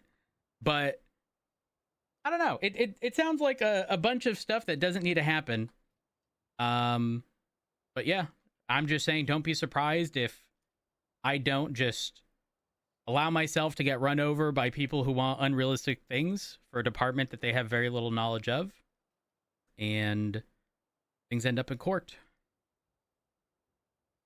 Be prepared, Angel. Be prepared. Okay. Well, I'm always ready for anything. That's how I like to live. You and I both. You and I both. Well, appreciate you, as usual. Of course. Thanks, Reds. Have a I'll good leave one. You to it now. Good luck. Maybe those numbers were bad. They were really bad, yeah. Like bad. Did you see my text? I did, yeah. If it's over 10%, that's a win, which is very... The actual percent of correct was 6 point something. Yeah. That's a problem. Yeah, no, that's really rough. Also, Bean wants to schedule a meeting with you. Oh. I'm available now. Okay. Here, give him a call. Have him come in. Also, I've talked to Finley before on behalf of ODPD, actually. If you wanted to schedule a meeting with her to talk Yes, I do. about her male ASAP. ownership and everything. Yeah. Okay, Because cool. I'm very much I'll get so... hold of her. preparing for the worst just because of prior to Denzel, all of the whiplash, or Right. even just having been in the BCSO. I never want to see that shit happen to the department again. So I'm of firm stance, and I am planting myself in the position of, again, I don't want it to get to this point, and I don't wish to make assumptions. However, I was specifically told 2 days ago that someone in Finley's cabinet stated that the LSPD was going to get foundation wiped. So understand, when I come from this defensive position, I don't know if that was even true or ever even stated, but it's the only thing I have in my mind. So I'm in a very defensive position at the moment. And quite frankly, if the mayor said, "You're fired," I'm literally going to look them straight in the face and say, "You literally can't do that. ACR me." Because until then, I will not acknowledge being fired. Yeah, that's valid. I haven't interacted with her a ton, but she's seemed like a pretty level-headed, like, business perfect person That's when good. I have spoken to her. So. Oh, Brandy Yeah, just I'll texted give me. Dean a call. Said, "I went to talk to Finley. Did you guys have a meeting scheduled? I think she mentioned wanting to talk with you." Perfect. If you wouldn't mind, Yeah. I need to pay you, by the way. Yeah. Hold on. I had a family emergency out of town, and then I got sick, so I haven't even been around the last week and a half. So I'm just like jumping back into this. I'm like, okay, let's go. I haven't even thought about payment or anything. I did give you your sign-on bonus. Wait, how? Oh my god, I don't even know if we ever discussed how much I was paying you. Oh, this is bad. I think we had said it was going to be like 3,500 an hour. Okay, hit me with however many If I remember hours. correctly. Well, okay, well, actually, the 3,500 an hour is what you get paid being like officially on duty. Right. So that's just like right now in this capacity, you're signed in, and you should be.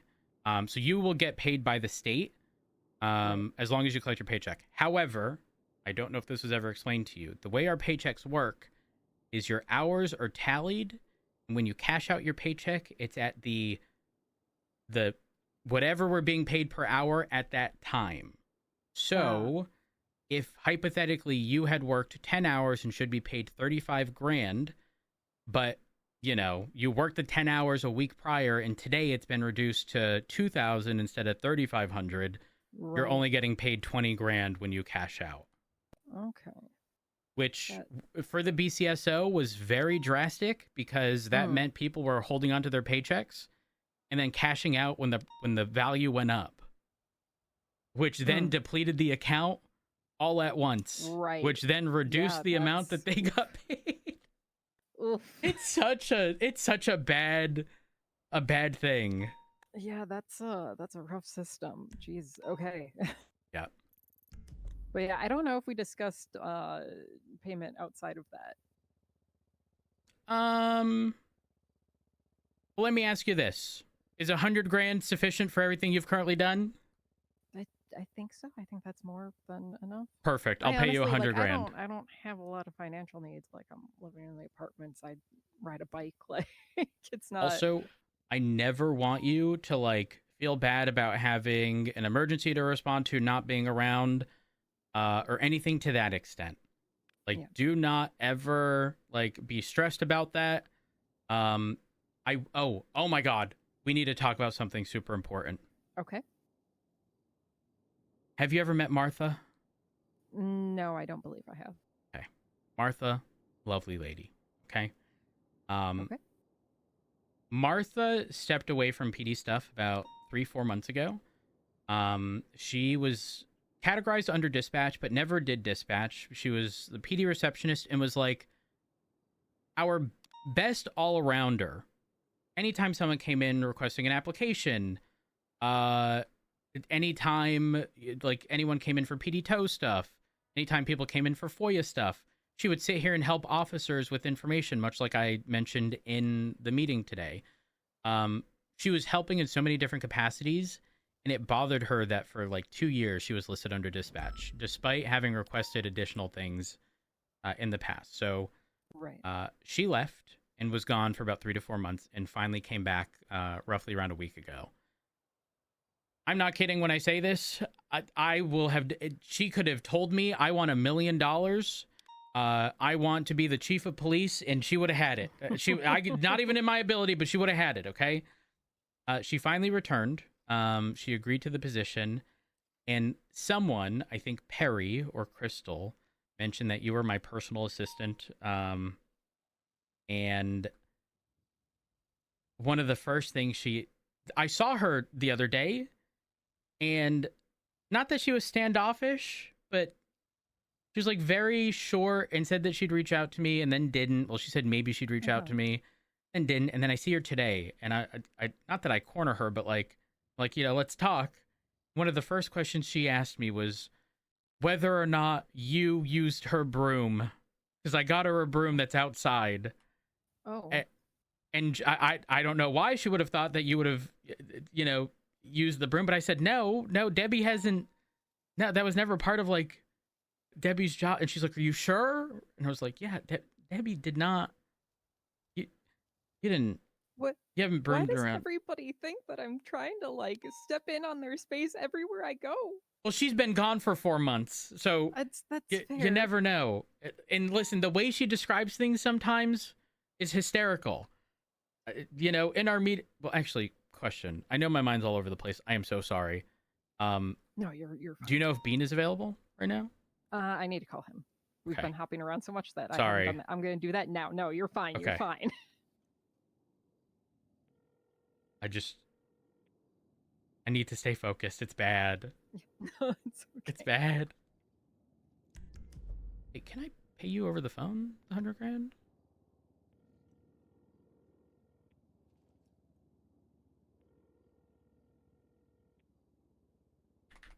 He's not answering. He might be responding to something right now.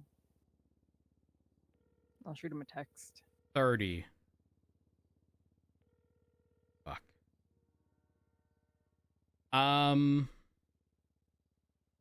What else? So you're saying Finley has a good head on her shoulders, or at least it seems so. From what I've seen, yeah. Okay. All right. I just. Oh. Hello? No worries. Oh, okay. Okay, Marshall related. Got it. Okay. I'll catch up with you later then. Okay. Yep, bye. Okay, Bean had something come up. That's okay. Marshall related. So he'll be in touch in a bit. Do we re-angle and speak with the mayor? I can reach out to her. Please, I would greatly appreciate that.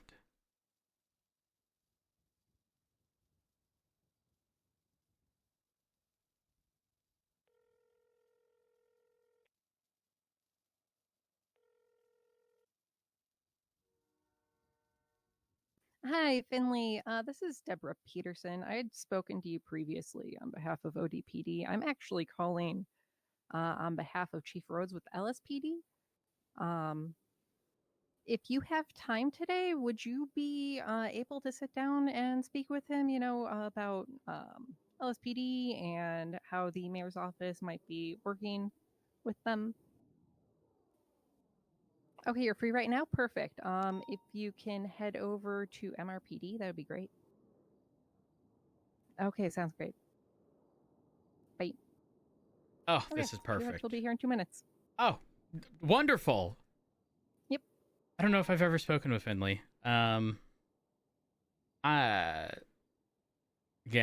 I'm a little hesitant, but it sounds like she might be bringing one of her cabinet with her.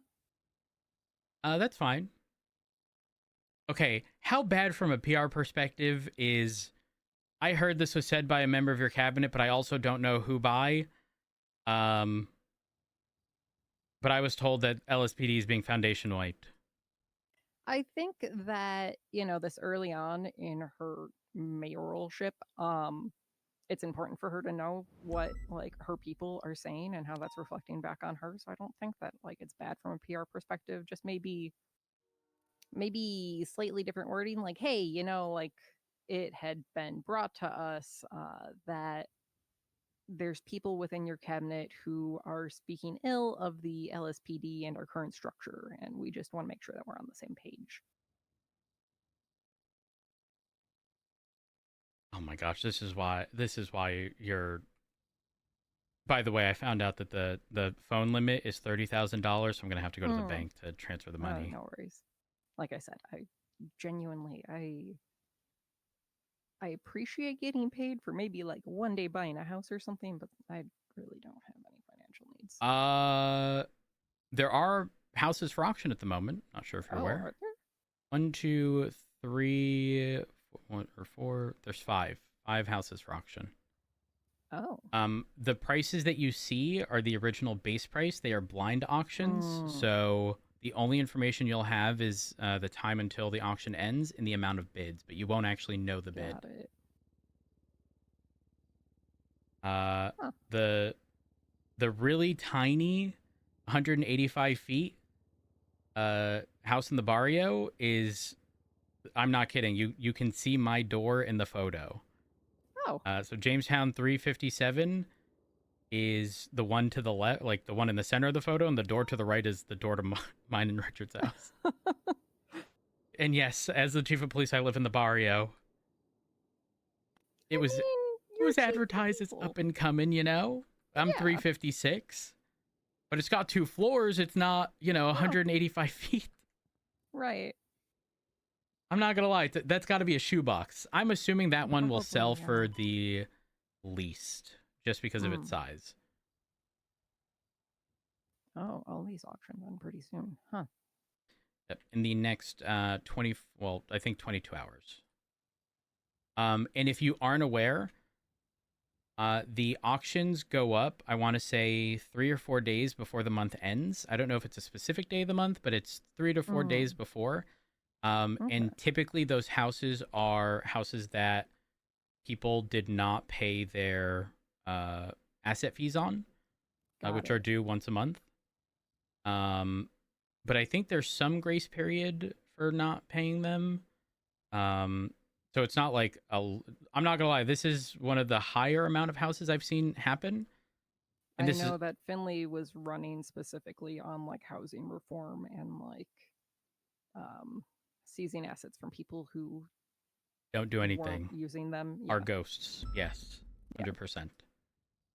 I'm 1,000% on board with that. It is silly to not prioritize. Listen, if people want to take breaks, that is perfectly fine. Zero issue. But if you're going to be gone for extended periods of time, and quite frankly, some people have likely been gone for well over a year, but still own a property. Right. At that point, like I am a person give it to who someone. took a very long time away from the city. I wouldn't have held on to anything that I had if I knew that I was going to be taking that time away. So yeah, Debbie, that's because you're built different. You're built different. Not everyone is built that way, unfortunately. Yeah. Let me just reference the docket real quick.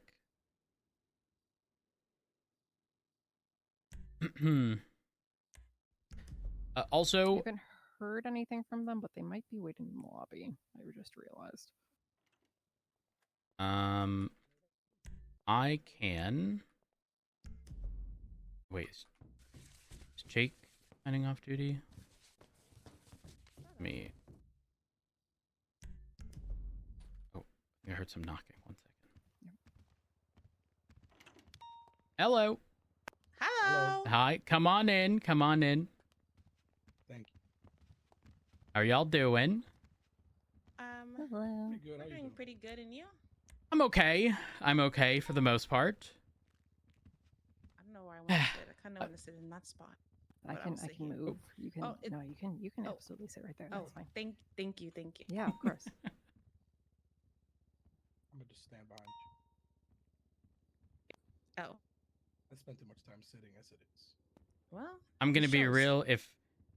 if y'all thought sitting in some of these seats was a little difficult, if only you saw the table that was there before on the opposite side of the room. It was rough. Yeah. It was egregiously bad. Maybe I should let you have your seat. Golly. I believe in you. I don't know. I feel like I'm a little too thick, you know? A little. Ain't no one too thick. What do you mean I might be? Hold on. There's no such thing as too thick. Eating cake all the time.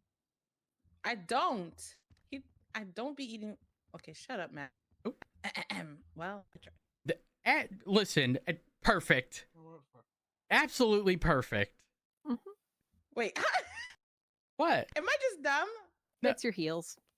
Is it? Mm-hmm. You're too tall. It's a problem that I run into a lot. It's why I gave up on wearing heels. Shit. Get off the I love my armrest. he- What? Get off the armrest. Listen, I'm not opposed to you. Perfect. Sup, bruh? Oh, just chilling. How are you? I am doing fantastic. I'm not gonna lie.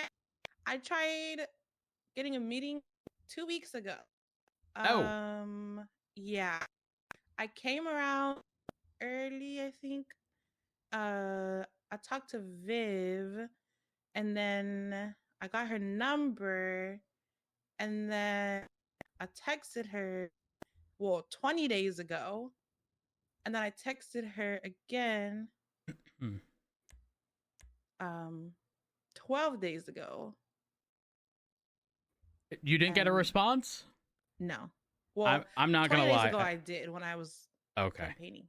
But I'm not gonna lie. I've never been a phone guy, but I've realized that it is absolutely a requirement. So now I wake up and immediately pull out my phone, and that is just so opposite of how I used to be several months prior.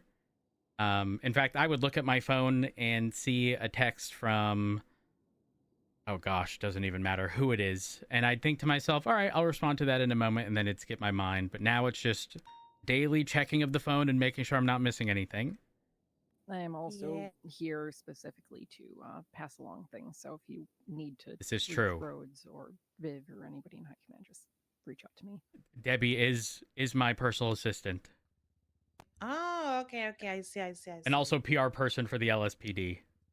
Oh. Yeah. You know, we have to take care of PR issues sometimes, you know? Public perception of things, not always the best. And, you know, we've been trying to be more transparent with news like the Chronicle to ensure that, you know, the public's updated with stuff. However, in the past, that was never exactly a thing. So, you know, got to tread lightly. But the encounters with the Chronicle have been very nice as recent, so I think we're good on that front. Okay.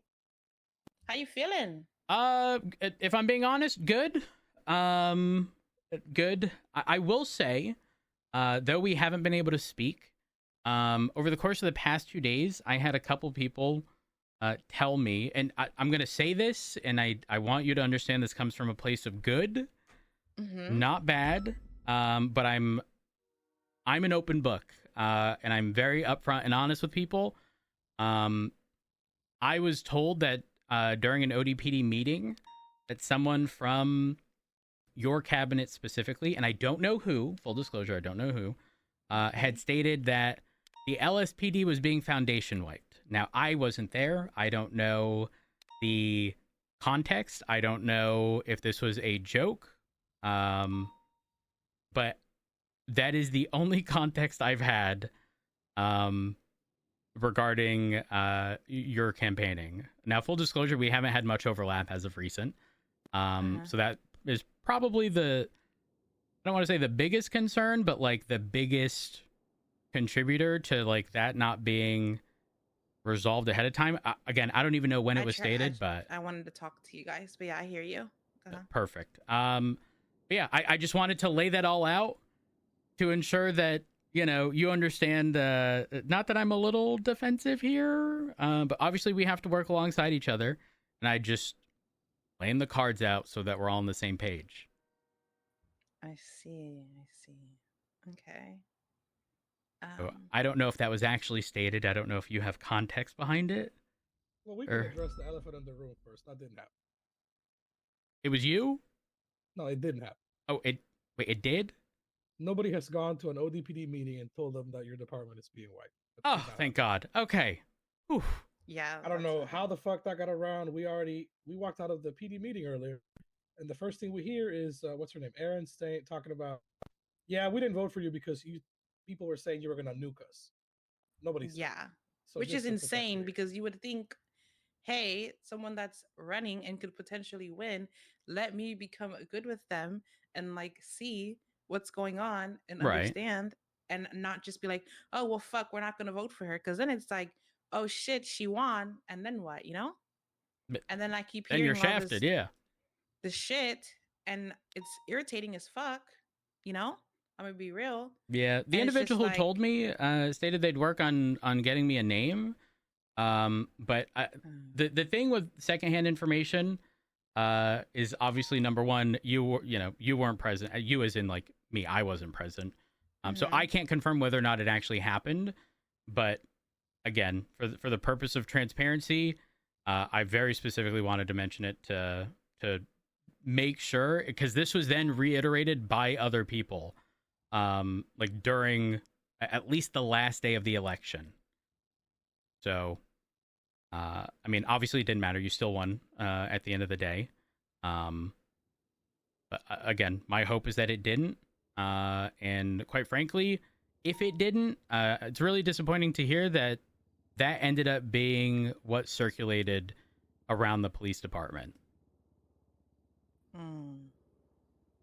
So we had. Go ahead. No, you can go. It's fine. I was going to say, listen, we ran a very clean campaign. We campaigned harder than anybody else. It's the reason we won. Mm-hmm. But we did not sit there and talk shit about any opponent. Anything, nobody. Like a clean campaign is frankly the best campaign, because if your campaign revolves around shit talking other people, then quite frankly, your priorities are not where they need to be. Like you should be able to not demonstrate, but explain what your intentions are, and not, hey, I'm better than them, because that's just a petty off that no one needs. 100%. But I can tell you this. We absolutely did have opposition talk shit about us.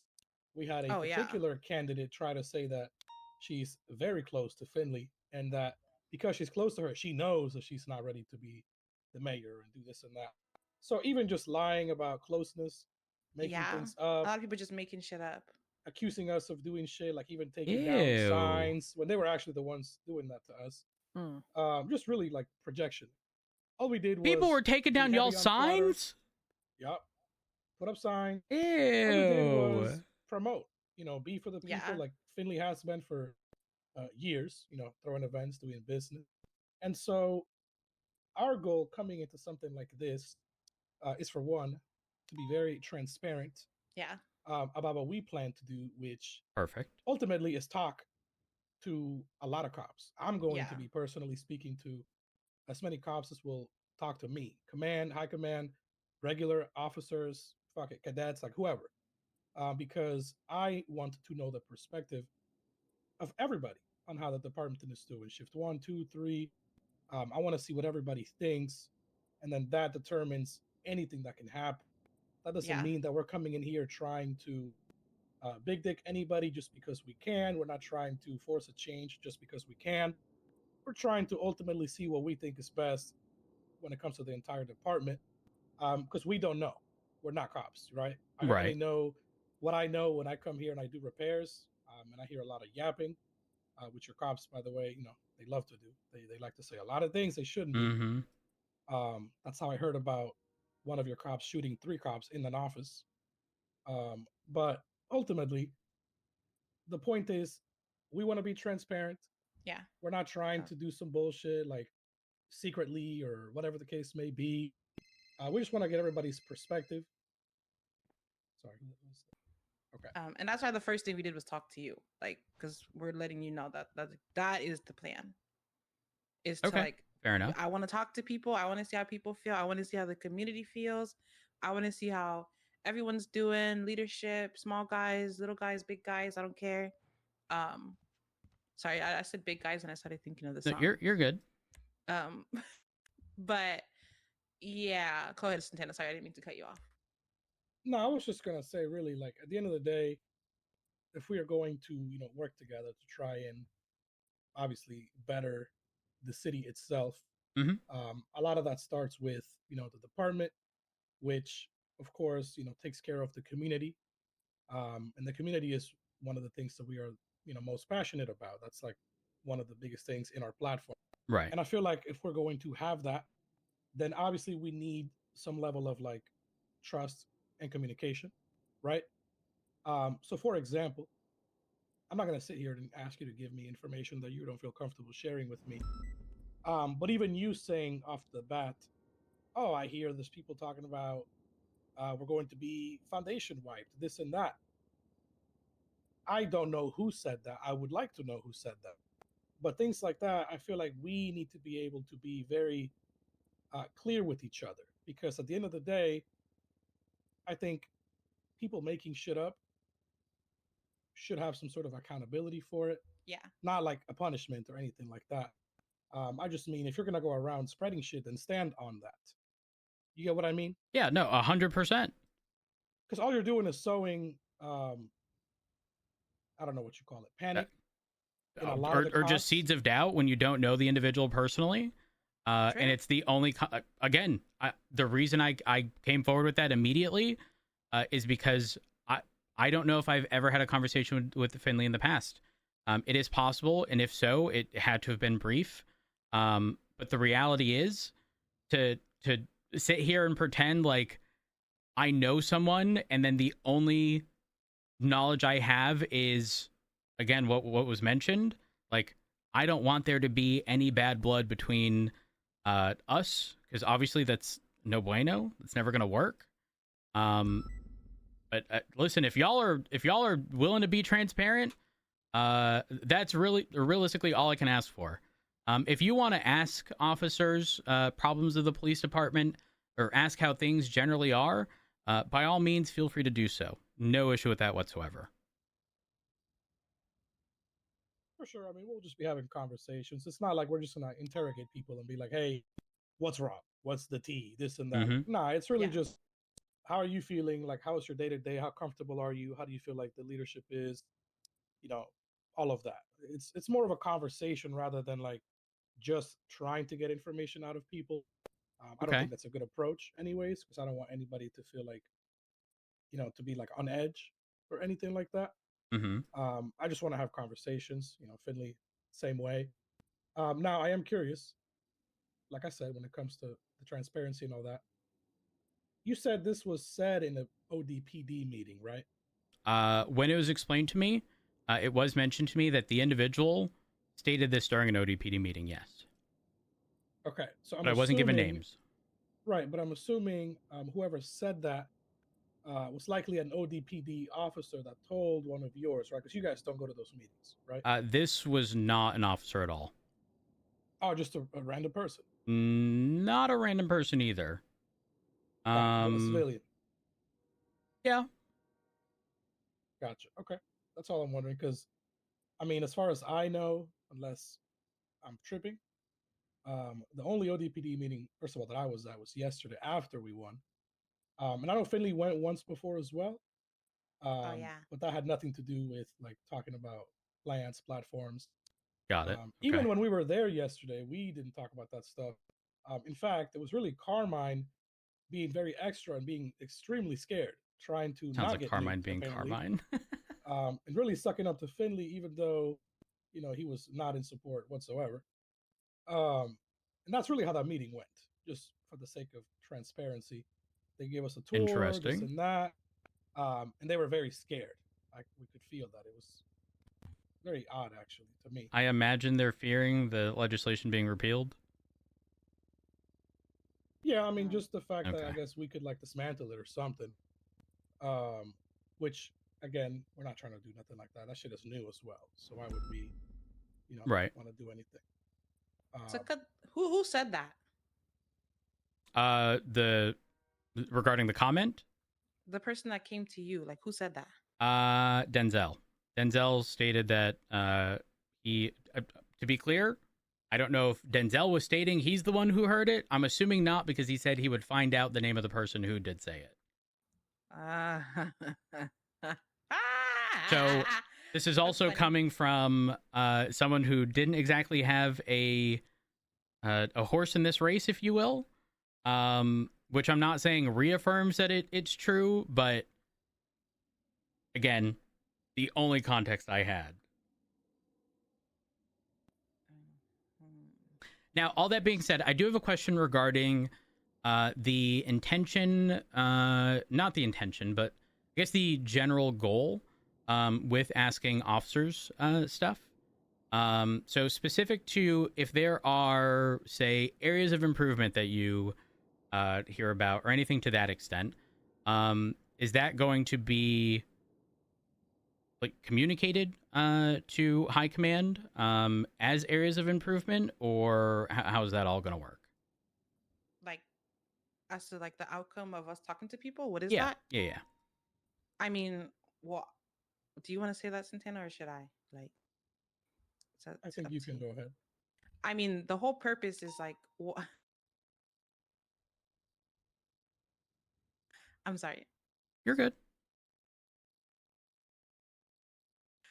Okay. The whole purpose of like trying to talk to people is just to see how they feel about leadership. And I mean, we would come to you because I mean, it's not my job to you know, go to other people. It's my job to go to you about issues or concerns that people might have, and then you fix them, you know? Right. So that would be what I do. But I mean, if you want me to be straight up, I think with new leadership, there should be someone in place that aligns with them and someone that they can work with closely and get in contact with. Like, I should be as accessible to the chief as the chief to me. Which I mean, like I said, I tried 3 times to meet with you guys, and I know it's not your fault, but it was hard to get in contact. Whether that be because y'all didn't want to, or because it was just hard, or this or that happened. You know, that's fine. Mm-hmm. But I would like for, you know, hey, I want a day to come and meet with you and talk, and for there to be a day said, because that is what I said in the messages. Got it. Okay. I'm not saying I'm going around looking for a new chief, but I'm also trying to understand the dynamic within, and then also with the community. Because I will say, I'm around more like later in the day these days. In my experience with the cop is just not great. It's not. In what capacity or what sense? I mean, I was a hostage, and I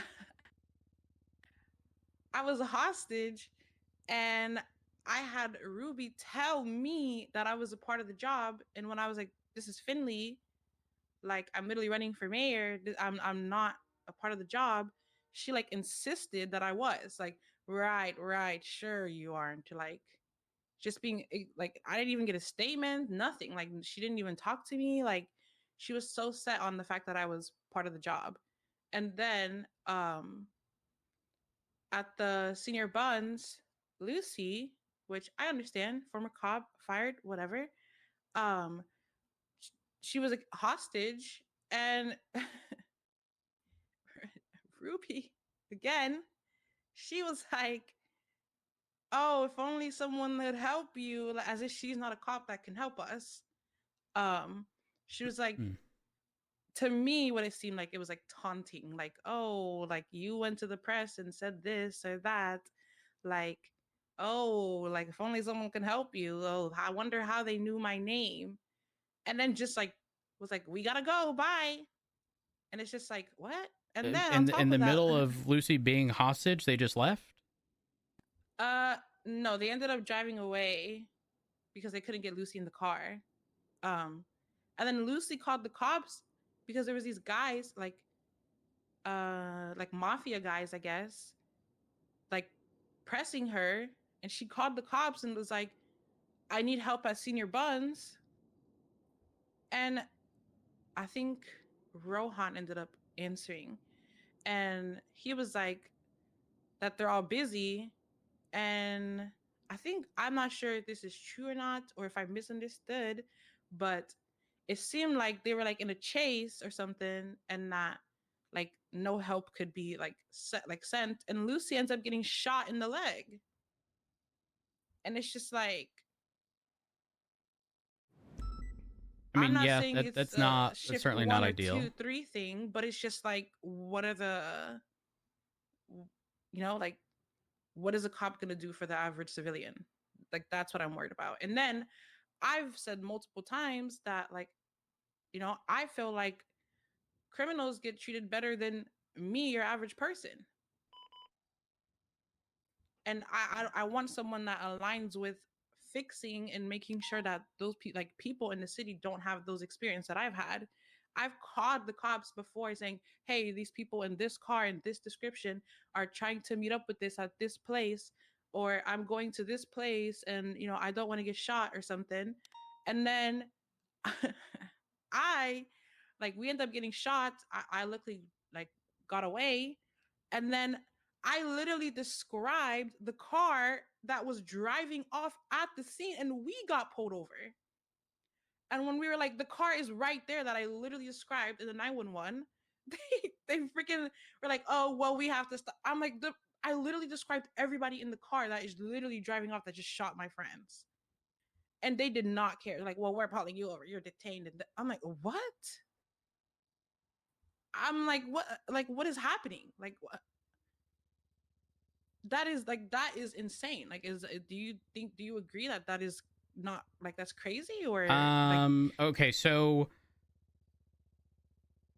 you might not like the answer I'm about to say, but in situations when officers were not present, oftentimes everyone in the scenario is getting detained.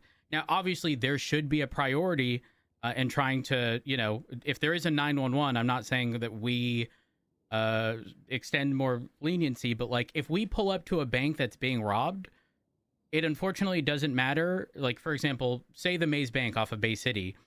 It doesn't matter that you are someone who is just cashing in a paycheck in the front. The reality is we don't know that, and oftentimes we have to verify certain things, right? So it wouldn't surprise me if in your scenario you had gotten GSR tested. I don't know how many resources were allocated to that scenario. I don't know if there even could have been, multiple that could have allowed for there to be other people to get, pursue the other vehicle. But oftentimes we run into scenarios where, resource management is just not ideal because sometimes we just don't have sufficient officers to respond to the amount of stuff happening in the city at once. Not that is, an excuse for everything, but the reality is sometimes there just isn't people to respond, or they're tied up in processing or, court cases or anything to that extent. Again, it's hard for me to say whether or not that's crazy because I wasn't there. I wasn't the one making the decisions there. Do you have the names of the individual involved in this situation? In which one? I believe you mentioned Ruby in the prior ones. Yeah. The Lucy one, I don't believe was. It wasn't a cop. It was dispatch. Okay, dispatch. And then in the situation where shots were fired and you ended up getting away and called 911, do you know which officer responded to that? No, I don't remember who that was. Was it LSPD or BCSO? It was LSPD. Okay. And then regarding the Ruby stuff, did you attempt to bring this to anyone's attention prior to? No, but I wouldn't say confronted, but after the whole Lucy thing, I said that I didn't appreciate that she accused me, and she really didn't care to listen to what I had to say. And then she just she thought that Lucy, which is, I mean, it's kind of fine if she had a call to respond to, right? I'm not saying that the conversation had to happen then or there. It could have easily been like hey, I can't talk right now. Let's talk about this later. But right. It's just like I gotta go now. Bye. And it's just like, okay, if you don't give a fuck, then cool. I won't give a fuck either. I mean, listen, I think all of these incidents can be summarized like this, like what she's saying. We definitely feel like Shift 2 has a clear lack of empathy in community when it comes to how they treat civilians. We're speaking from the perspective of civilians because that's what we are. You know, I am a clean business person. So is she. She has always been. I used to be in a gang, you know, a couple of years back, and I've been clean for a long time now. And I mean, the treatment that I got even back then when I was a gang member was low key better. So I feel like there's definitely a clear lack of empathy, of not caring, and people prioritizing getting to their next call sometimes versus dealing with the situation or fixing things. And I can speak more to Shift 2 because that's the time that I tend to be around more. But I notice it pretty heavily then. So I don't know if it's better earlier on, late nights, but specifically during Shift 2, there definitely is like a clear lack of empathy and care so much with the community. It feels like within the department. Okay, so I'm making sure I jot down some of these notes here. And I will say, listen, between you and I, I'm not really looking for as to why this happens or this or that. Like, I don't need to understand, and I'm willing to understand, but I get it. I mean, not that I was the same level as you guys, but I've been a cop before. I've been in the DOC before. Like, I understand. I do. But it's like I'm not in that lifestyle no more. Like, I was your average civilian walking around getting shit done and being there for the community, and I just want to make sure that the person in leadership is for the community. Like, that is my entire point. Got it. Okay. So though you make mention of like you not needing to understand, I certainly need to understand. Obviously that's why I need these things brought to my attention. Specific to both of you made very specific mention of feeling as though the criminals get treated better than civilians. Would you guys be able to provide me examples of what makes you feel that way, just so I can better understand? Okay, go ahead. No, you go ahead. Go ahead. I was gonna say, me personally, I just feel like being a clean person does not hold a lot of weight. And what I mean by that is I don't get any additional benefit of the doubt about what I could do, what I could have done in any type of situation versus a guy that has 100 attempted murders of an LEO. I'm getting looked at the exact same way. It happens all the time. True. She owns Paradise, the food stall. I run that with her. Don't get me started on that. And all of the many incidents that happen at Senior Buns, as I'm sure you know, it's the hotspot for bullshit. Right. We often get treated the same way that, your standard guy with 100 attempted murders get done. As far as like we call, report something, they talk to us and look at us as if we're not the ones that called them to report it. Any simple situation could be like a hostage situation, could be a shootout. But I feel like being a civilian, which is probably part of the reason why we don't have that many clean civilians, doesn't mean much to the PD. Whereas I feel like if you're a clean person who's had a clean record for a long time and is actually a positive asset to the community when it comes to business and doing things to help people, should that not gain you some additional benefit of the doubt, trust when it comes to incidents that take place? I think it should, in comparison to somebody that actually tries to kill you every day. Like that. So I do agree. This might be, I don't even know if there is a tactful way to say this. The best way to describe it is in scenarios where we weren't present, we have to do our due diligence. And that could just mean detaining people, GSR testing people to cover all of our bases. If we don't do that, the unfortunate reality is we're not doing our job. Even though, again, I do agree, if you're the individuals calling 911 and actively reporting a crime, stating, this vehicle, this description, these individuals dressed in this manner, like there should definitely be what's the term I'm looking for? I guess like a severity Benefit assigned of to the that. doubt? Well, I mean, yes, Sorry. but again, like it wouldn't be the first time where someone who is a civilian and has a clean record isn't essentially setting up like a fault. And again, I'm not stating that you guys are doing this, but we have to do our due diligence in each scenario, and can't immediately just jump to conclusions. I'm going to be real. If I'm running into someone who's a upstanding citizen who has never, had run-ins with the law, especially aggressive ones, or, shootings and whatnot, I'm likely going to assign more benefit of the doubt than the person who might be accused of something, right? But in doing that, you might still end up cuffed. You might still end up GSR tested, but it's for the purpose of documenting everything and covering all our bases. Because if they show up to court and say they shot first and we don't have a GSR test for you, we're shooting ourselves in the foot regarding proving a case against them. So it's about, doing our best to cover all of our bases. And I know it's not ideal, but if we're not being thorough in that sense, again, we are sort of shafting ourselves. Just to be clear on what I'm saying, because maybe it wasn't clear. Yeah. Anything that I'm saying has absolutely nothing to do with you doing your procedural stuff, SOPs. Yeah, I was you gonna have shit to say. follow. GSR test, detaining people. I don't care about any of that. You're doing your job. I'm like the talking about experience. treatment. It's how they Yeah, treat the people, how they experience talk of- to them. Yeah.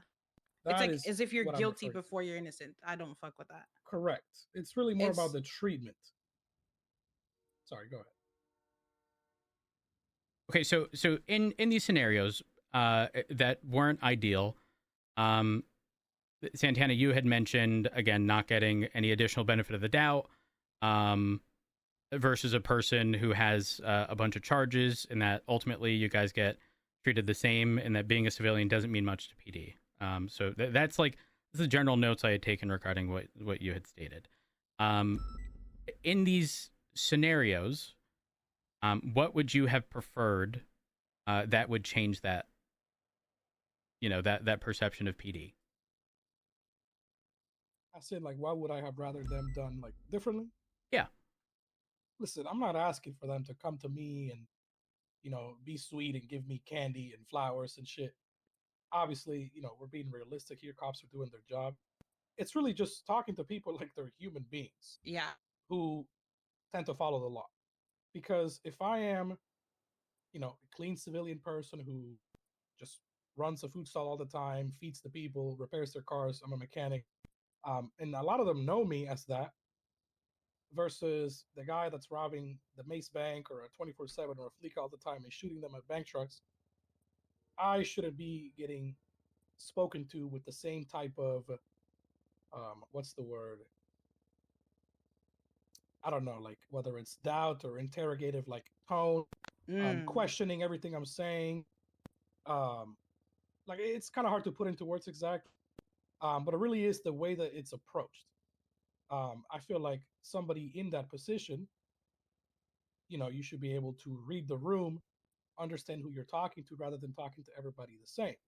And it's not about like, oh, I should get special treatment, this and that. It's really not that. It's more so that when you're dealing with people who don't have a history of doing any of these things to you, or just doing fucked up shit to the community or the city in general, versus somebody who does, you can't look at those two people the same. And that's not about equal treatment. That's just about knowing who you're dealing with and adapting to the situation. Go ahead. Okay, I was gonna say another example of that is like he got taken hostage, and we were county clerks. We still are county clerks. Like I still do my regular shit. And I 911 saying, "Hello, my friend Santana, a government employee," because apparently the cops don't consider county clerks as government employees, even though they're under the DOJ. I was like, a government employee has been taken hostage at the tow yard. And can you like explain your experience, like when because I want to understand, like, Oh yeah, of course. I got taken to a jewelry store. Mind you, by two people that I know. So the two people take me. They didn't really want to, but they were desperate. Whatever. Of course, I'm a county clerk as well. I have been for some time, government employee. They're aware. She 911. She was there. I'm at the jewelry store being held up by a person with a wrench and a person with a flintlock pistol, which of course is, I'm sure you know, an old ass pistol with one bullet. Right. The PD shows up. It is clearly relayed through the radio that I am a government employee, county clerk, because it was 911. And then the officer, I think it was your assistant, Viv, if I'm not mistaken. She comes in, she checks with me, basically who I am, and then she relates over the radio, yeah, this is the county clerk. The other officer who was there, I don't remember his name. He's like a Hispanic guy. He was like speaking Spanglish.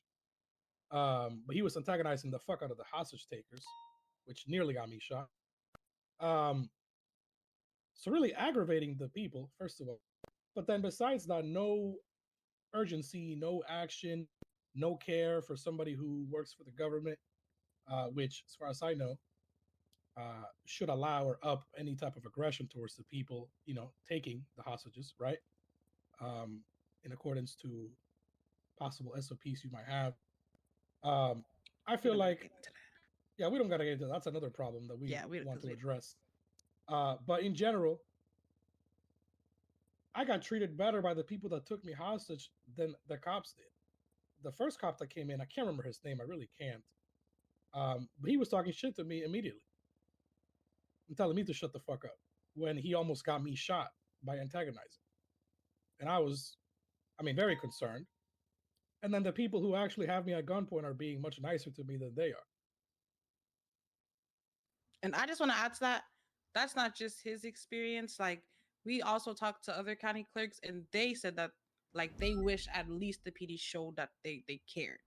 Like, that, hey, this is a government employee. Like, even if it's not like, we're going to come in guns blazing, like, just showing that, like, hey, like, I know with county clerks it's a bit difficult, but even if it's like a, hey, let's bring all the county clerks in so that way everyone is familiarized, or even looking at the lemon list or something, like, I don't know. I don't know how it would work.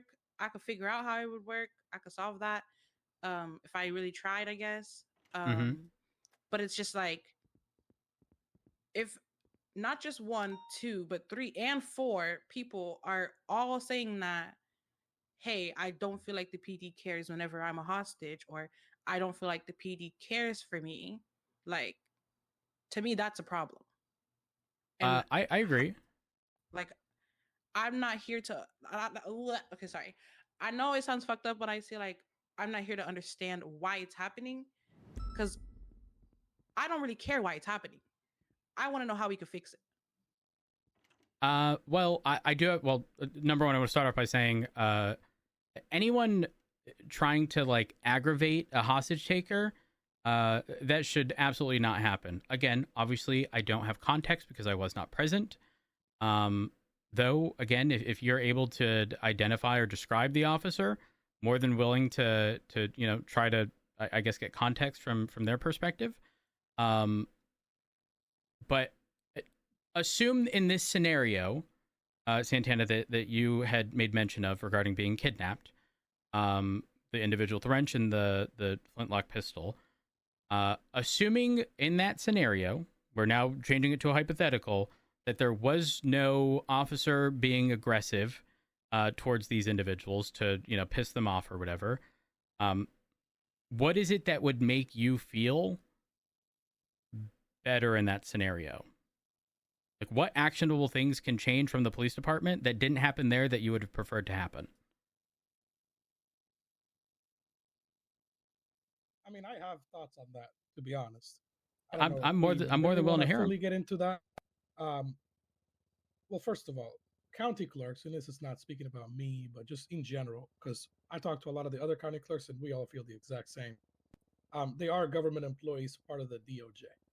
So if somebody kidnaps a judge who is actively on duty and is taken hostage at a bank, what do you think you guys are going to do, most likely?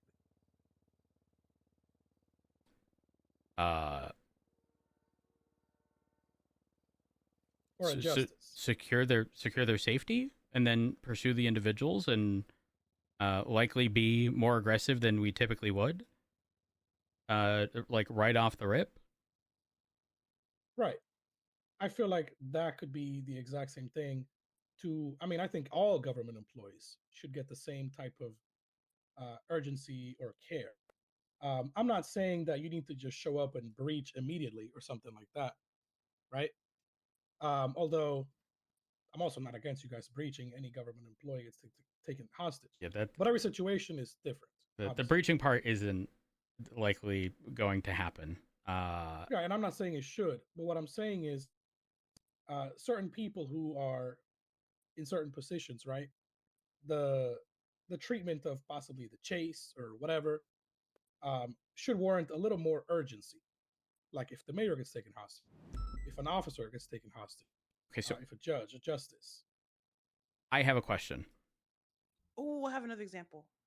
Oh my gosh. So my question specifically here, because my question is essentially, what could have changed to make you feel more valued in these scenarios? I think go ahead.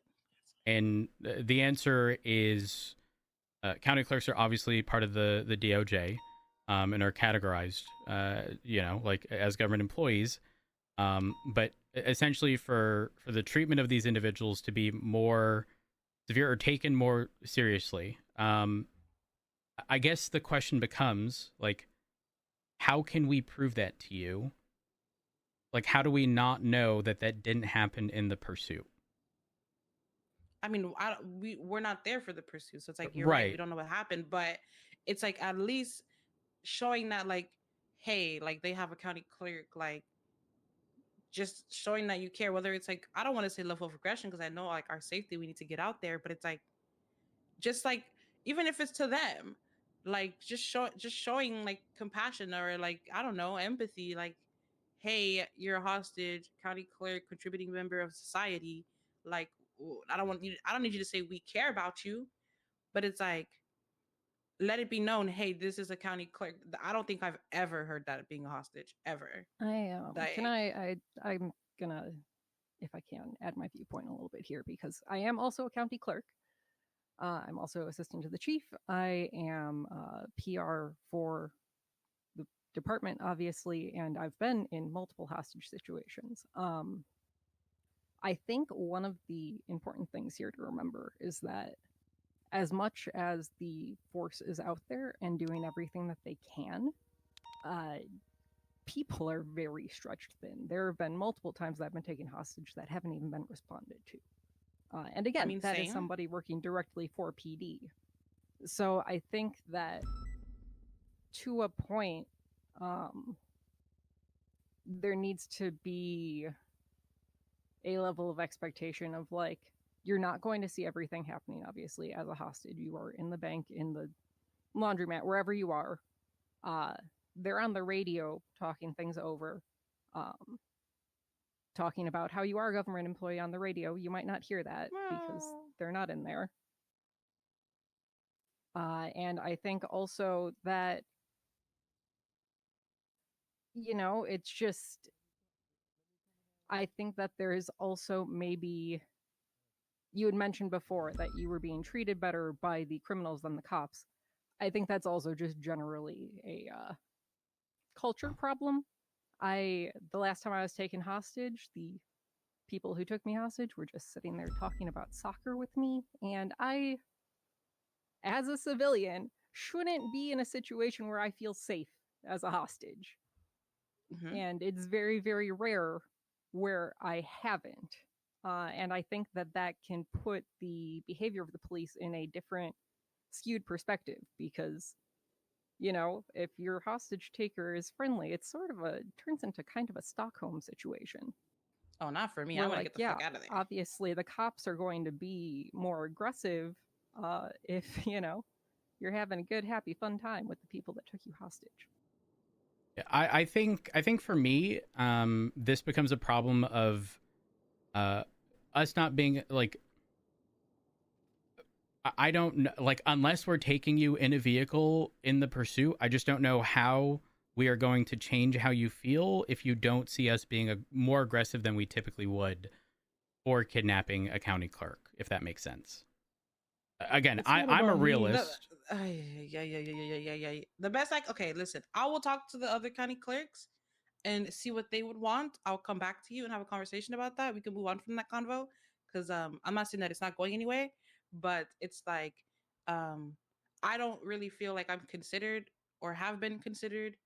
I've been on duty, and I was on duty, and when Ruby was accusing me of stuff, I always have my shit in the lemon list as his county clerk. I always taught out saying that I'm a county clerk. So it's like I will talk to the other county clerks to see what they would want to see, because I don't really think it's gonna happen to us much anymore.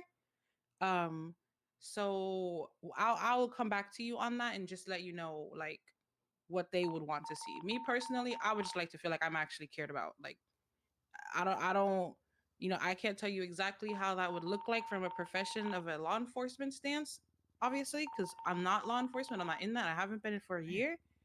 But that is something I will come back to you on and let you know what they say. What did you just do? Or they can come in with me with us. I'm sorry, I don't want to cut it short. I just don't want it to go so long. No. If you wouldn't mind, just in that, when you speak to the other county clerks, please make sure that you put in, or like note down, you specifically, because obviously Santana mentioned specific things, and I don't believe you specifically mentioned anything other than like wanting to be made to feel more cared about.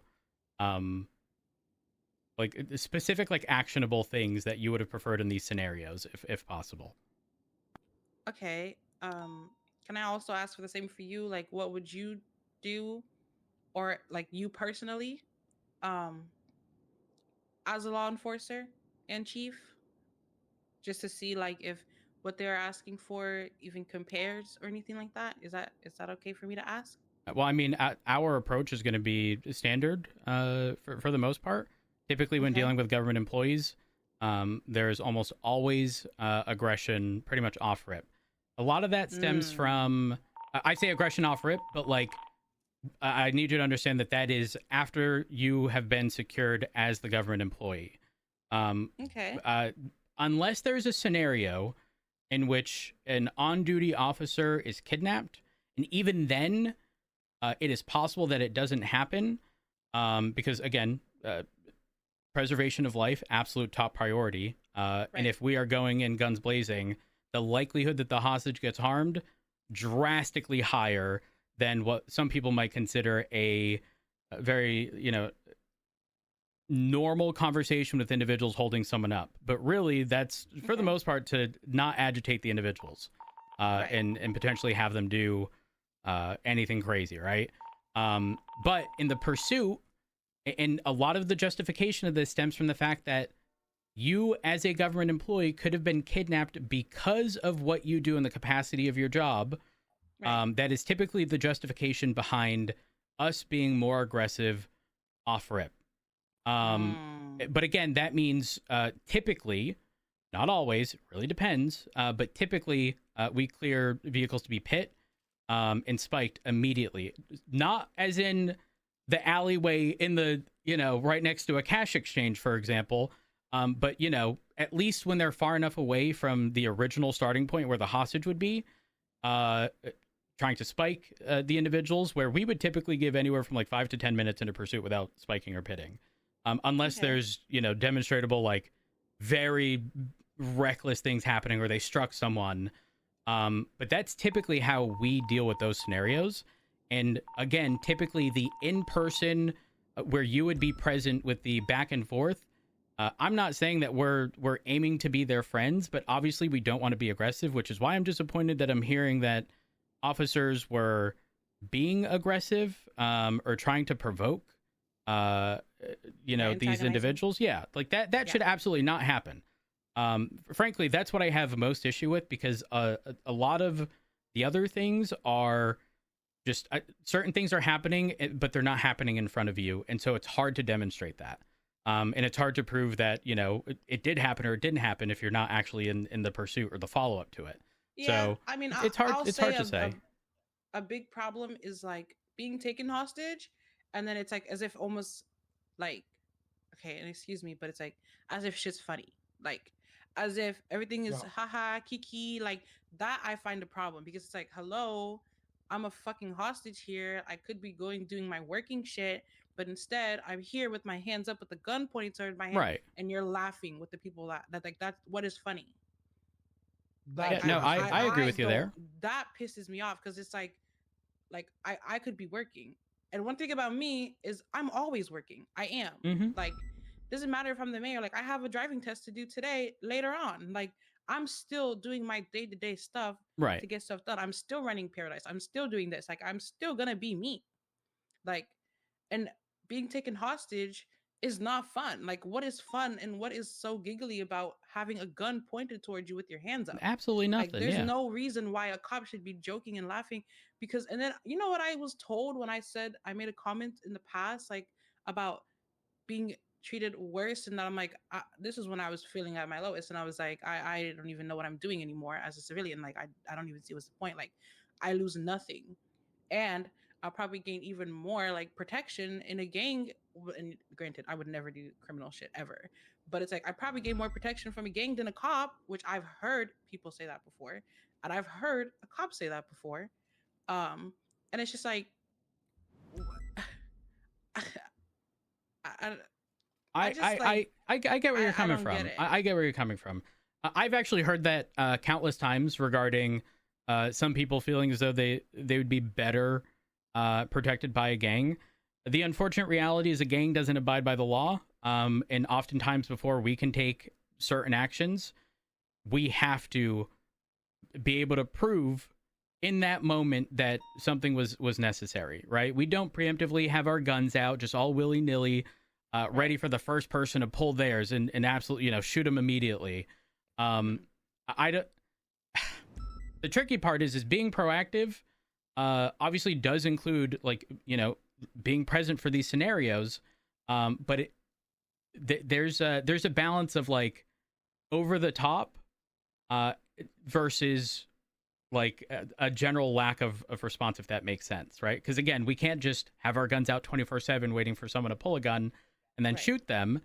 That's not realistic. But because those individuals don't abide by the law, the thing is we can't make those assumptions about people unless we have a means of articulating that. But because we have to operate within the confines of the law, obviously, and obviously protect people's constitutional rights, that's why oftentimes when I've heard this said, people feel that way. The reality is someone rolls up, let's say you're part of Hydra and you roll up to the SAC and you're wearing purple, immediately those individuals are going to pull guns. In the PD, we can't do that. There's no legal justification behind that. When people roll up to us at Mission Row, we're not suddenly pulling guns. Not unless we have a means of articulating why we would. But again, that's more of a, more insight rather as to why some people may feel that way. And just to add, go on. To go back to like my scenario at that jewelry store. This has happened a bunch of times too. Mm-hmm.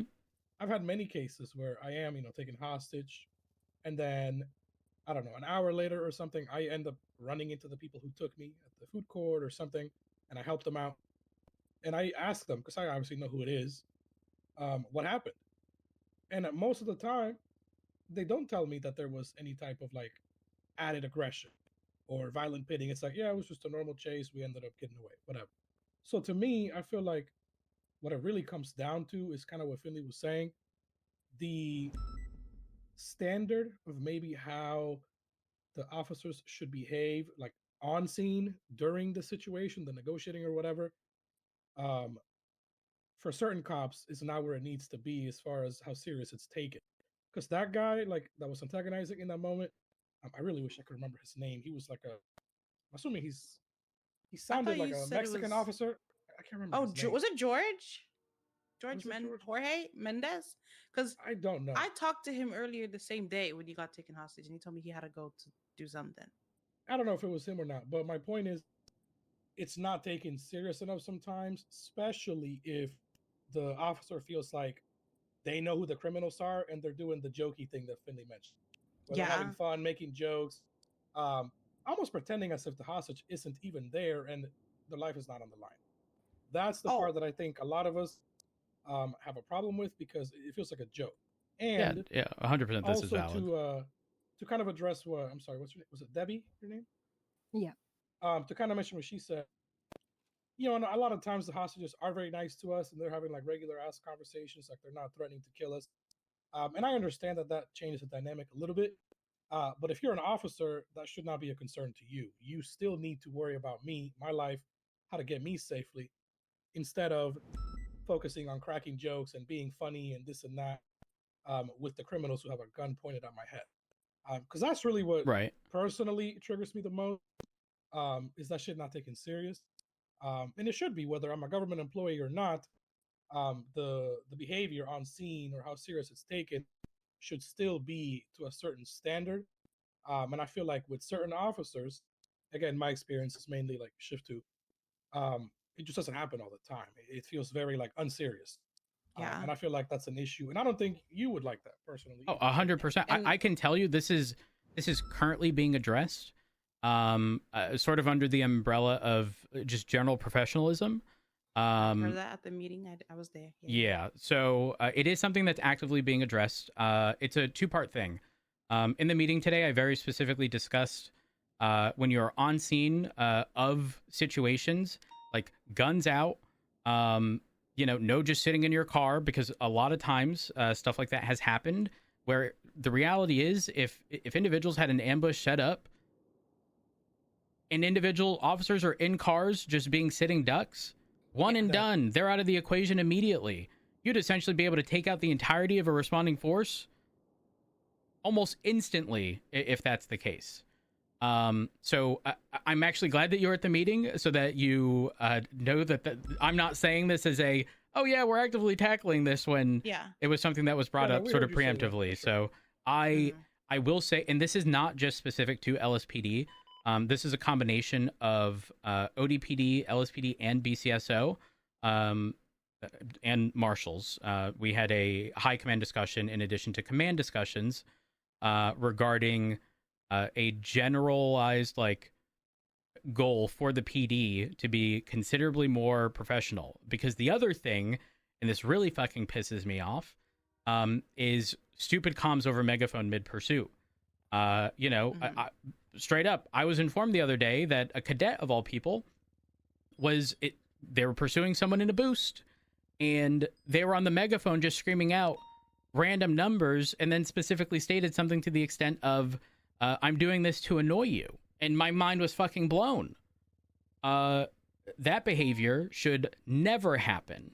And that individual has been given one warning and one warning only. Should that behavior continue, they will be fired, which is also what I stated in the meeting. I'm not going to be dealing with individuals who've been provided directive of not doing this shit, being warned about it, and then continuing to do it. Because if they're willfully willing to do that, I don't want them. However, I will also say this, and please communicate this to, clerks as well, friends. If you guys feel as though there is an issue with the behavior of specific officers, please bring it to our attention. I don't have an all-seeing eye. I want these things brought up to people and addressed. And the unfortunate reality is sometimes we get into these scenarios where someone eventually, it's the last straw on the camel's back, and then they come forth with a bunch of these complaints, only to realize that some of them happened weeks, if not months ago, and addressing those things way after is problematic at times, because people oftentimes don't recall the situation, or they'll feign ignorance and claim to not recall. However, when these things are brought to our attention immediately, so specifically Ruby, for example, Key would be the point of contact there, because Ruby's lieutenant, Key's captain, and ensuring that those things are addressed. Please encourage people to do so. Obviously small things, not the biggest deal in the world, but genuine problematic things like the behavior of that officer trying to aggravate the hostage takers.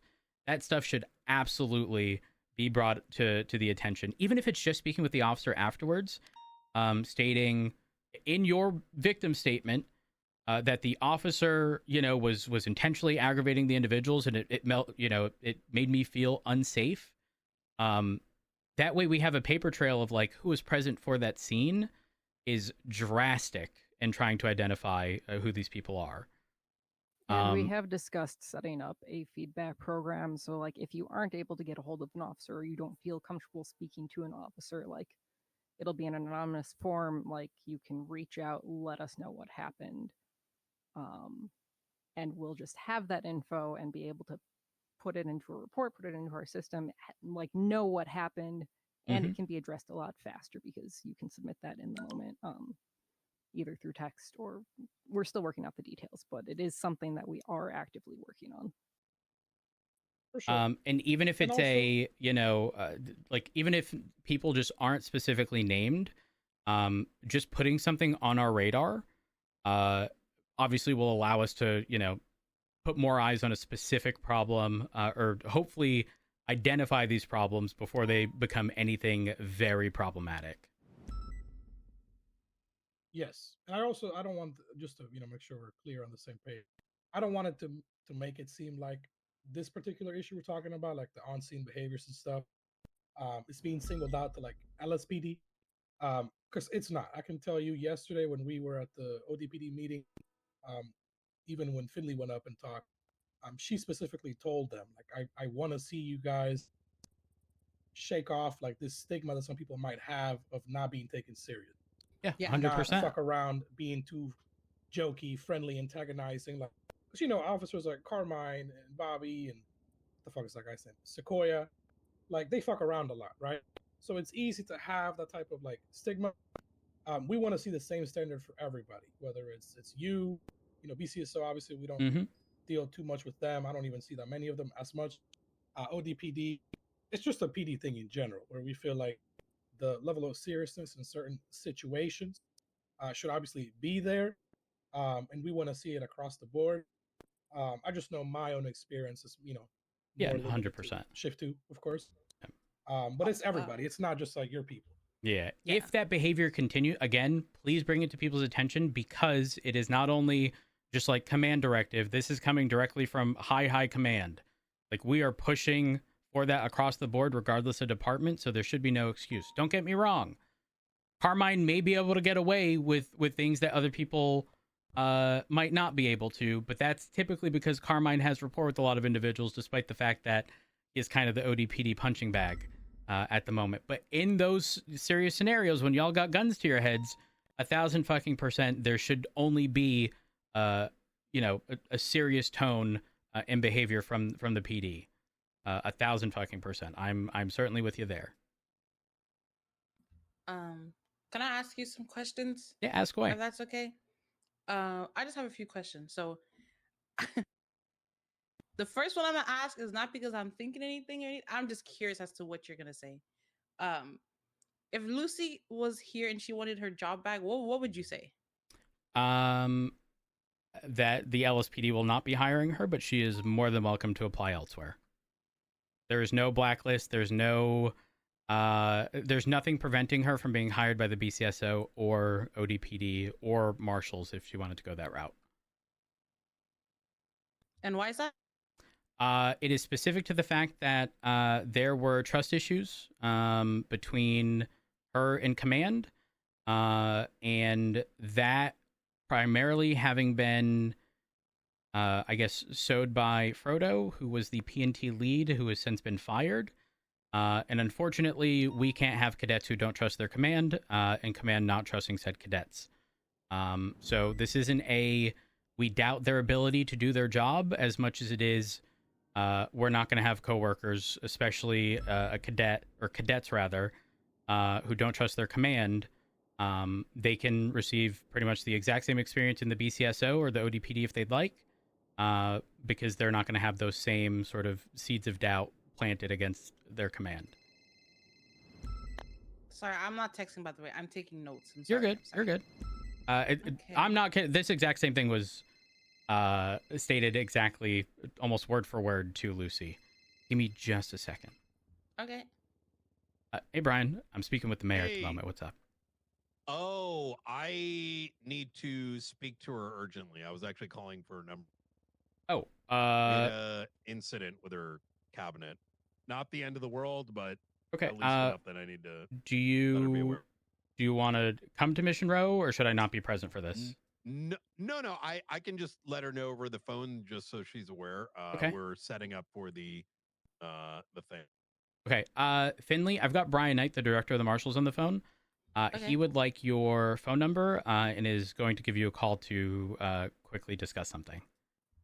Okay. Brian, I will text you the number. Thank you. Wait, actually, Finley, are you on the lemon list? I'm not at this time. Okay. can't. Brian, I'll text it to you. Perfect. All right, sounds Talk good. to you in a bit. Bye. Just let me know your number because if you put it on the lemon list, you might get swarmed with phone calls. Yeah, that's the reason why it's not there right now.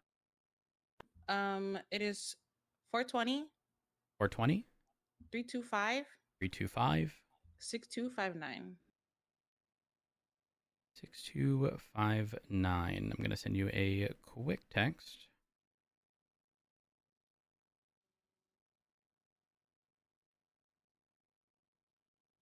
Hopefully you got that, and I will let Brian know your number.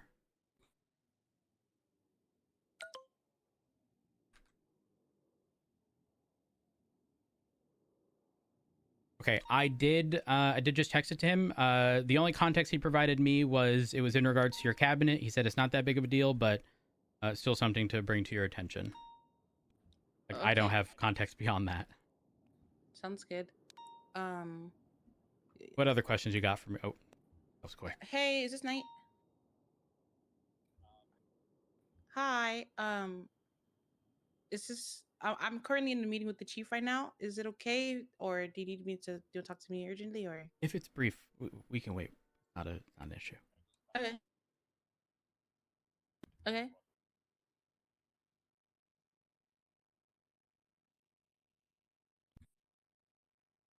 Oh. Okay.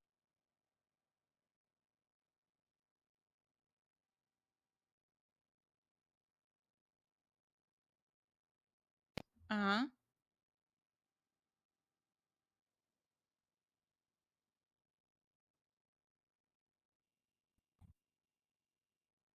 What the? Okay. Oh, wait, who?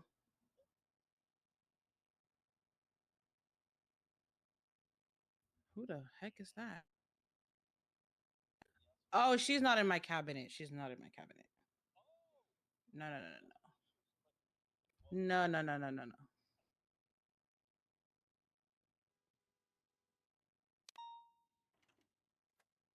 Yeah, no. She said she wanted to be security, so not official member. No, no, no, no.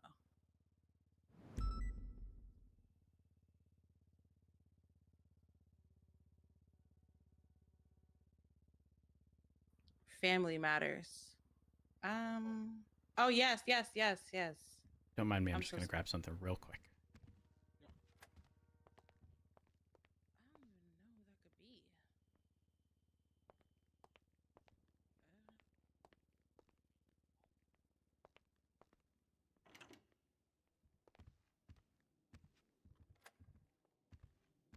No, the only people in the cabinet is Santana, Lucy, and Milo. That's it right now. Lucy's in the cabinet? Yep.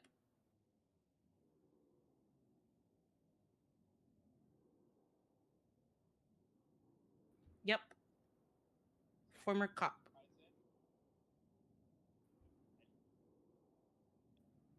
Oh. Okay. I will give her a call. Thank you for letting me know. Alrighty. See ya. Interesting. Okay. What other questions you got for me? Okay. What is your how does your ideal PD look like? And this is not like for me to like instill any doubt, but like if you weren't the chief, like who would you want? Who do you think would be like the perfect person in your eyes? I'm just curious. I don't necessarily think there is a perfect person. I think I'm a firm belief that perfect is the the enemy of good. And realistically, no one is going to get into this position and be perfect. It's very much so about growing into the position and identifying like problematic areas and trying to resolve those. If I had to pick a name,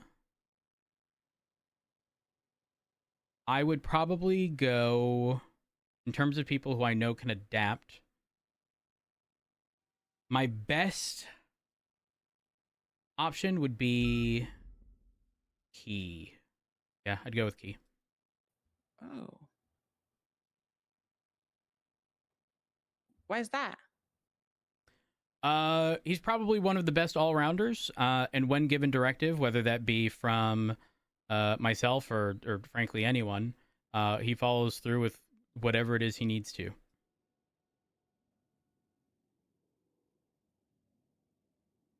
Okay, I see. Okay. And what's your like ideal PD? Like, what do you think? Like, if you could have like a well-rounded group of people, like, what does that look like to you? Like in what capacity? Like, are you looking for the people who I surround myself with, or? No, I just mean like the department as a whole. You know, like, would you think that they're more what's the word?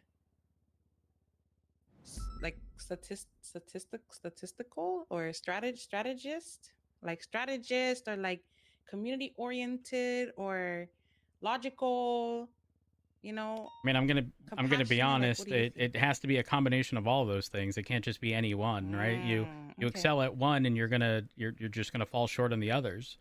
But that comes with like the different personalities of people in PD, sort of filling those specific roles. And which one do you think like the PD like needs more of right now? I'm gonna be honest. I'll say strategist, just because that's I don't want to say nerd shit, but like we really need the fucking smart ones. I ain't gonna lie, we need the smart ones bad. You need more smart cops? Oh yeah, 100%. I say smart as in, sort of like an investigative capacity, looking into things further, being spreadsheet nerds, to be able to look at financial crimes, that kind of stuff. I want to see that more often, but unfortunately, that is a difficult quality to come by. Okay. So you don't think that you need more people-oriented, community-based people? I mean, yes. But again, if I had to like specifically prioritize, I'm still going with the nerd shit, and very specifically because there are so many things within the capacity of our job that changes, whether that be with legislation, just our day to day, and the nerds are the ones who come up with the solutions to most of those things. Don't get me wrong, community policing, major aspect. However, and I'm not saying that just because the ODPD exists that we don't need to have that. There has now been an entire department made around that specific problem. And again, I can't stress it enough. True. I'm not saying we can't. We absolutely should. But I also don't want them to be sort of like thrown by the wayside and not given their opportunity. And that doesn't mean we're ignoring calls, but again, it's why I specifically didn't prioritize that when there is a whole department whose entire purpose was to prioritize that. Yeah, that's fair. I feel you on the spreadsheet nerd kind of thing, because like I hate spreadsheets, but they're so efficient, and I'm like one of those like I prefer to do the administrative work versus like I want the graph. Like, when the spreadsheet been analyzed, I just want the graph. I want to see a percent of, the good shit, the bad shit. And they make it so easy to just look at stuff sometimes that would otherwise be an absolute pain. Yeah, that's you should see the spreadsheets that I have. It's kind of they're pink though. They look nice. Fair enough. And then what's your rapport with the other department heads? And like you don't need I don't want a PR answer. I want you to No, be you're genuine. good. If you don't fuck with someone, Really, then let me know. Really solid across the board. I mean, I will openly tell you, Pred does have a problem with me, but that is because when I officially fired him after he was ACR'd and it was legally required anyways, he wanted to return back as a captain, and unfortunately, I could not entertain that, primarily because I had spoken with the rest of command and high command regarding Pred, and everyone felt as though that would not have been appropriate. For context or additional context, I've worked alongside Pred in high command for years. We led easily the most successful departments many years ago, and then after the collapse, I pretty much stated I would never accept a position in command or high command unless it was alongside Pred. He eventually got made chief of police, and I ended up being the ass chief. But when he was removed, he's very upset that when I took the position and didn't bring him back in the position he wanted, he went on a crusade and decided to instead make a whole separate department.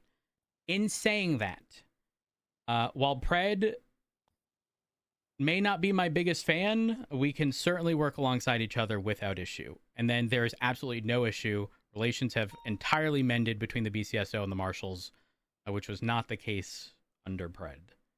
He's definitely a stirrer. And by that I mean someone who's going to yell at every opportunity and cause people to, oftentimes shut down or get even louder, and then nothing productive happens. Okay, so let me just sorry. My phone's been up. I've You're been good. taking notes. If I had to give a let me just sorry, go ahead. Go ahead. Okay, let me just make sure okay, no, you go first. Okay. 10 out of 10 with the Marshals, 10 out of 10 with the BCSO, and I'd say 8 out of 10 with ODPD. Okay. I have a follow-up question, but let me just make sure I wrote this right. Hit me with this it. is important, okay? And if it's not what you said, just correct me. Okay. Pred has an issue with him when he fired him after the ACR and legally required. He wanted to return back as a captain, and unfortunately, he could not entertain that after speaking with High Command, and they decided it was not appropriate. Worked with him in High Command for years, had the best working PD, said he wouldn't take a position in command unless he worked alongside Pred, and he got chief and was brought in as the ass chief. A relationship ended with the BCSO and the, I think I wrote, BCSO with the Marshals. 10 out of 10 for the departments besides the ODPD. 8 out of 10. Did I get everything that you said? Yes. Sorry, I'm like a note taker. No, you're good. Okay, so if Pred was not the chief, who would you want to be the chief that you think you could get along with, like working wise?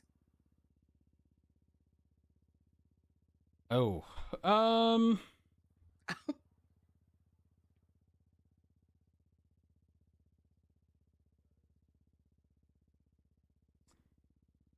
gosh, that's a hard question. I'm split between we're talking specific to ODPD. Yes.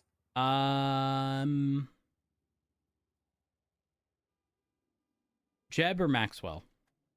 One of the two. Okay. What the fuck? Disregard those shots. Oh, okay. I'm so sorry. Sorry, we're desensitized to it, but we got a 301 indicating to disregard. Oh, okay. Listen, when I hear shots, I run. I trust me. You and I listen. When I'm off duty, there's a gang war. There ain't no way I'm looking for additional tea. I'm gone. Went the other way. Absolutely the fuck not. I'm not sitting around to watch. Oh my gosh. Not unless I have an entire department behind me. Hell You know what? no. That's fair. I'm just imagining like seeing a bunch of bullets flying. Like, oh my goodness. Ooh. And then, listen, sometimes, we just don't have the officers to respond in the midst of a gang war. We have to essentially play the role of a janitor and clean up. It's bad sometimes. Real bad. Yeah. What else Okay, you I got have for one me? more question. I'm so sorry. Hit me One with more it. No, you're question. good. Don't apologize. I want to ask the same question, vice versa. Who do you think would work as the chief at LSPD with like best with Pred? Best with Pred? Oh gosh. Yeah. There isn't an answer for that. Straight up. Yeah, that's a big order. Oh. Yeah, no. The wow. reason there's no answer to that is because Pred has the mindset of anyone who's currently in command and high command is just bad because they didn't go ODPD. So if you are looking for Pred's approval, the answer is not applicable. Wait, That's my Pred's final answer. Oh, like who? What do you mean Pred approval? Like who would work with him? Yes. Oh. Yeah. It would have to be somebody he picked. Oh, I see. And sorry you for the specifically Amazon. saying not me, pretty much sort of just like it wouldn't be anyone else. In full disclosure, and I will openly admit to it, if the roles were reversed and Pred was in the position that I was in and I was the one asking for that captain position, he would have given it to me. And I openly admit that to him. However, you know, when I'm looking out for the department, it's the department's interests that come first. And I can't really, you know, I'm not going to look at all of my command and high command and say, I value your opinion, but I'm ignoring it because that's not good. I see. Okay. Do you have any questions for me? Not right now. Well, actually, I do. Oh, what's that? So previously, Denzel was not tasked with, but I think he was the one who directly was reaching out to all three shifts regarding their needs. We're good for right now, to be clear, but I just want to ensure that like any ongoing things that we already have, whether that be repairs with, you know, specific repair companies still continue, and just generally how that stuff is going to work, whether or not there needs to be a resubmission of things. Oh. I don't plan to, at least not until I look into it, but I mean, I didn't really think about taking away anything at this current moment. Like, I mean, I don't mind a few repairs. I've worked for a mechanic shop and done a few repairs. I don't think it's a bad thing. Do you think that that's something that you need? Because I mean, I know you guys make money, so it's like, do you think that should be something that continues, or? Personally, I mean, yes. It certainly. It's not even about the free aspect as much as it is how much it simplifies the whole process. Because imagine a scenario where we're at Mission Row, we have 10 cars out that all need repairs, which is not an uncommon thing.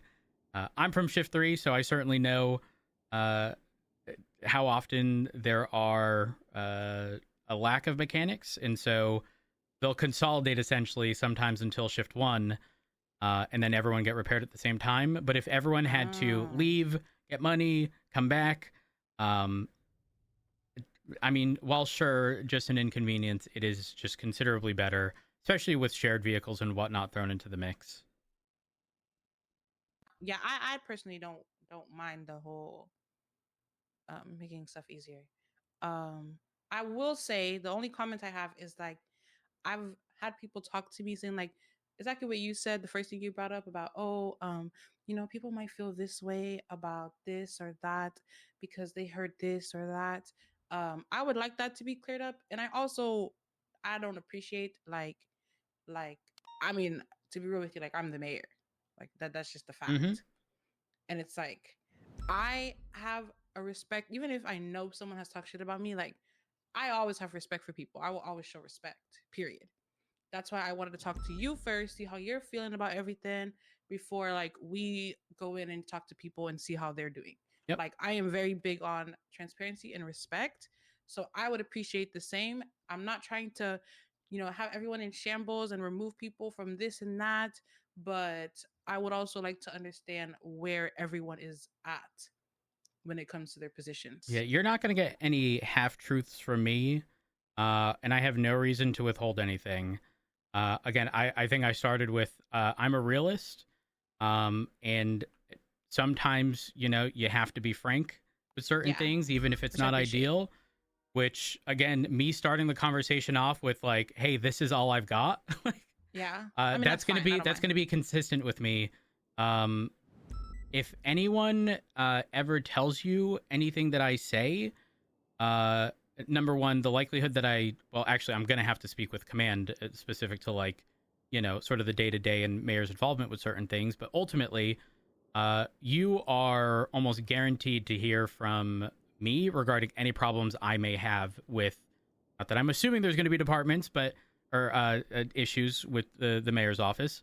But you're likely to find out from me first before anyone else. Because I hopefully intend on resolving issues before they become actual problems. And if that doesn't happen, obviously, that in and of itself is a problem. But TLDR, you should always hear stuff from me first, and not through the grapevine. Though if you do hear anything through the grapevine, just ask me straight up. I'll tell you yes or no. I said that or I didn't say that. I have nothing to hide. I'm a realist. Listen, if you want to know if you got something stuck between your teeth, I will tell you. I will be the person to tell you whether or not you got something stuck between your teeth. There's no benefit to not letting people know the problem. Right. Or a problem, especially if the opposing side is entirely unaware.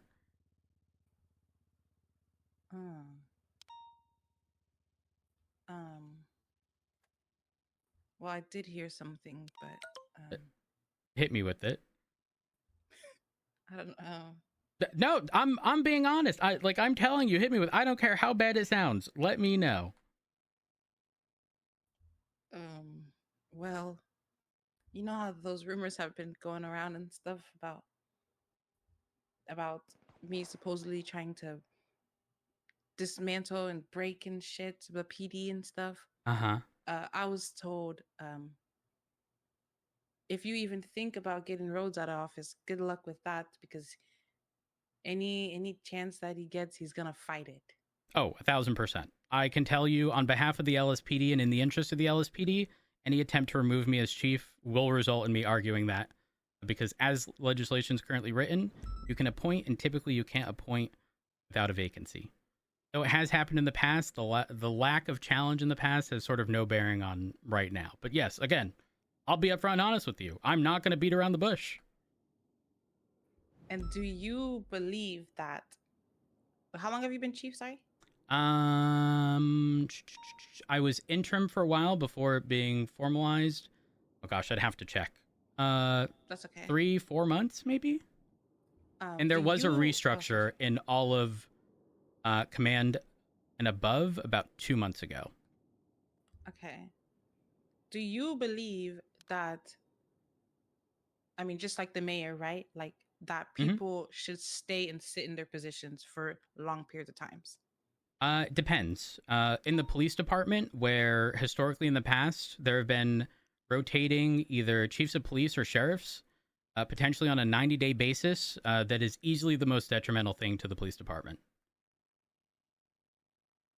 It is borderline impossible to maintain any semblance of true foundation when the top of the department potentially changes every 90 days. If I'm being honest, silly, and should have never been written as such.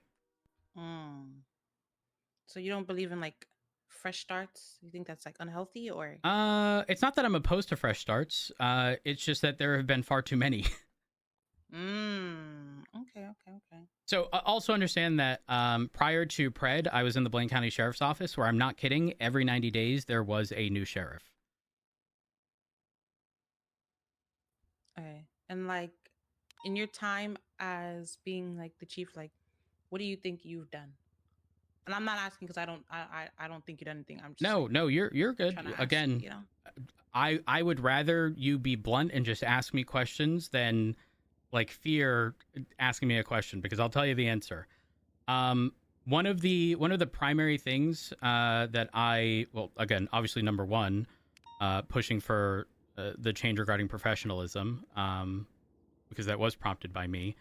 But the entire command plus structure in LSPD changed specifically because of myself and Viv. So for context, it used to be myself, Maxwell, Ruby York as commander, which was technically above captains, and that was just a role that Pred decided to make on a whim. And then I'm not kidding when I say we had 6 or 7 captains when the traditional structure is 1 captain per shift. And despite having 6 or 7, shift 3 had no captains. So I had to change that, which is obviously never an easy task when you're telling a commander who is in high command, hey, like with the restructure, you are going to be a sergeant. And while still command, that's never going to be an easy conversation with people, and they're obviously going to feel slighted. Despite that, I think the general results of the entire sort of it was only a command plus restructure, to be clear, was very good.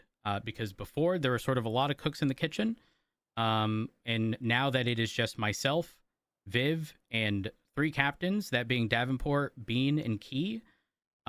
Communication is really fucking solid across the board, across all shifts. And there have been a lot of good pushes changed. Just in general. Now, in saying that, with ODPD, obviously, they sort of took a chunk out of LSPD in Shift 1. But we are working on taking on additional people in Shift 1 to fill those gaps. I'm not going to sit here and pretend that it hasn't affected us at all. That would have been ideal, but when they pulled a lot of people, Maxwell, Jeb, Carmine, like all of those people held high command positions in the past in the LSPD shortly before. Right. So again, not an easy thing, but at the end of the day, it had to be done to ensure, the LSPD was progressing in the proper path, if you will. Okay. Has Lucy gotten her stuff back from the cadet house? I do not know. I last had a conversation with Lucy and Paul. I can actually tell you how long ago. Where they had informed me that they had directive that someone was going to be getting them their stuff. Hold on, when was it? Lucy, this would have been 6 days ago. So I'm unsure whether or not that had actually happened. Okay, because my brother owns that building. Like, he is the person that bought it and rented it out, and then the renter gave it to Oxby. So I'm just like, that's awkward. Yeah, that sounds awkward. Like, it transferred without your brother's knowledge? Yeah. I was the one that informed my brother that the LSPD is now in hold of his property that he rented out to someone. It is awkward. I think he said he had a conversation with Oxby and he understood that when the property is being requested, that is to be returned. So I don't know if it's written, but I don't want no more conflict with this and that, or this, like, like I can't get my stuff out or anything. Like, I just want that, like, that's just that should be done. Like, why wouldn't you want to get it over with? Wait, are you saying that specific to me? Like, why I don't, or are you just saying in general? LSPD in general, like, why is it not something that? So okay, if we break down the legality of it, the thing is, it's not LSPD specifically. That would be Oxby, but more importantly, I think they said Knickknack was the person. Yeah, it would be it would be a civil issue with your brother and Knickknack, because Knickknack would be the one who essentially owes damages. But again, I don't know how the contracts are written or if there are any, so hard for me to judge, and I don't wish to assume. But the whole issue would be pretty much on Knickknack for if he understood it as a contract in which he was just a renter, it would 1,000% be on him. Yeah, I agree with that. I just mean, like, for no issues, like more morality or like consciousness, whatever the heck, that kind of vibe, like just something to get it over with. But Yeah, I again, know what you're saying. I get what you're saying. It's hard for me because again, I just don't have the sort of intricate details behind that to be able to, you know, I can't sit here and give you a for sure answer. And what I've told you is kind of like my best educated guess, just regarding the sort of lawful route of things. But please tell me your brother made an actual written contract. I spoke with him about it. I asked him, and I don't think I got a clear answer. I think it might have been something to trust. I don't know. I have to get back with him and understand. So, because yeah, I mean, what Nick did was fucked up. I'm not mad at y'all, you know, at all. The concept is cool. I support it. I just, you know, the way it happened is a bit fucked. But and then like it being like a battle with getting their shit is like annoying to me. But you know, I mean, also, in the I just wanna make it conversation clear- with Oh. Oxby, do you like? Did he agree to return it to your brother? Like, do you know? In the conversation, to what I understood was that they came to an agreement that that was the case. Like, Okay. if it's Tell not you going to be what. used as a cadet house, then it should be transferred back. Tell you what, I will clarify with Oxby himself personally, or I'll have Key. Depends on, you know, sort of availability and general scheduling, to ensure that I have a formal answer. Yeah, same with And then that, if yeah. anything is happening on behalf of the LSPD regarding it being a cadet house and no longer being utilized as such, I will ensure that it is transferred over back to your brother. If he tells me, obviously, yes, the agreed upon thing is this will be returned either at his request or whenever, like whatever those terms are. Yeah. Because obviously I can at least enforce the PD aspect of things. And if he's telling me specifically these are the terms, then I'd have no reason to not believe it if it includes, you know, returning it at your brother's request. Yeah. Yeah, I can sort that out. The only thing I want to say, the last thing, and I'm sorry that this conversation's gone long. No, I think you're it's good. A needed conversation. I agree. So that way we both understand. I just want you to know, however I feel personally in my experiences do not affect my like actions. Like, I don't know if I said that already, but I just want you to know that even though I might feel this way or that way, that doesn't mean that I'm going to act just based on how I feel in my experiences. Like, I am going to get the bigger picture to fully understand. If Yeah, it's, absolutely. you know, something else, like, I don't want to act on anything just because I feel like it's not working. Because if it is working for most people, then those are obviously just my experiences, and that's I'm okay with sitting with that. So I don't want you to feel like I'm like, oh yeah, I'm gonna get this guy out of here, and I want to make sure that he says the wrong thing or this or that, like, because like he you know, PD fucked me over and this, and like I'm not trying to, I'm not like. No, absolutely. I appreciate understand. that. Considering in the past, I'm not kidding when I say this. When I was in the BCSO, Junior came in, selected Frost, and on a whim said restructure. Trust me when I say I appreciate that you are willing to see the bigger picture and not just whispers in your fucking ear prior to because the unfortunate reality is that people who are upset are most loud, and people who are content or happy, because it sort of should be the norm, like it rarely gets noticed, and it's easy to point out the wrongs. And crazily, very fucking difficult to point out the acceptable, or not the acceptable, but like what should be the norm.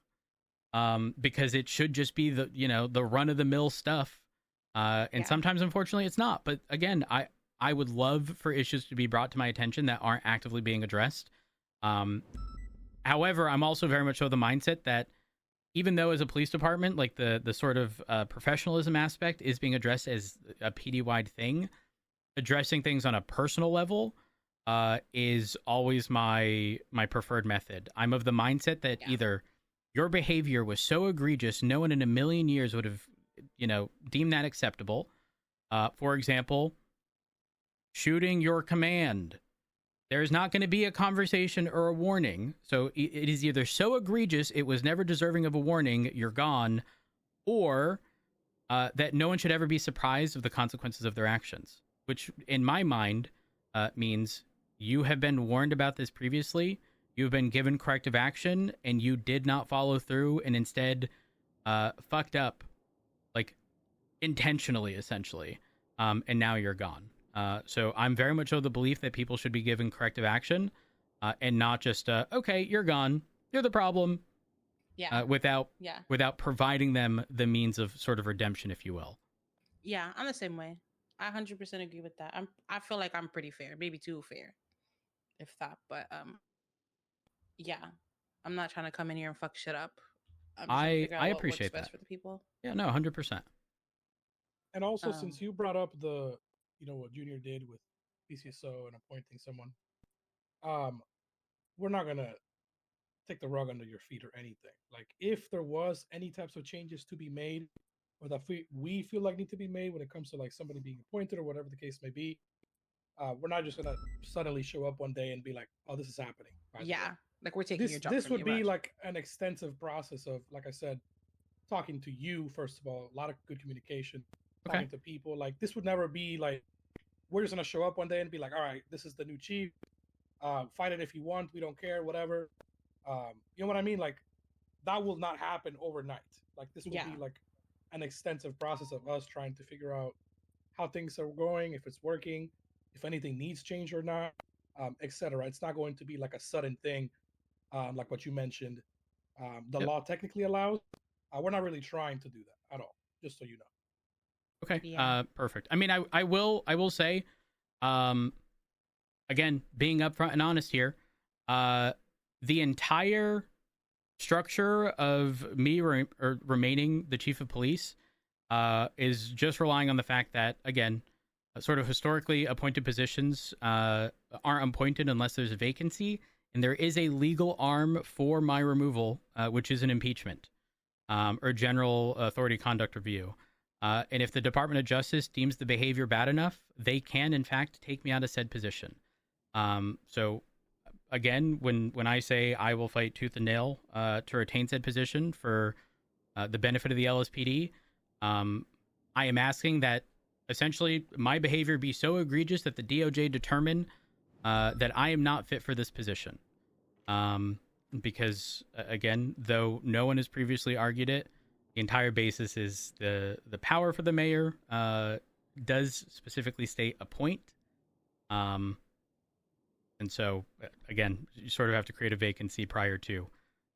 Even though it hasn't been legally challenged in the past. There is a first for everything. But yeah, again, open book.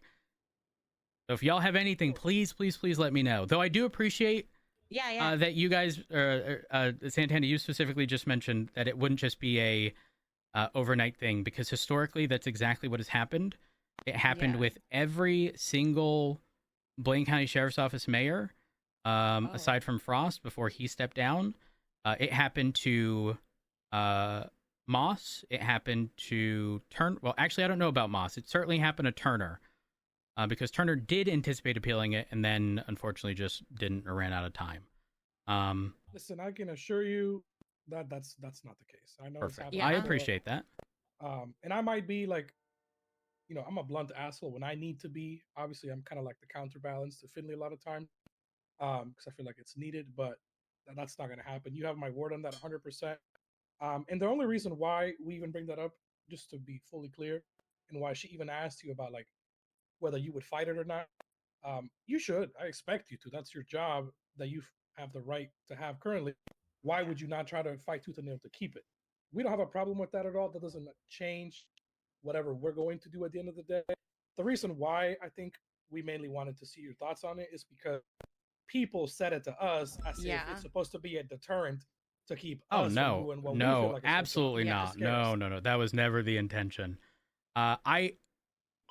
My job, while I am selected by the mayor, or was selected by the mayor, my job is to lead the police department. And how irresponsible of a chief of police to just be willing to lay down and just essentially be walked all over by a mayor just because the mayor's sort of authority hasn't been challenged in the past. my job is to the LSPD, right? Like, though I'm selected, I am paid by, you know, the Los Santos Police Department. And so whatever's in the best interest of the LSPD is what I'm ultimately going to do. So I take no offense to you guys questioning that at all. And again, hopefully my honesty here shows that, again, I'm not gonna beat around the bush or anything. Straight up, ask me a question, I'll give you an answer, if I can, of course. You know, if there's an active investigation, don't be asking, or, you know, ask it. I'll tell you I won't be able to give you an answer, but yeah. Hopefully, hopefully you guys leave here. Transparency goes a long way. Yeah, especially if it's done and you know, on both sides. I would certainly appreciate that. How do you feel this convo went, Deborah? I think it's either or, honestly. I think it's been good. I think that it was needed. You know, we obviously all are going to work better on the same page. Speaking, actually, Rhodes and I had been talking about setting up like office hours, essentially, where the officers would be able to come in and talk with me about things that are going on, any grievances they're having, like issues like that. I'd love to loop the mayor's office in on that when we get that going, maybe like once a month or something, just so that we can all touch base, know what's going on, see where we can improve, things like that. Okay, I'm down for that. Just let me know. I could be around whenever you need me. You would just have to just let me know. And then I can come around. But yeah, absolutely. I'm down for that. I was gonna do the same thing for the public in general. And then I'll have like a window for officers and stuff. I mean anybody, like deputy, it doesn't matter, marshals, I don't care. Just to kind of figure out what we could fix in the city. That doesn't have to do with, you know, your position or anything. It's just like culture and stuff like that. Because that's something that I'm big on. So that's all. I wanted to clear that up and, you know, see where you're at and how you feel, and then get your vision on what you want to do in my term and stuff. So I know it was a long conversation. I appreciate it don't matter. It don't matter. I appreciate that you were willing to be candid with, you know, especially there at the end, because I truly want this to be, you know, like full transparency. Asterisk, obviously I can't discuss open investigations, but like aside from that, open book. If I can answer, I will. And again, my whole thing is you should never find out anything about me prior to me, and if you do ask me, I'll give you an honest answer. That is my 100% the truth. And I hope, I very much hope that would be reciprocated. And obviously I trust, you know, you guys stating the thing that I originally brought up was never stated. And it's unfortunate that some people would stir. But maybe it was someone who had mentioned it to Denzel. Who the fuck knows at this point, truthfully? It's irrelevant. I mean, yeah, I heard a lot about myself that I never said, and I mean, it's just the name of the game. But yeah, I think I gotta hit up Viv. I do want to say one last thing too. What's up? Because I feel like it's gonna be an elephant, not just in the room, but within your whole department, probably. Okay. As you probably heard, Lucy is obviously working, you know, with us when it comes to the cabinet and stuff like that. But I do want to make this very clear, because I know people are going to be saying this shit, and I really don't want to hear it. So I want you to know, so like you can pass that yourself. Lucy, while is, you know, part of the cabinet, she is not at all making decisions when it comes to PD, what we do at PD, anything to do with PD, just so you understand. This has nothing to do with her getting fired. This has nothing to do with any of the situation that happened with Frodo, this and that. I'm the person working with Finley with that, not really anybody else. This is me. He's like Finley the head of making departments. decisions. I'm the one that's going to be taking more of the head on of talking to the different officers and shit like that. And I just want to say it because I already know it's going to be a thing when it comes to shift 2. If something happens that people disagree with, that they're gonna say, "Oh, there are people in their ears, this and that." I make my own decisions based on what I think. Bailey does the same. We talk together. Everything we do is, in regards to PD, is going to be handled by me and her. So I don't want you or anybody else to think just because we work with somebody who you guys fired or had some kind of issues with or whatever, that it's going to influence anything, whether it's hard to believe for some or not. I can assure you, I'm being 100% honest. That has zero bearing on anything that we decide. Got it. I do have a question regarding, not specific to Lucy, but in general. In a hypothetical, say, I don't know, you speak to a bunch of people and the general consensus is that you guys do not like Alan Key as captain. Would you guys expect that I change Key to a different rank? Would you do it if I did? If there are valid reasons, sure, but without, like, what I'm saying here is I'm not just on a whim going to accept I don't like Captain Key in Shift 2. He needs to go. I mean, I told you nothing's going to be based off my feelings. And let me put it like this, too. I'm not going to try to strong arm you into changing shit, personally. Like, I'm not going to come to you and be like, hey, we need this person out. If not, we're just going to appoint someone else who will do it for us. We're not on that. Okay, good. Obviously, we're going to try to, gauge everybody's opinions, this and that. That includes not just thoughts like on the chief or whatever, but it's the whole command, high command, FTOs, like everybody, just the PD in general. We want to know what the feeling is like. But I'm not going to like blackmail or strong arm or be like, yeah, you need to do these things, otherwise you're out of there. Like we're not moving like that. Just if that's kind of what you're getting at. Yeah. Obviously, if we think, hey, based on everything we've heard, feedback, maybe this could be like a good thing, we may make a suggestion or something like that. But it's never going to be in the sense of like, you have to do this, otherwise your job is gone because you didn't do this. Like we're not those type of people. Okay. All right. Perfect. That'd be kind of crazy. Well, listen. I know it's happening, but we're not. In the world we live in, there are crazy bitches out there. Okay, crazy. And you never know. You never know, which is why that's why I'm asking. Oh no! Listen, I will not take offense to your questions, and I will gladly answer that. Perfect. And that's why I'm addressing some of the stuff. What was that? Be honest. Did Viv air me? I have not had. I'm not kidding. I have not had a conversation with Viv regarding you at all. Oh. I'm gonna be honest. I'm not carrying an umbrella waiting for it to rain. Okay, the umbrella's coming out when it rains. I was just curious. It's okay. Okay. Wait, do you and Viv not get along? I have no issues with her whatsoever. I was just wondering. No, absolutely none. Not that I'm aware of. No, I don't have any. Yeah, I don't have any issues with her though. She's never like. I mean, despite like his experience, like I don't have anything like bad to say. Got it. Like, Okay. she's never given me issues or nothing. Okay. So. All right. Well, I do have to get going. Yeah. Sorry for taking so much of your time. You're good. Y'all are more than welcome at meetings. Obviously, only caveat being sometimes there are PD only things. And Santana, for example, no offense to you, or Finley, no offense to you. Unfortunately, we have dealt with too many leaks in the past, just on the basis of trying to be open with certain things. And that has bit us in the ass. So certain things are PD only.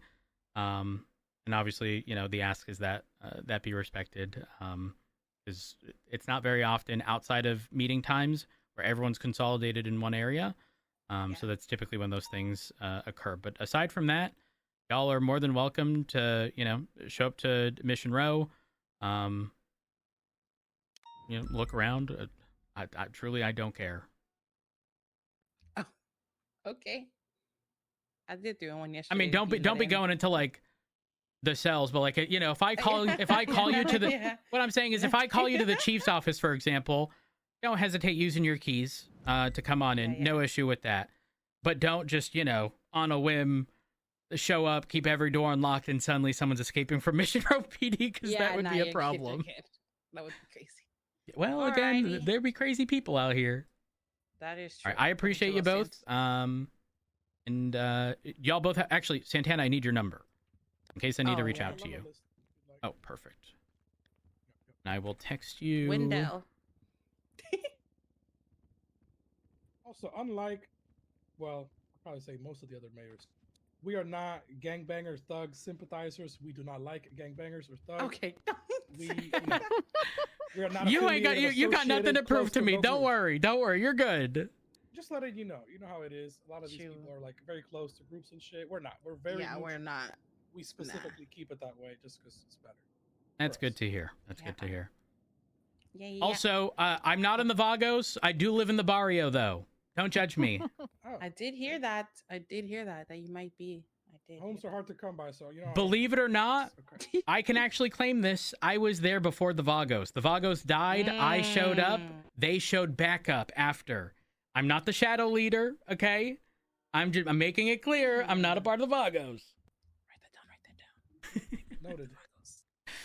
All right. Alrighty. Y'all have a wonderful day. Just, I'll let you guys out. However, when you are leaving, please make sure you lock doors behind you. Yeah, of course. Yes, sir.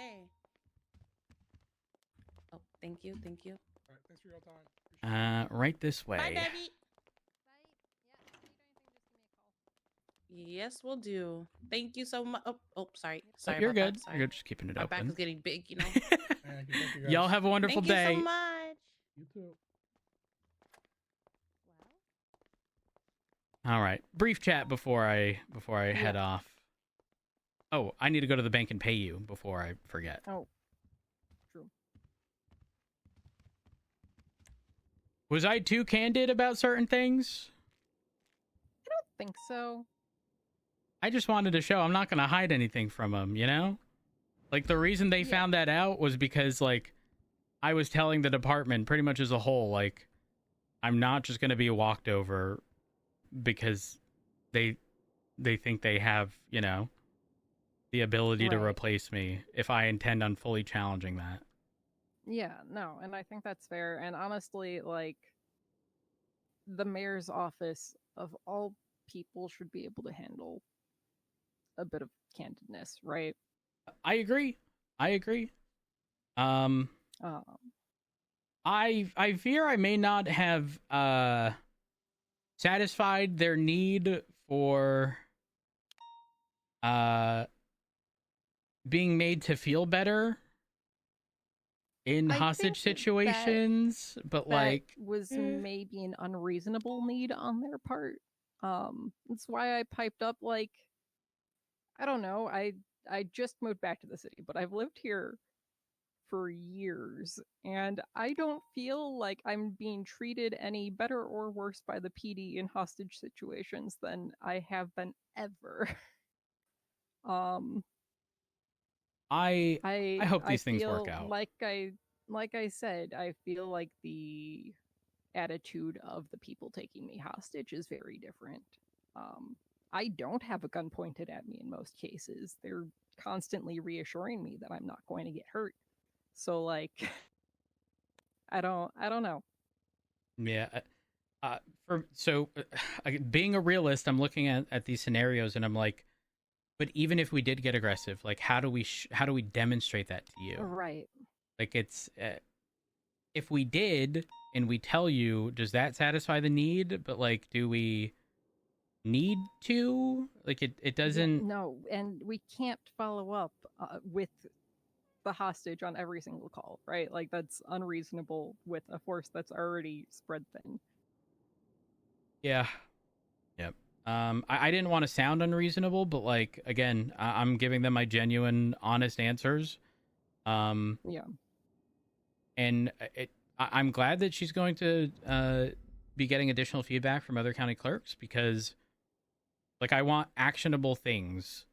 Like, I don't want to be told. I want to be made to feel better right during these scenarios. How do you want that? Do you want us to, always give you a ride back to where you were kidnapped from, or tell you, I'm so sorry this happened to you, despite the fact that there may only be one or two vehicles that are pursuing the vehicle that we're already struggling to Right. keep up with? Like, they're... And it sounded like part of her issue was that, like, they weren't really being recognized as government employees, but, like, at what point in the situation are you conveying that to an officer? Like, does the officer actually know? Like, I get it, you don't have a blip when you're on duty, but I don't know. When I've been taken hostage, I've let them know before they take me hostage, hey, I'm a government worker, just so you know. And when police are responding, like, it's like, hey, yeah, no, I let them know I'm a government worker, so you know, we're all on the same page here. Yeah. I feel like there's a certain level of responsibility on, as shitty as it sounds, the hostages part, that maybe that's what she doesn't want to be dealing with. Well, I mean, it sounds like they are doing something similar, because I mean, in Santana's case, he specifically said, "I know these people; they know me, and they did it anyways out of essentially necessity because there was no one else." Right. But I think the tricky thing for me is, like, I know he specifically stated, not that I'm asking you guys to, like, breach or anything, but I think the specific thing is, again, at the end of the day, like, preservation of life. I'm not kidding. If it were a officer in there, the likelihood that we shoot is very fucking slim, primarily because everyone knows the consequence of holding up an officer. I got kidnapped the other day. Right. Those individuals got shot. But breaching is an entirely different category, because you cannot, 9 times out of 10 in a breach, the hostage is immediately getting shot. Right. That's the reality. But do you know when they don't get shot? When we let them into their vehicle and take off and drive for all of 10 seconds before we open fire. Right? Because at this point, there's a distance made between them. Yeah, that's what the kidnappers say when they grab you. They say, hey, we won't hurt you as long as the police don't push in. Like, yeah, 100%. There's an understanding there.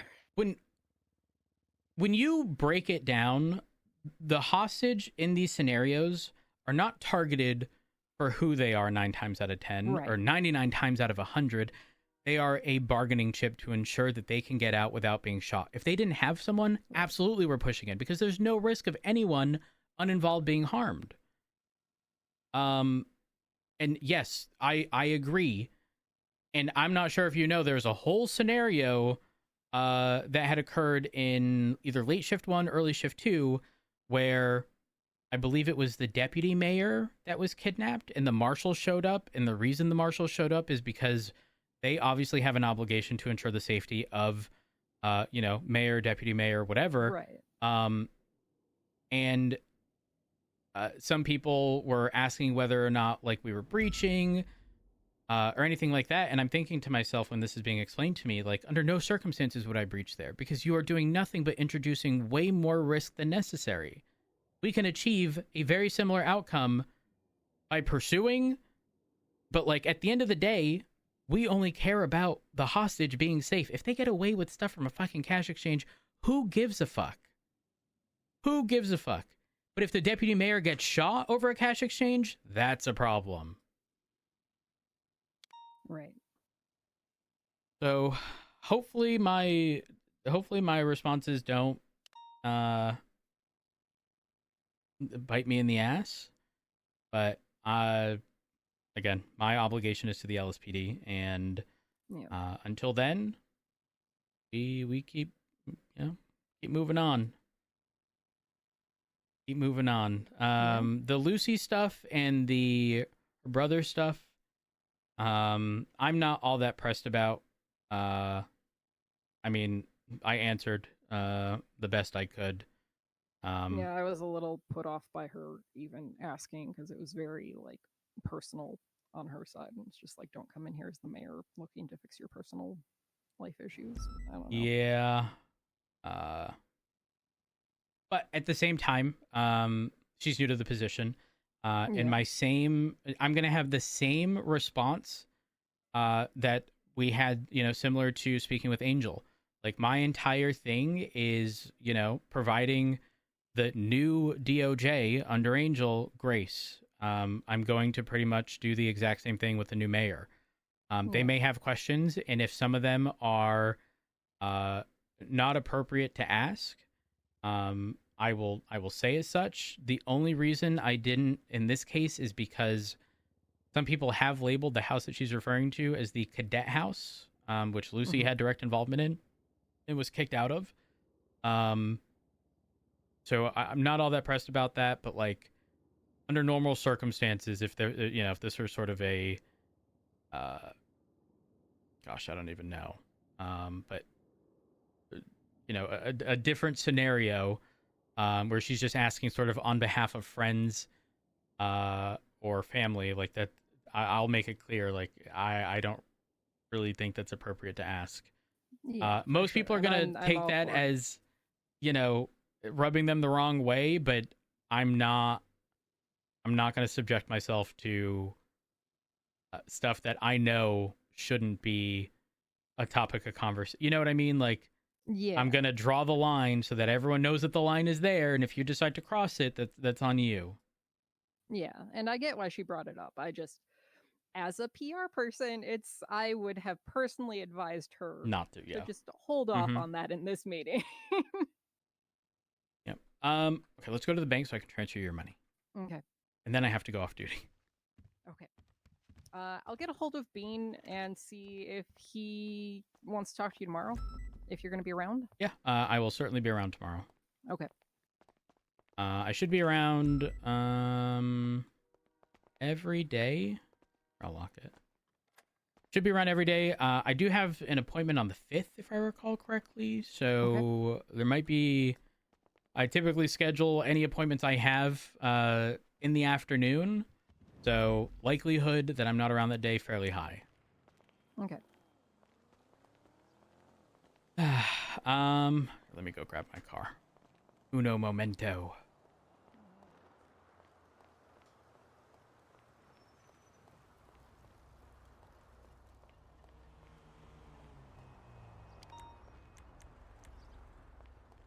A buzzard attack chopper. Holy fuck.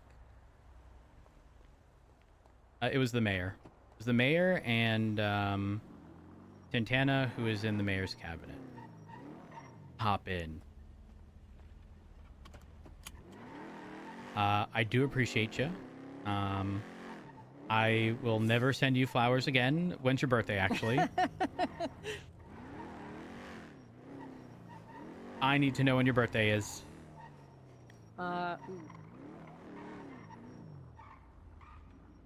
August 21st. Okay. That's going in the calendar. And About that. hold on, calendar. You said August 21st? Yes.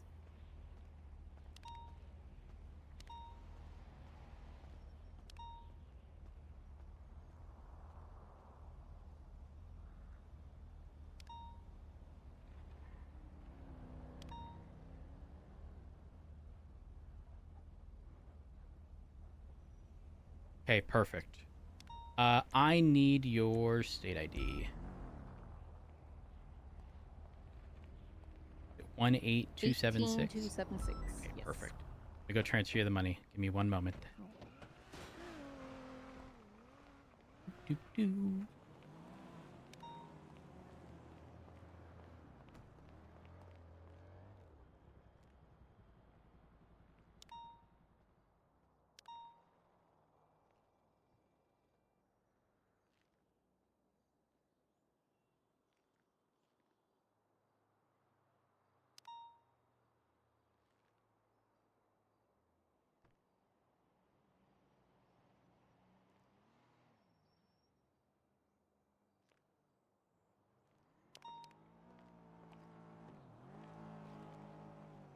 All right.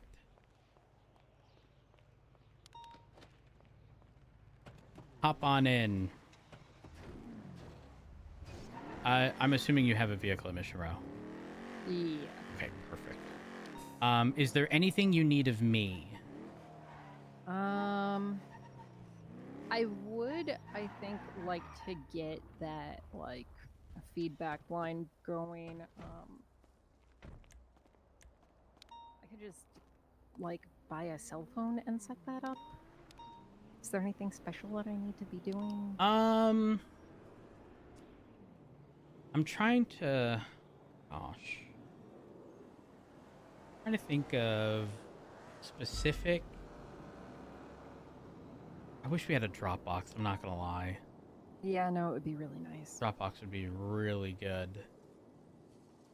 Because Like, I we think could it's have people unlikely. leave stuff at the front desk, but that's gonna get messy real quick. Yeah, people are just gonna swing by just to see other people's stuff.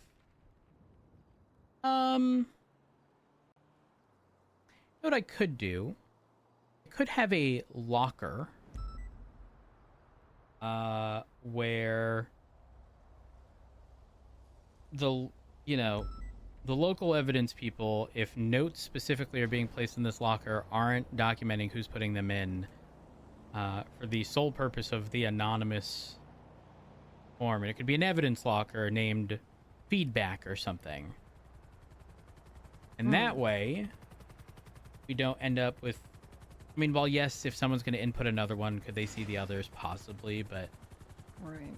I mean, maybe there's no input log, and there's only if someone pulls out. Because then we'll be able to identify anyone taking them out who shouldn't. Maybe that's what we do. That's not a bad idea. That could work. And you would also have access to this, so Right. I think that's the route we go. Okay. The only thing is that would be specific to PD, and it wouldn't be outside complaints. So that doesn't address the like public setting portion. We'll think about it. If you come up with anything, please let me know. But I will be around tomorrow if you're around. Not if you're. I'm gonna be around tomorrow regardless. Yeah. Okay. All right. I'm leaving. Have a good one, Debbie. I appreciate you. Yeah, you too. Yeah. Have a good night. You as well. Doop doop doo.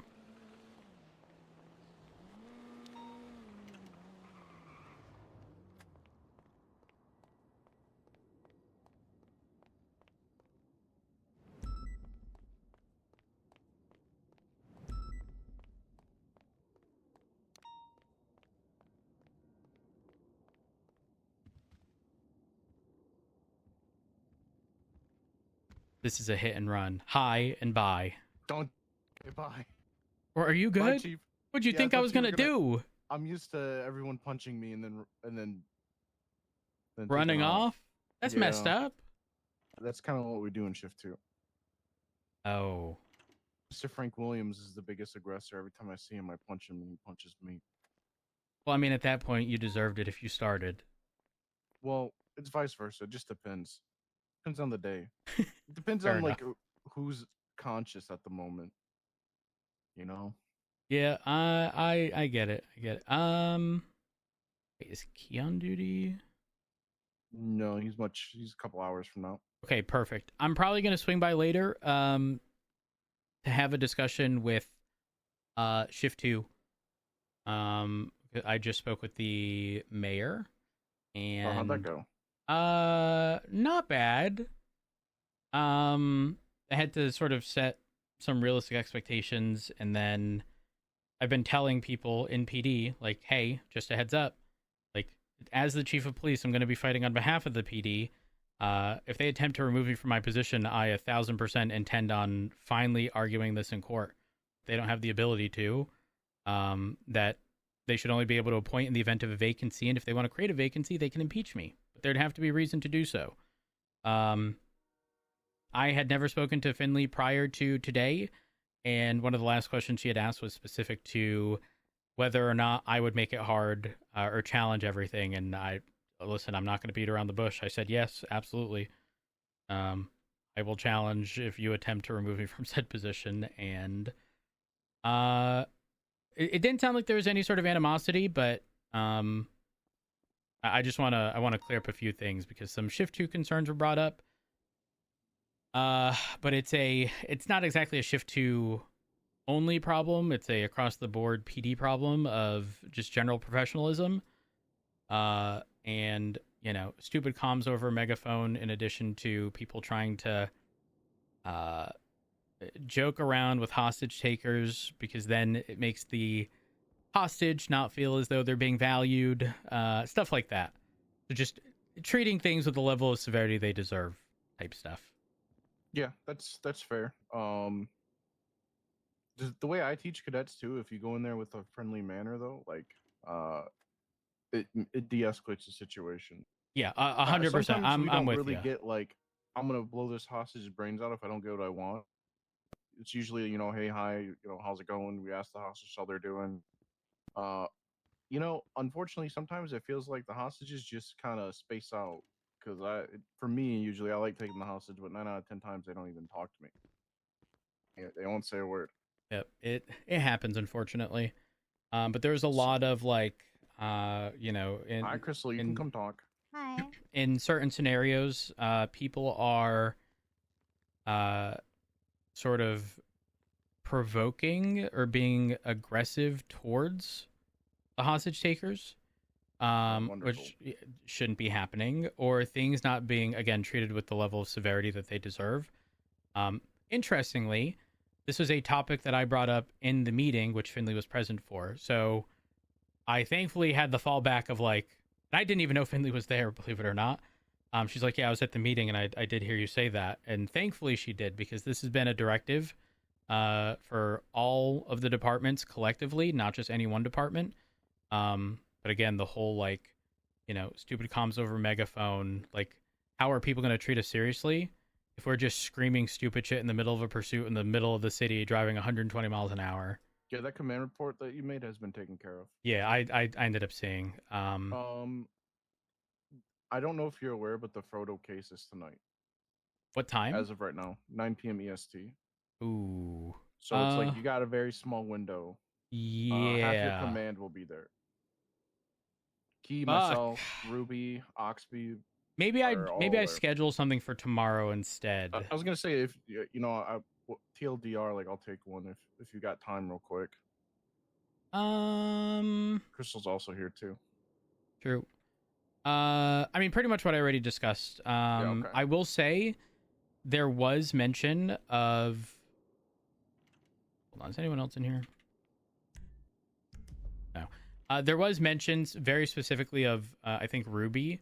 On I think 2 different occasions. One of them was specific to Lucy, and I'm not saying that doesn't deserve any attention. The whole premise was like not being made to feel as though a situation involving Lucy was important.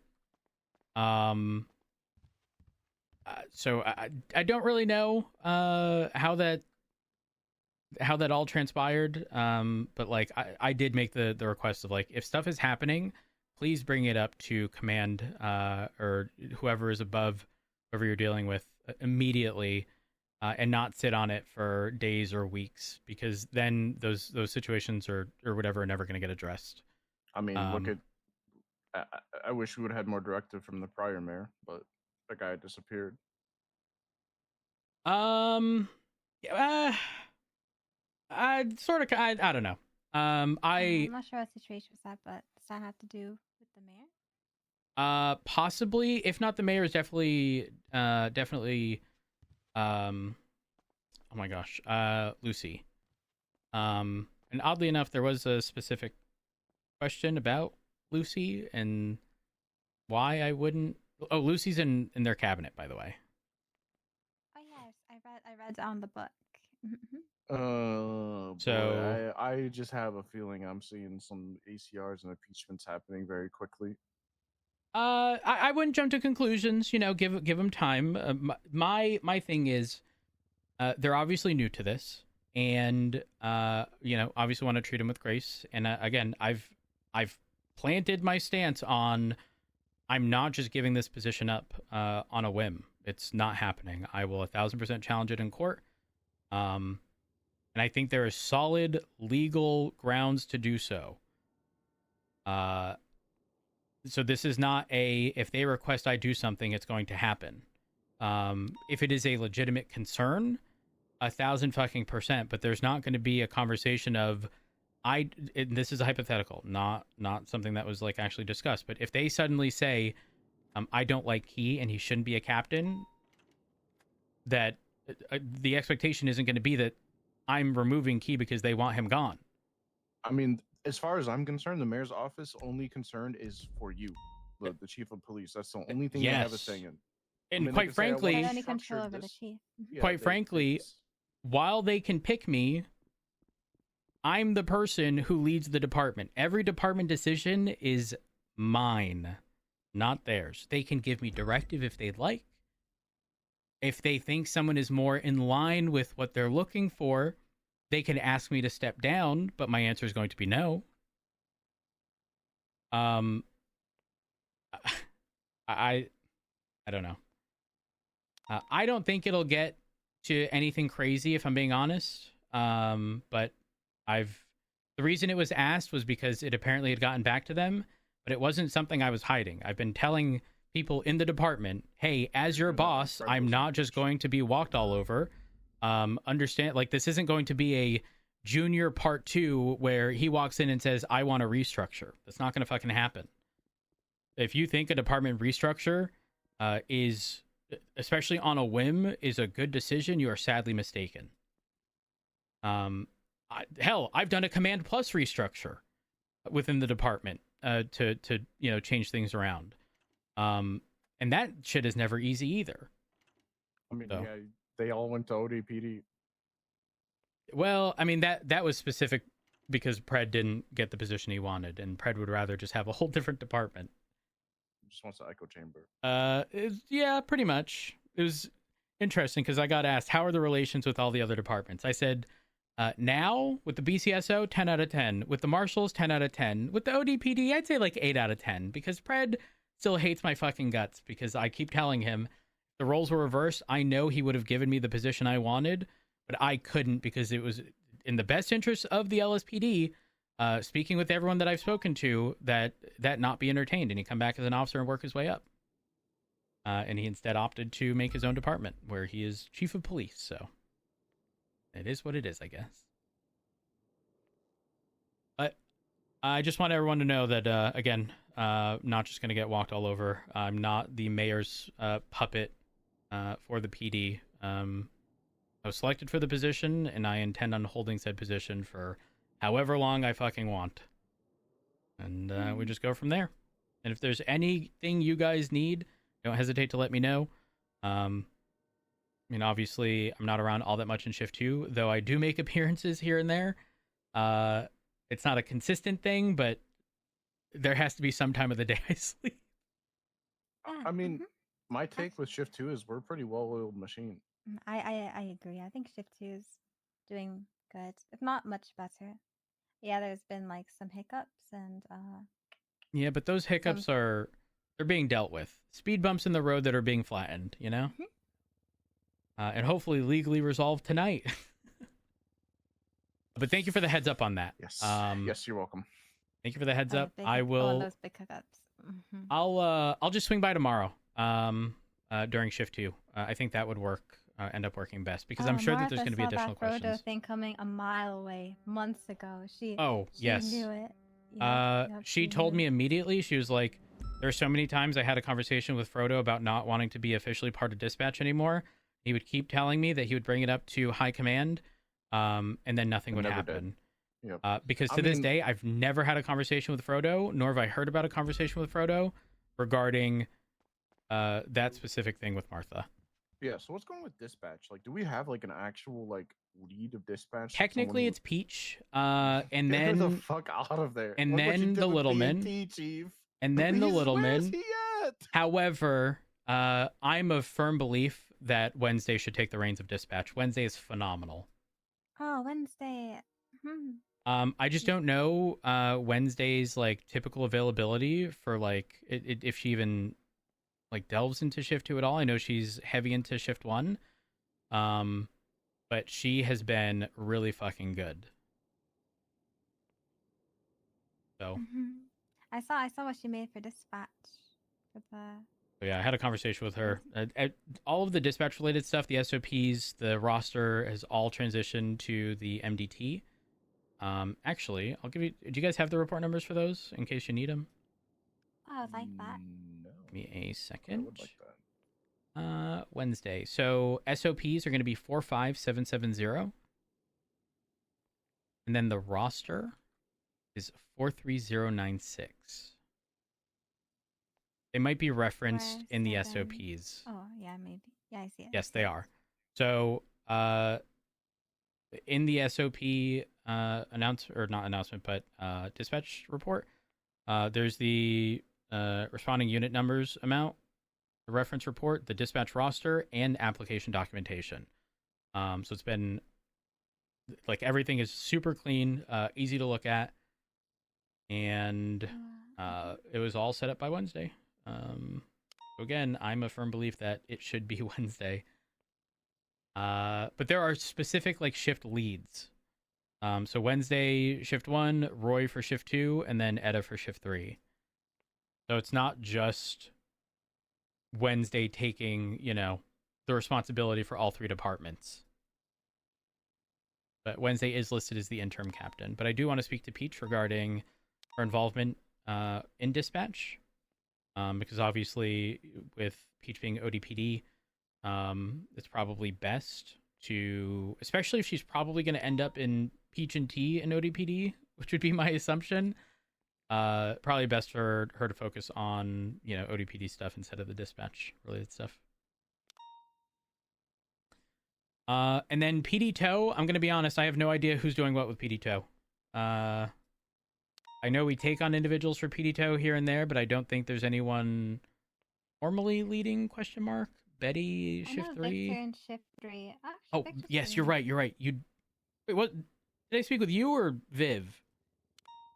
Yeah, I don't think we spoke about that. I Okay. just know I've been seeing Victor doing a lot of onboarding for them in shift 3.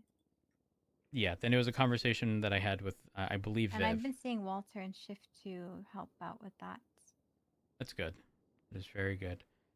Just a heads up, Martha is back. Gravy, I'm saying this to you specifically. Martha is back, not as dispatch, but as an officer. She was sworn in last year, and the reason she's being made an officer is to allow her to be present for certain meetings. Martha is a wealth of information. I'm not sure if you ever utilized her for phone numbers or Oh yeah, I know that lemon one list of our ads. stuff is because of her that we get phone Yeah, numbers from. and she's going to be continuing with, when she's around, documenting all phone numbers, updating MDT profiles. So is she like an assistant to the PD? Pretty Or is she an much. officer? Okay. So legally officer for the purpose of, being present for stuff. But the reality is, a lot of people don't know this, but every time she's around, she's not just like combing the lemon list and then like deleting that information. That is all saved in an internal database that she has. And so she can pull months, probably well over a year of information regarding any lemon list ads that people have put, obviously only while she's been around. And she's not going to put that in a report easily accessible, because then people are just never going to speak to Martha. They're just going to utilize, whatever fucking tool. So it's very much so I have this number, I'd like to know who owns it. And then, you can approach Martha with that, and she'll try to give you that information. And she will almost always have proof. Like, for example, the numbers in the MDT always have a screenshot next to them. Do you think she would like give me an updated like records book for my Sabina tool if I talk to her? Probably not, because the formatting It's strange. Yes, the formatting is strange. However, she can write a query for like certain specific things. So if you needed, say you had 5 numbers that you don't have, and you're looking for names, you can approach her, ask her specifically, and she can check very quickly and get back to you. Okay. And if obviously she's not around much during shift 2, but if you send a text or whatever to her, maybe not text, I don't know. I can wake up early.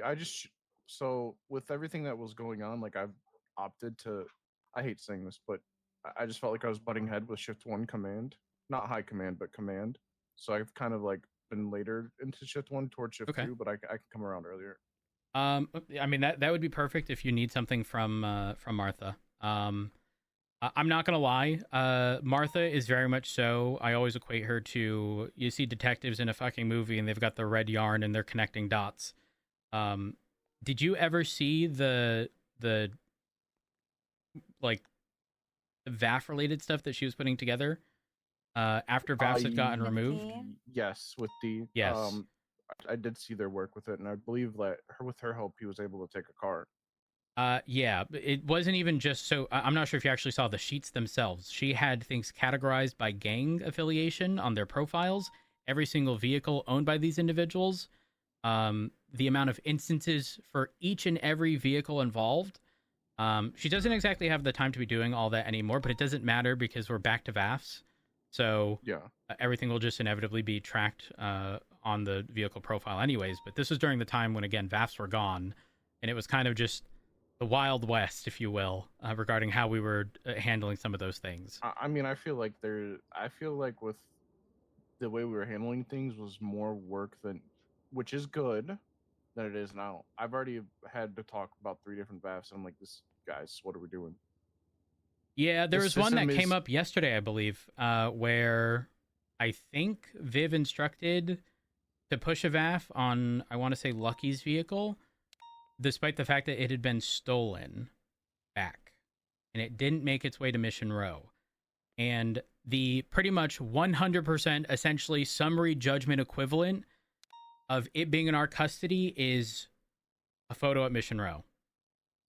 Because that is proving 1,000% it was in our custody.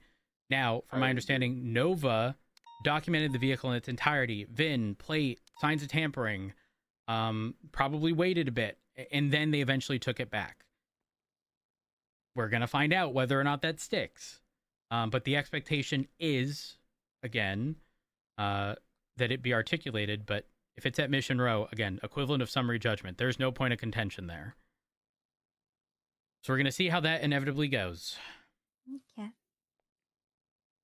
All right, I have to get going. I have to sort out a few things, but maybe I'll swing by the court case later. Who knows?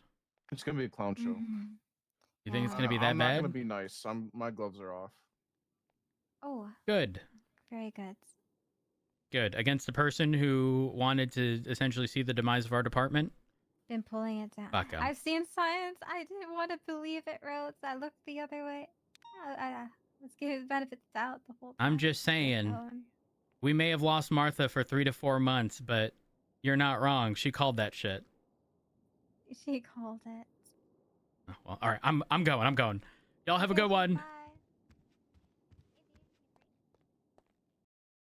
Okay, who am I sending you guys to? NoPixel has root.com.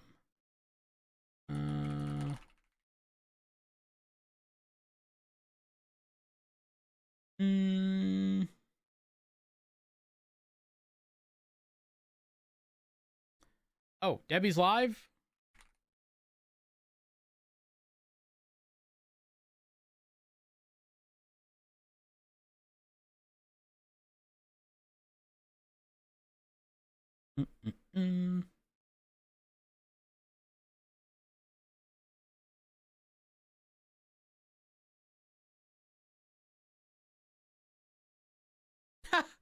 There's no way.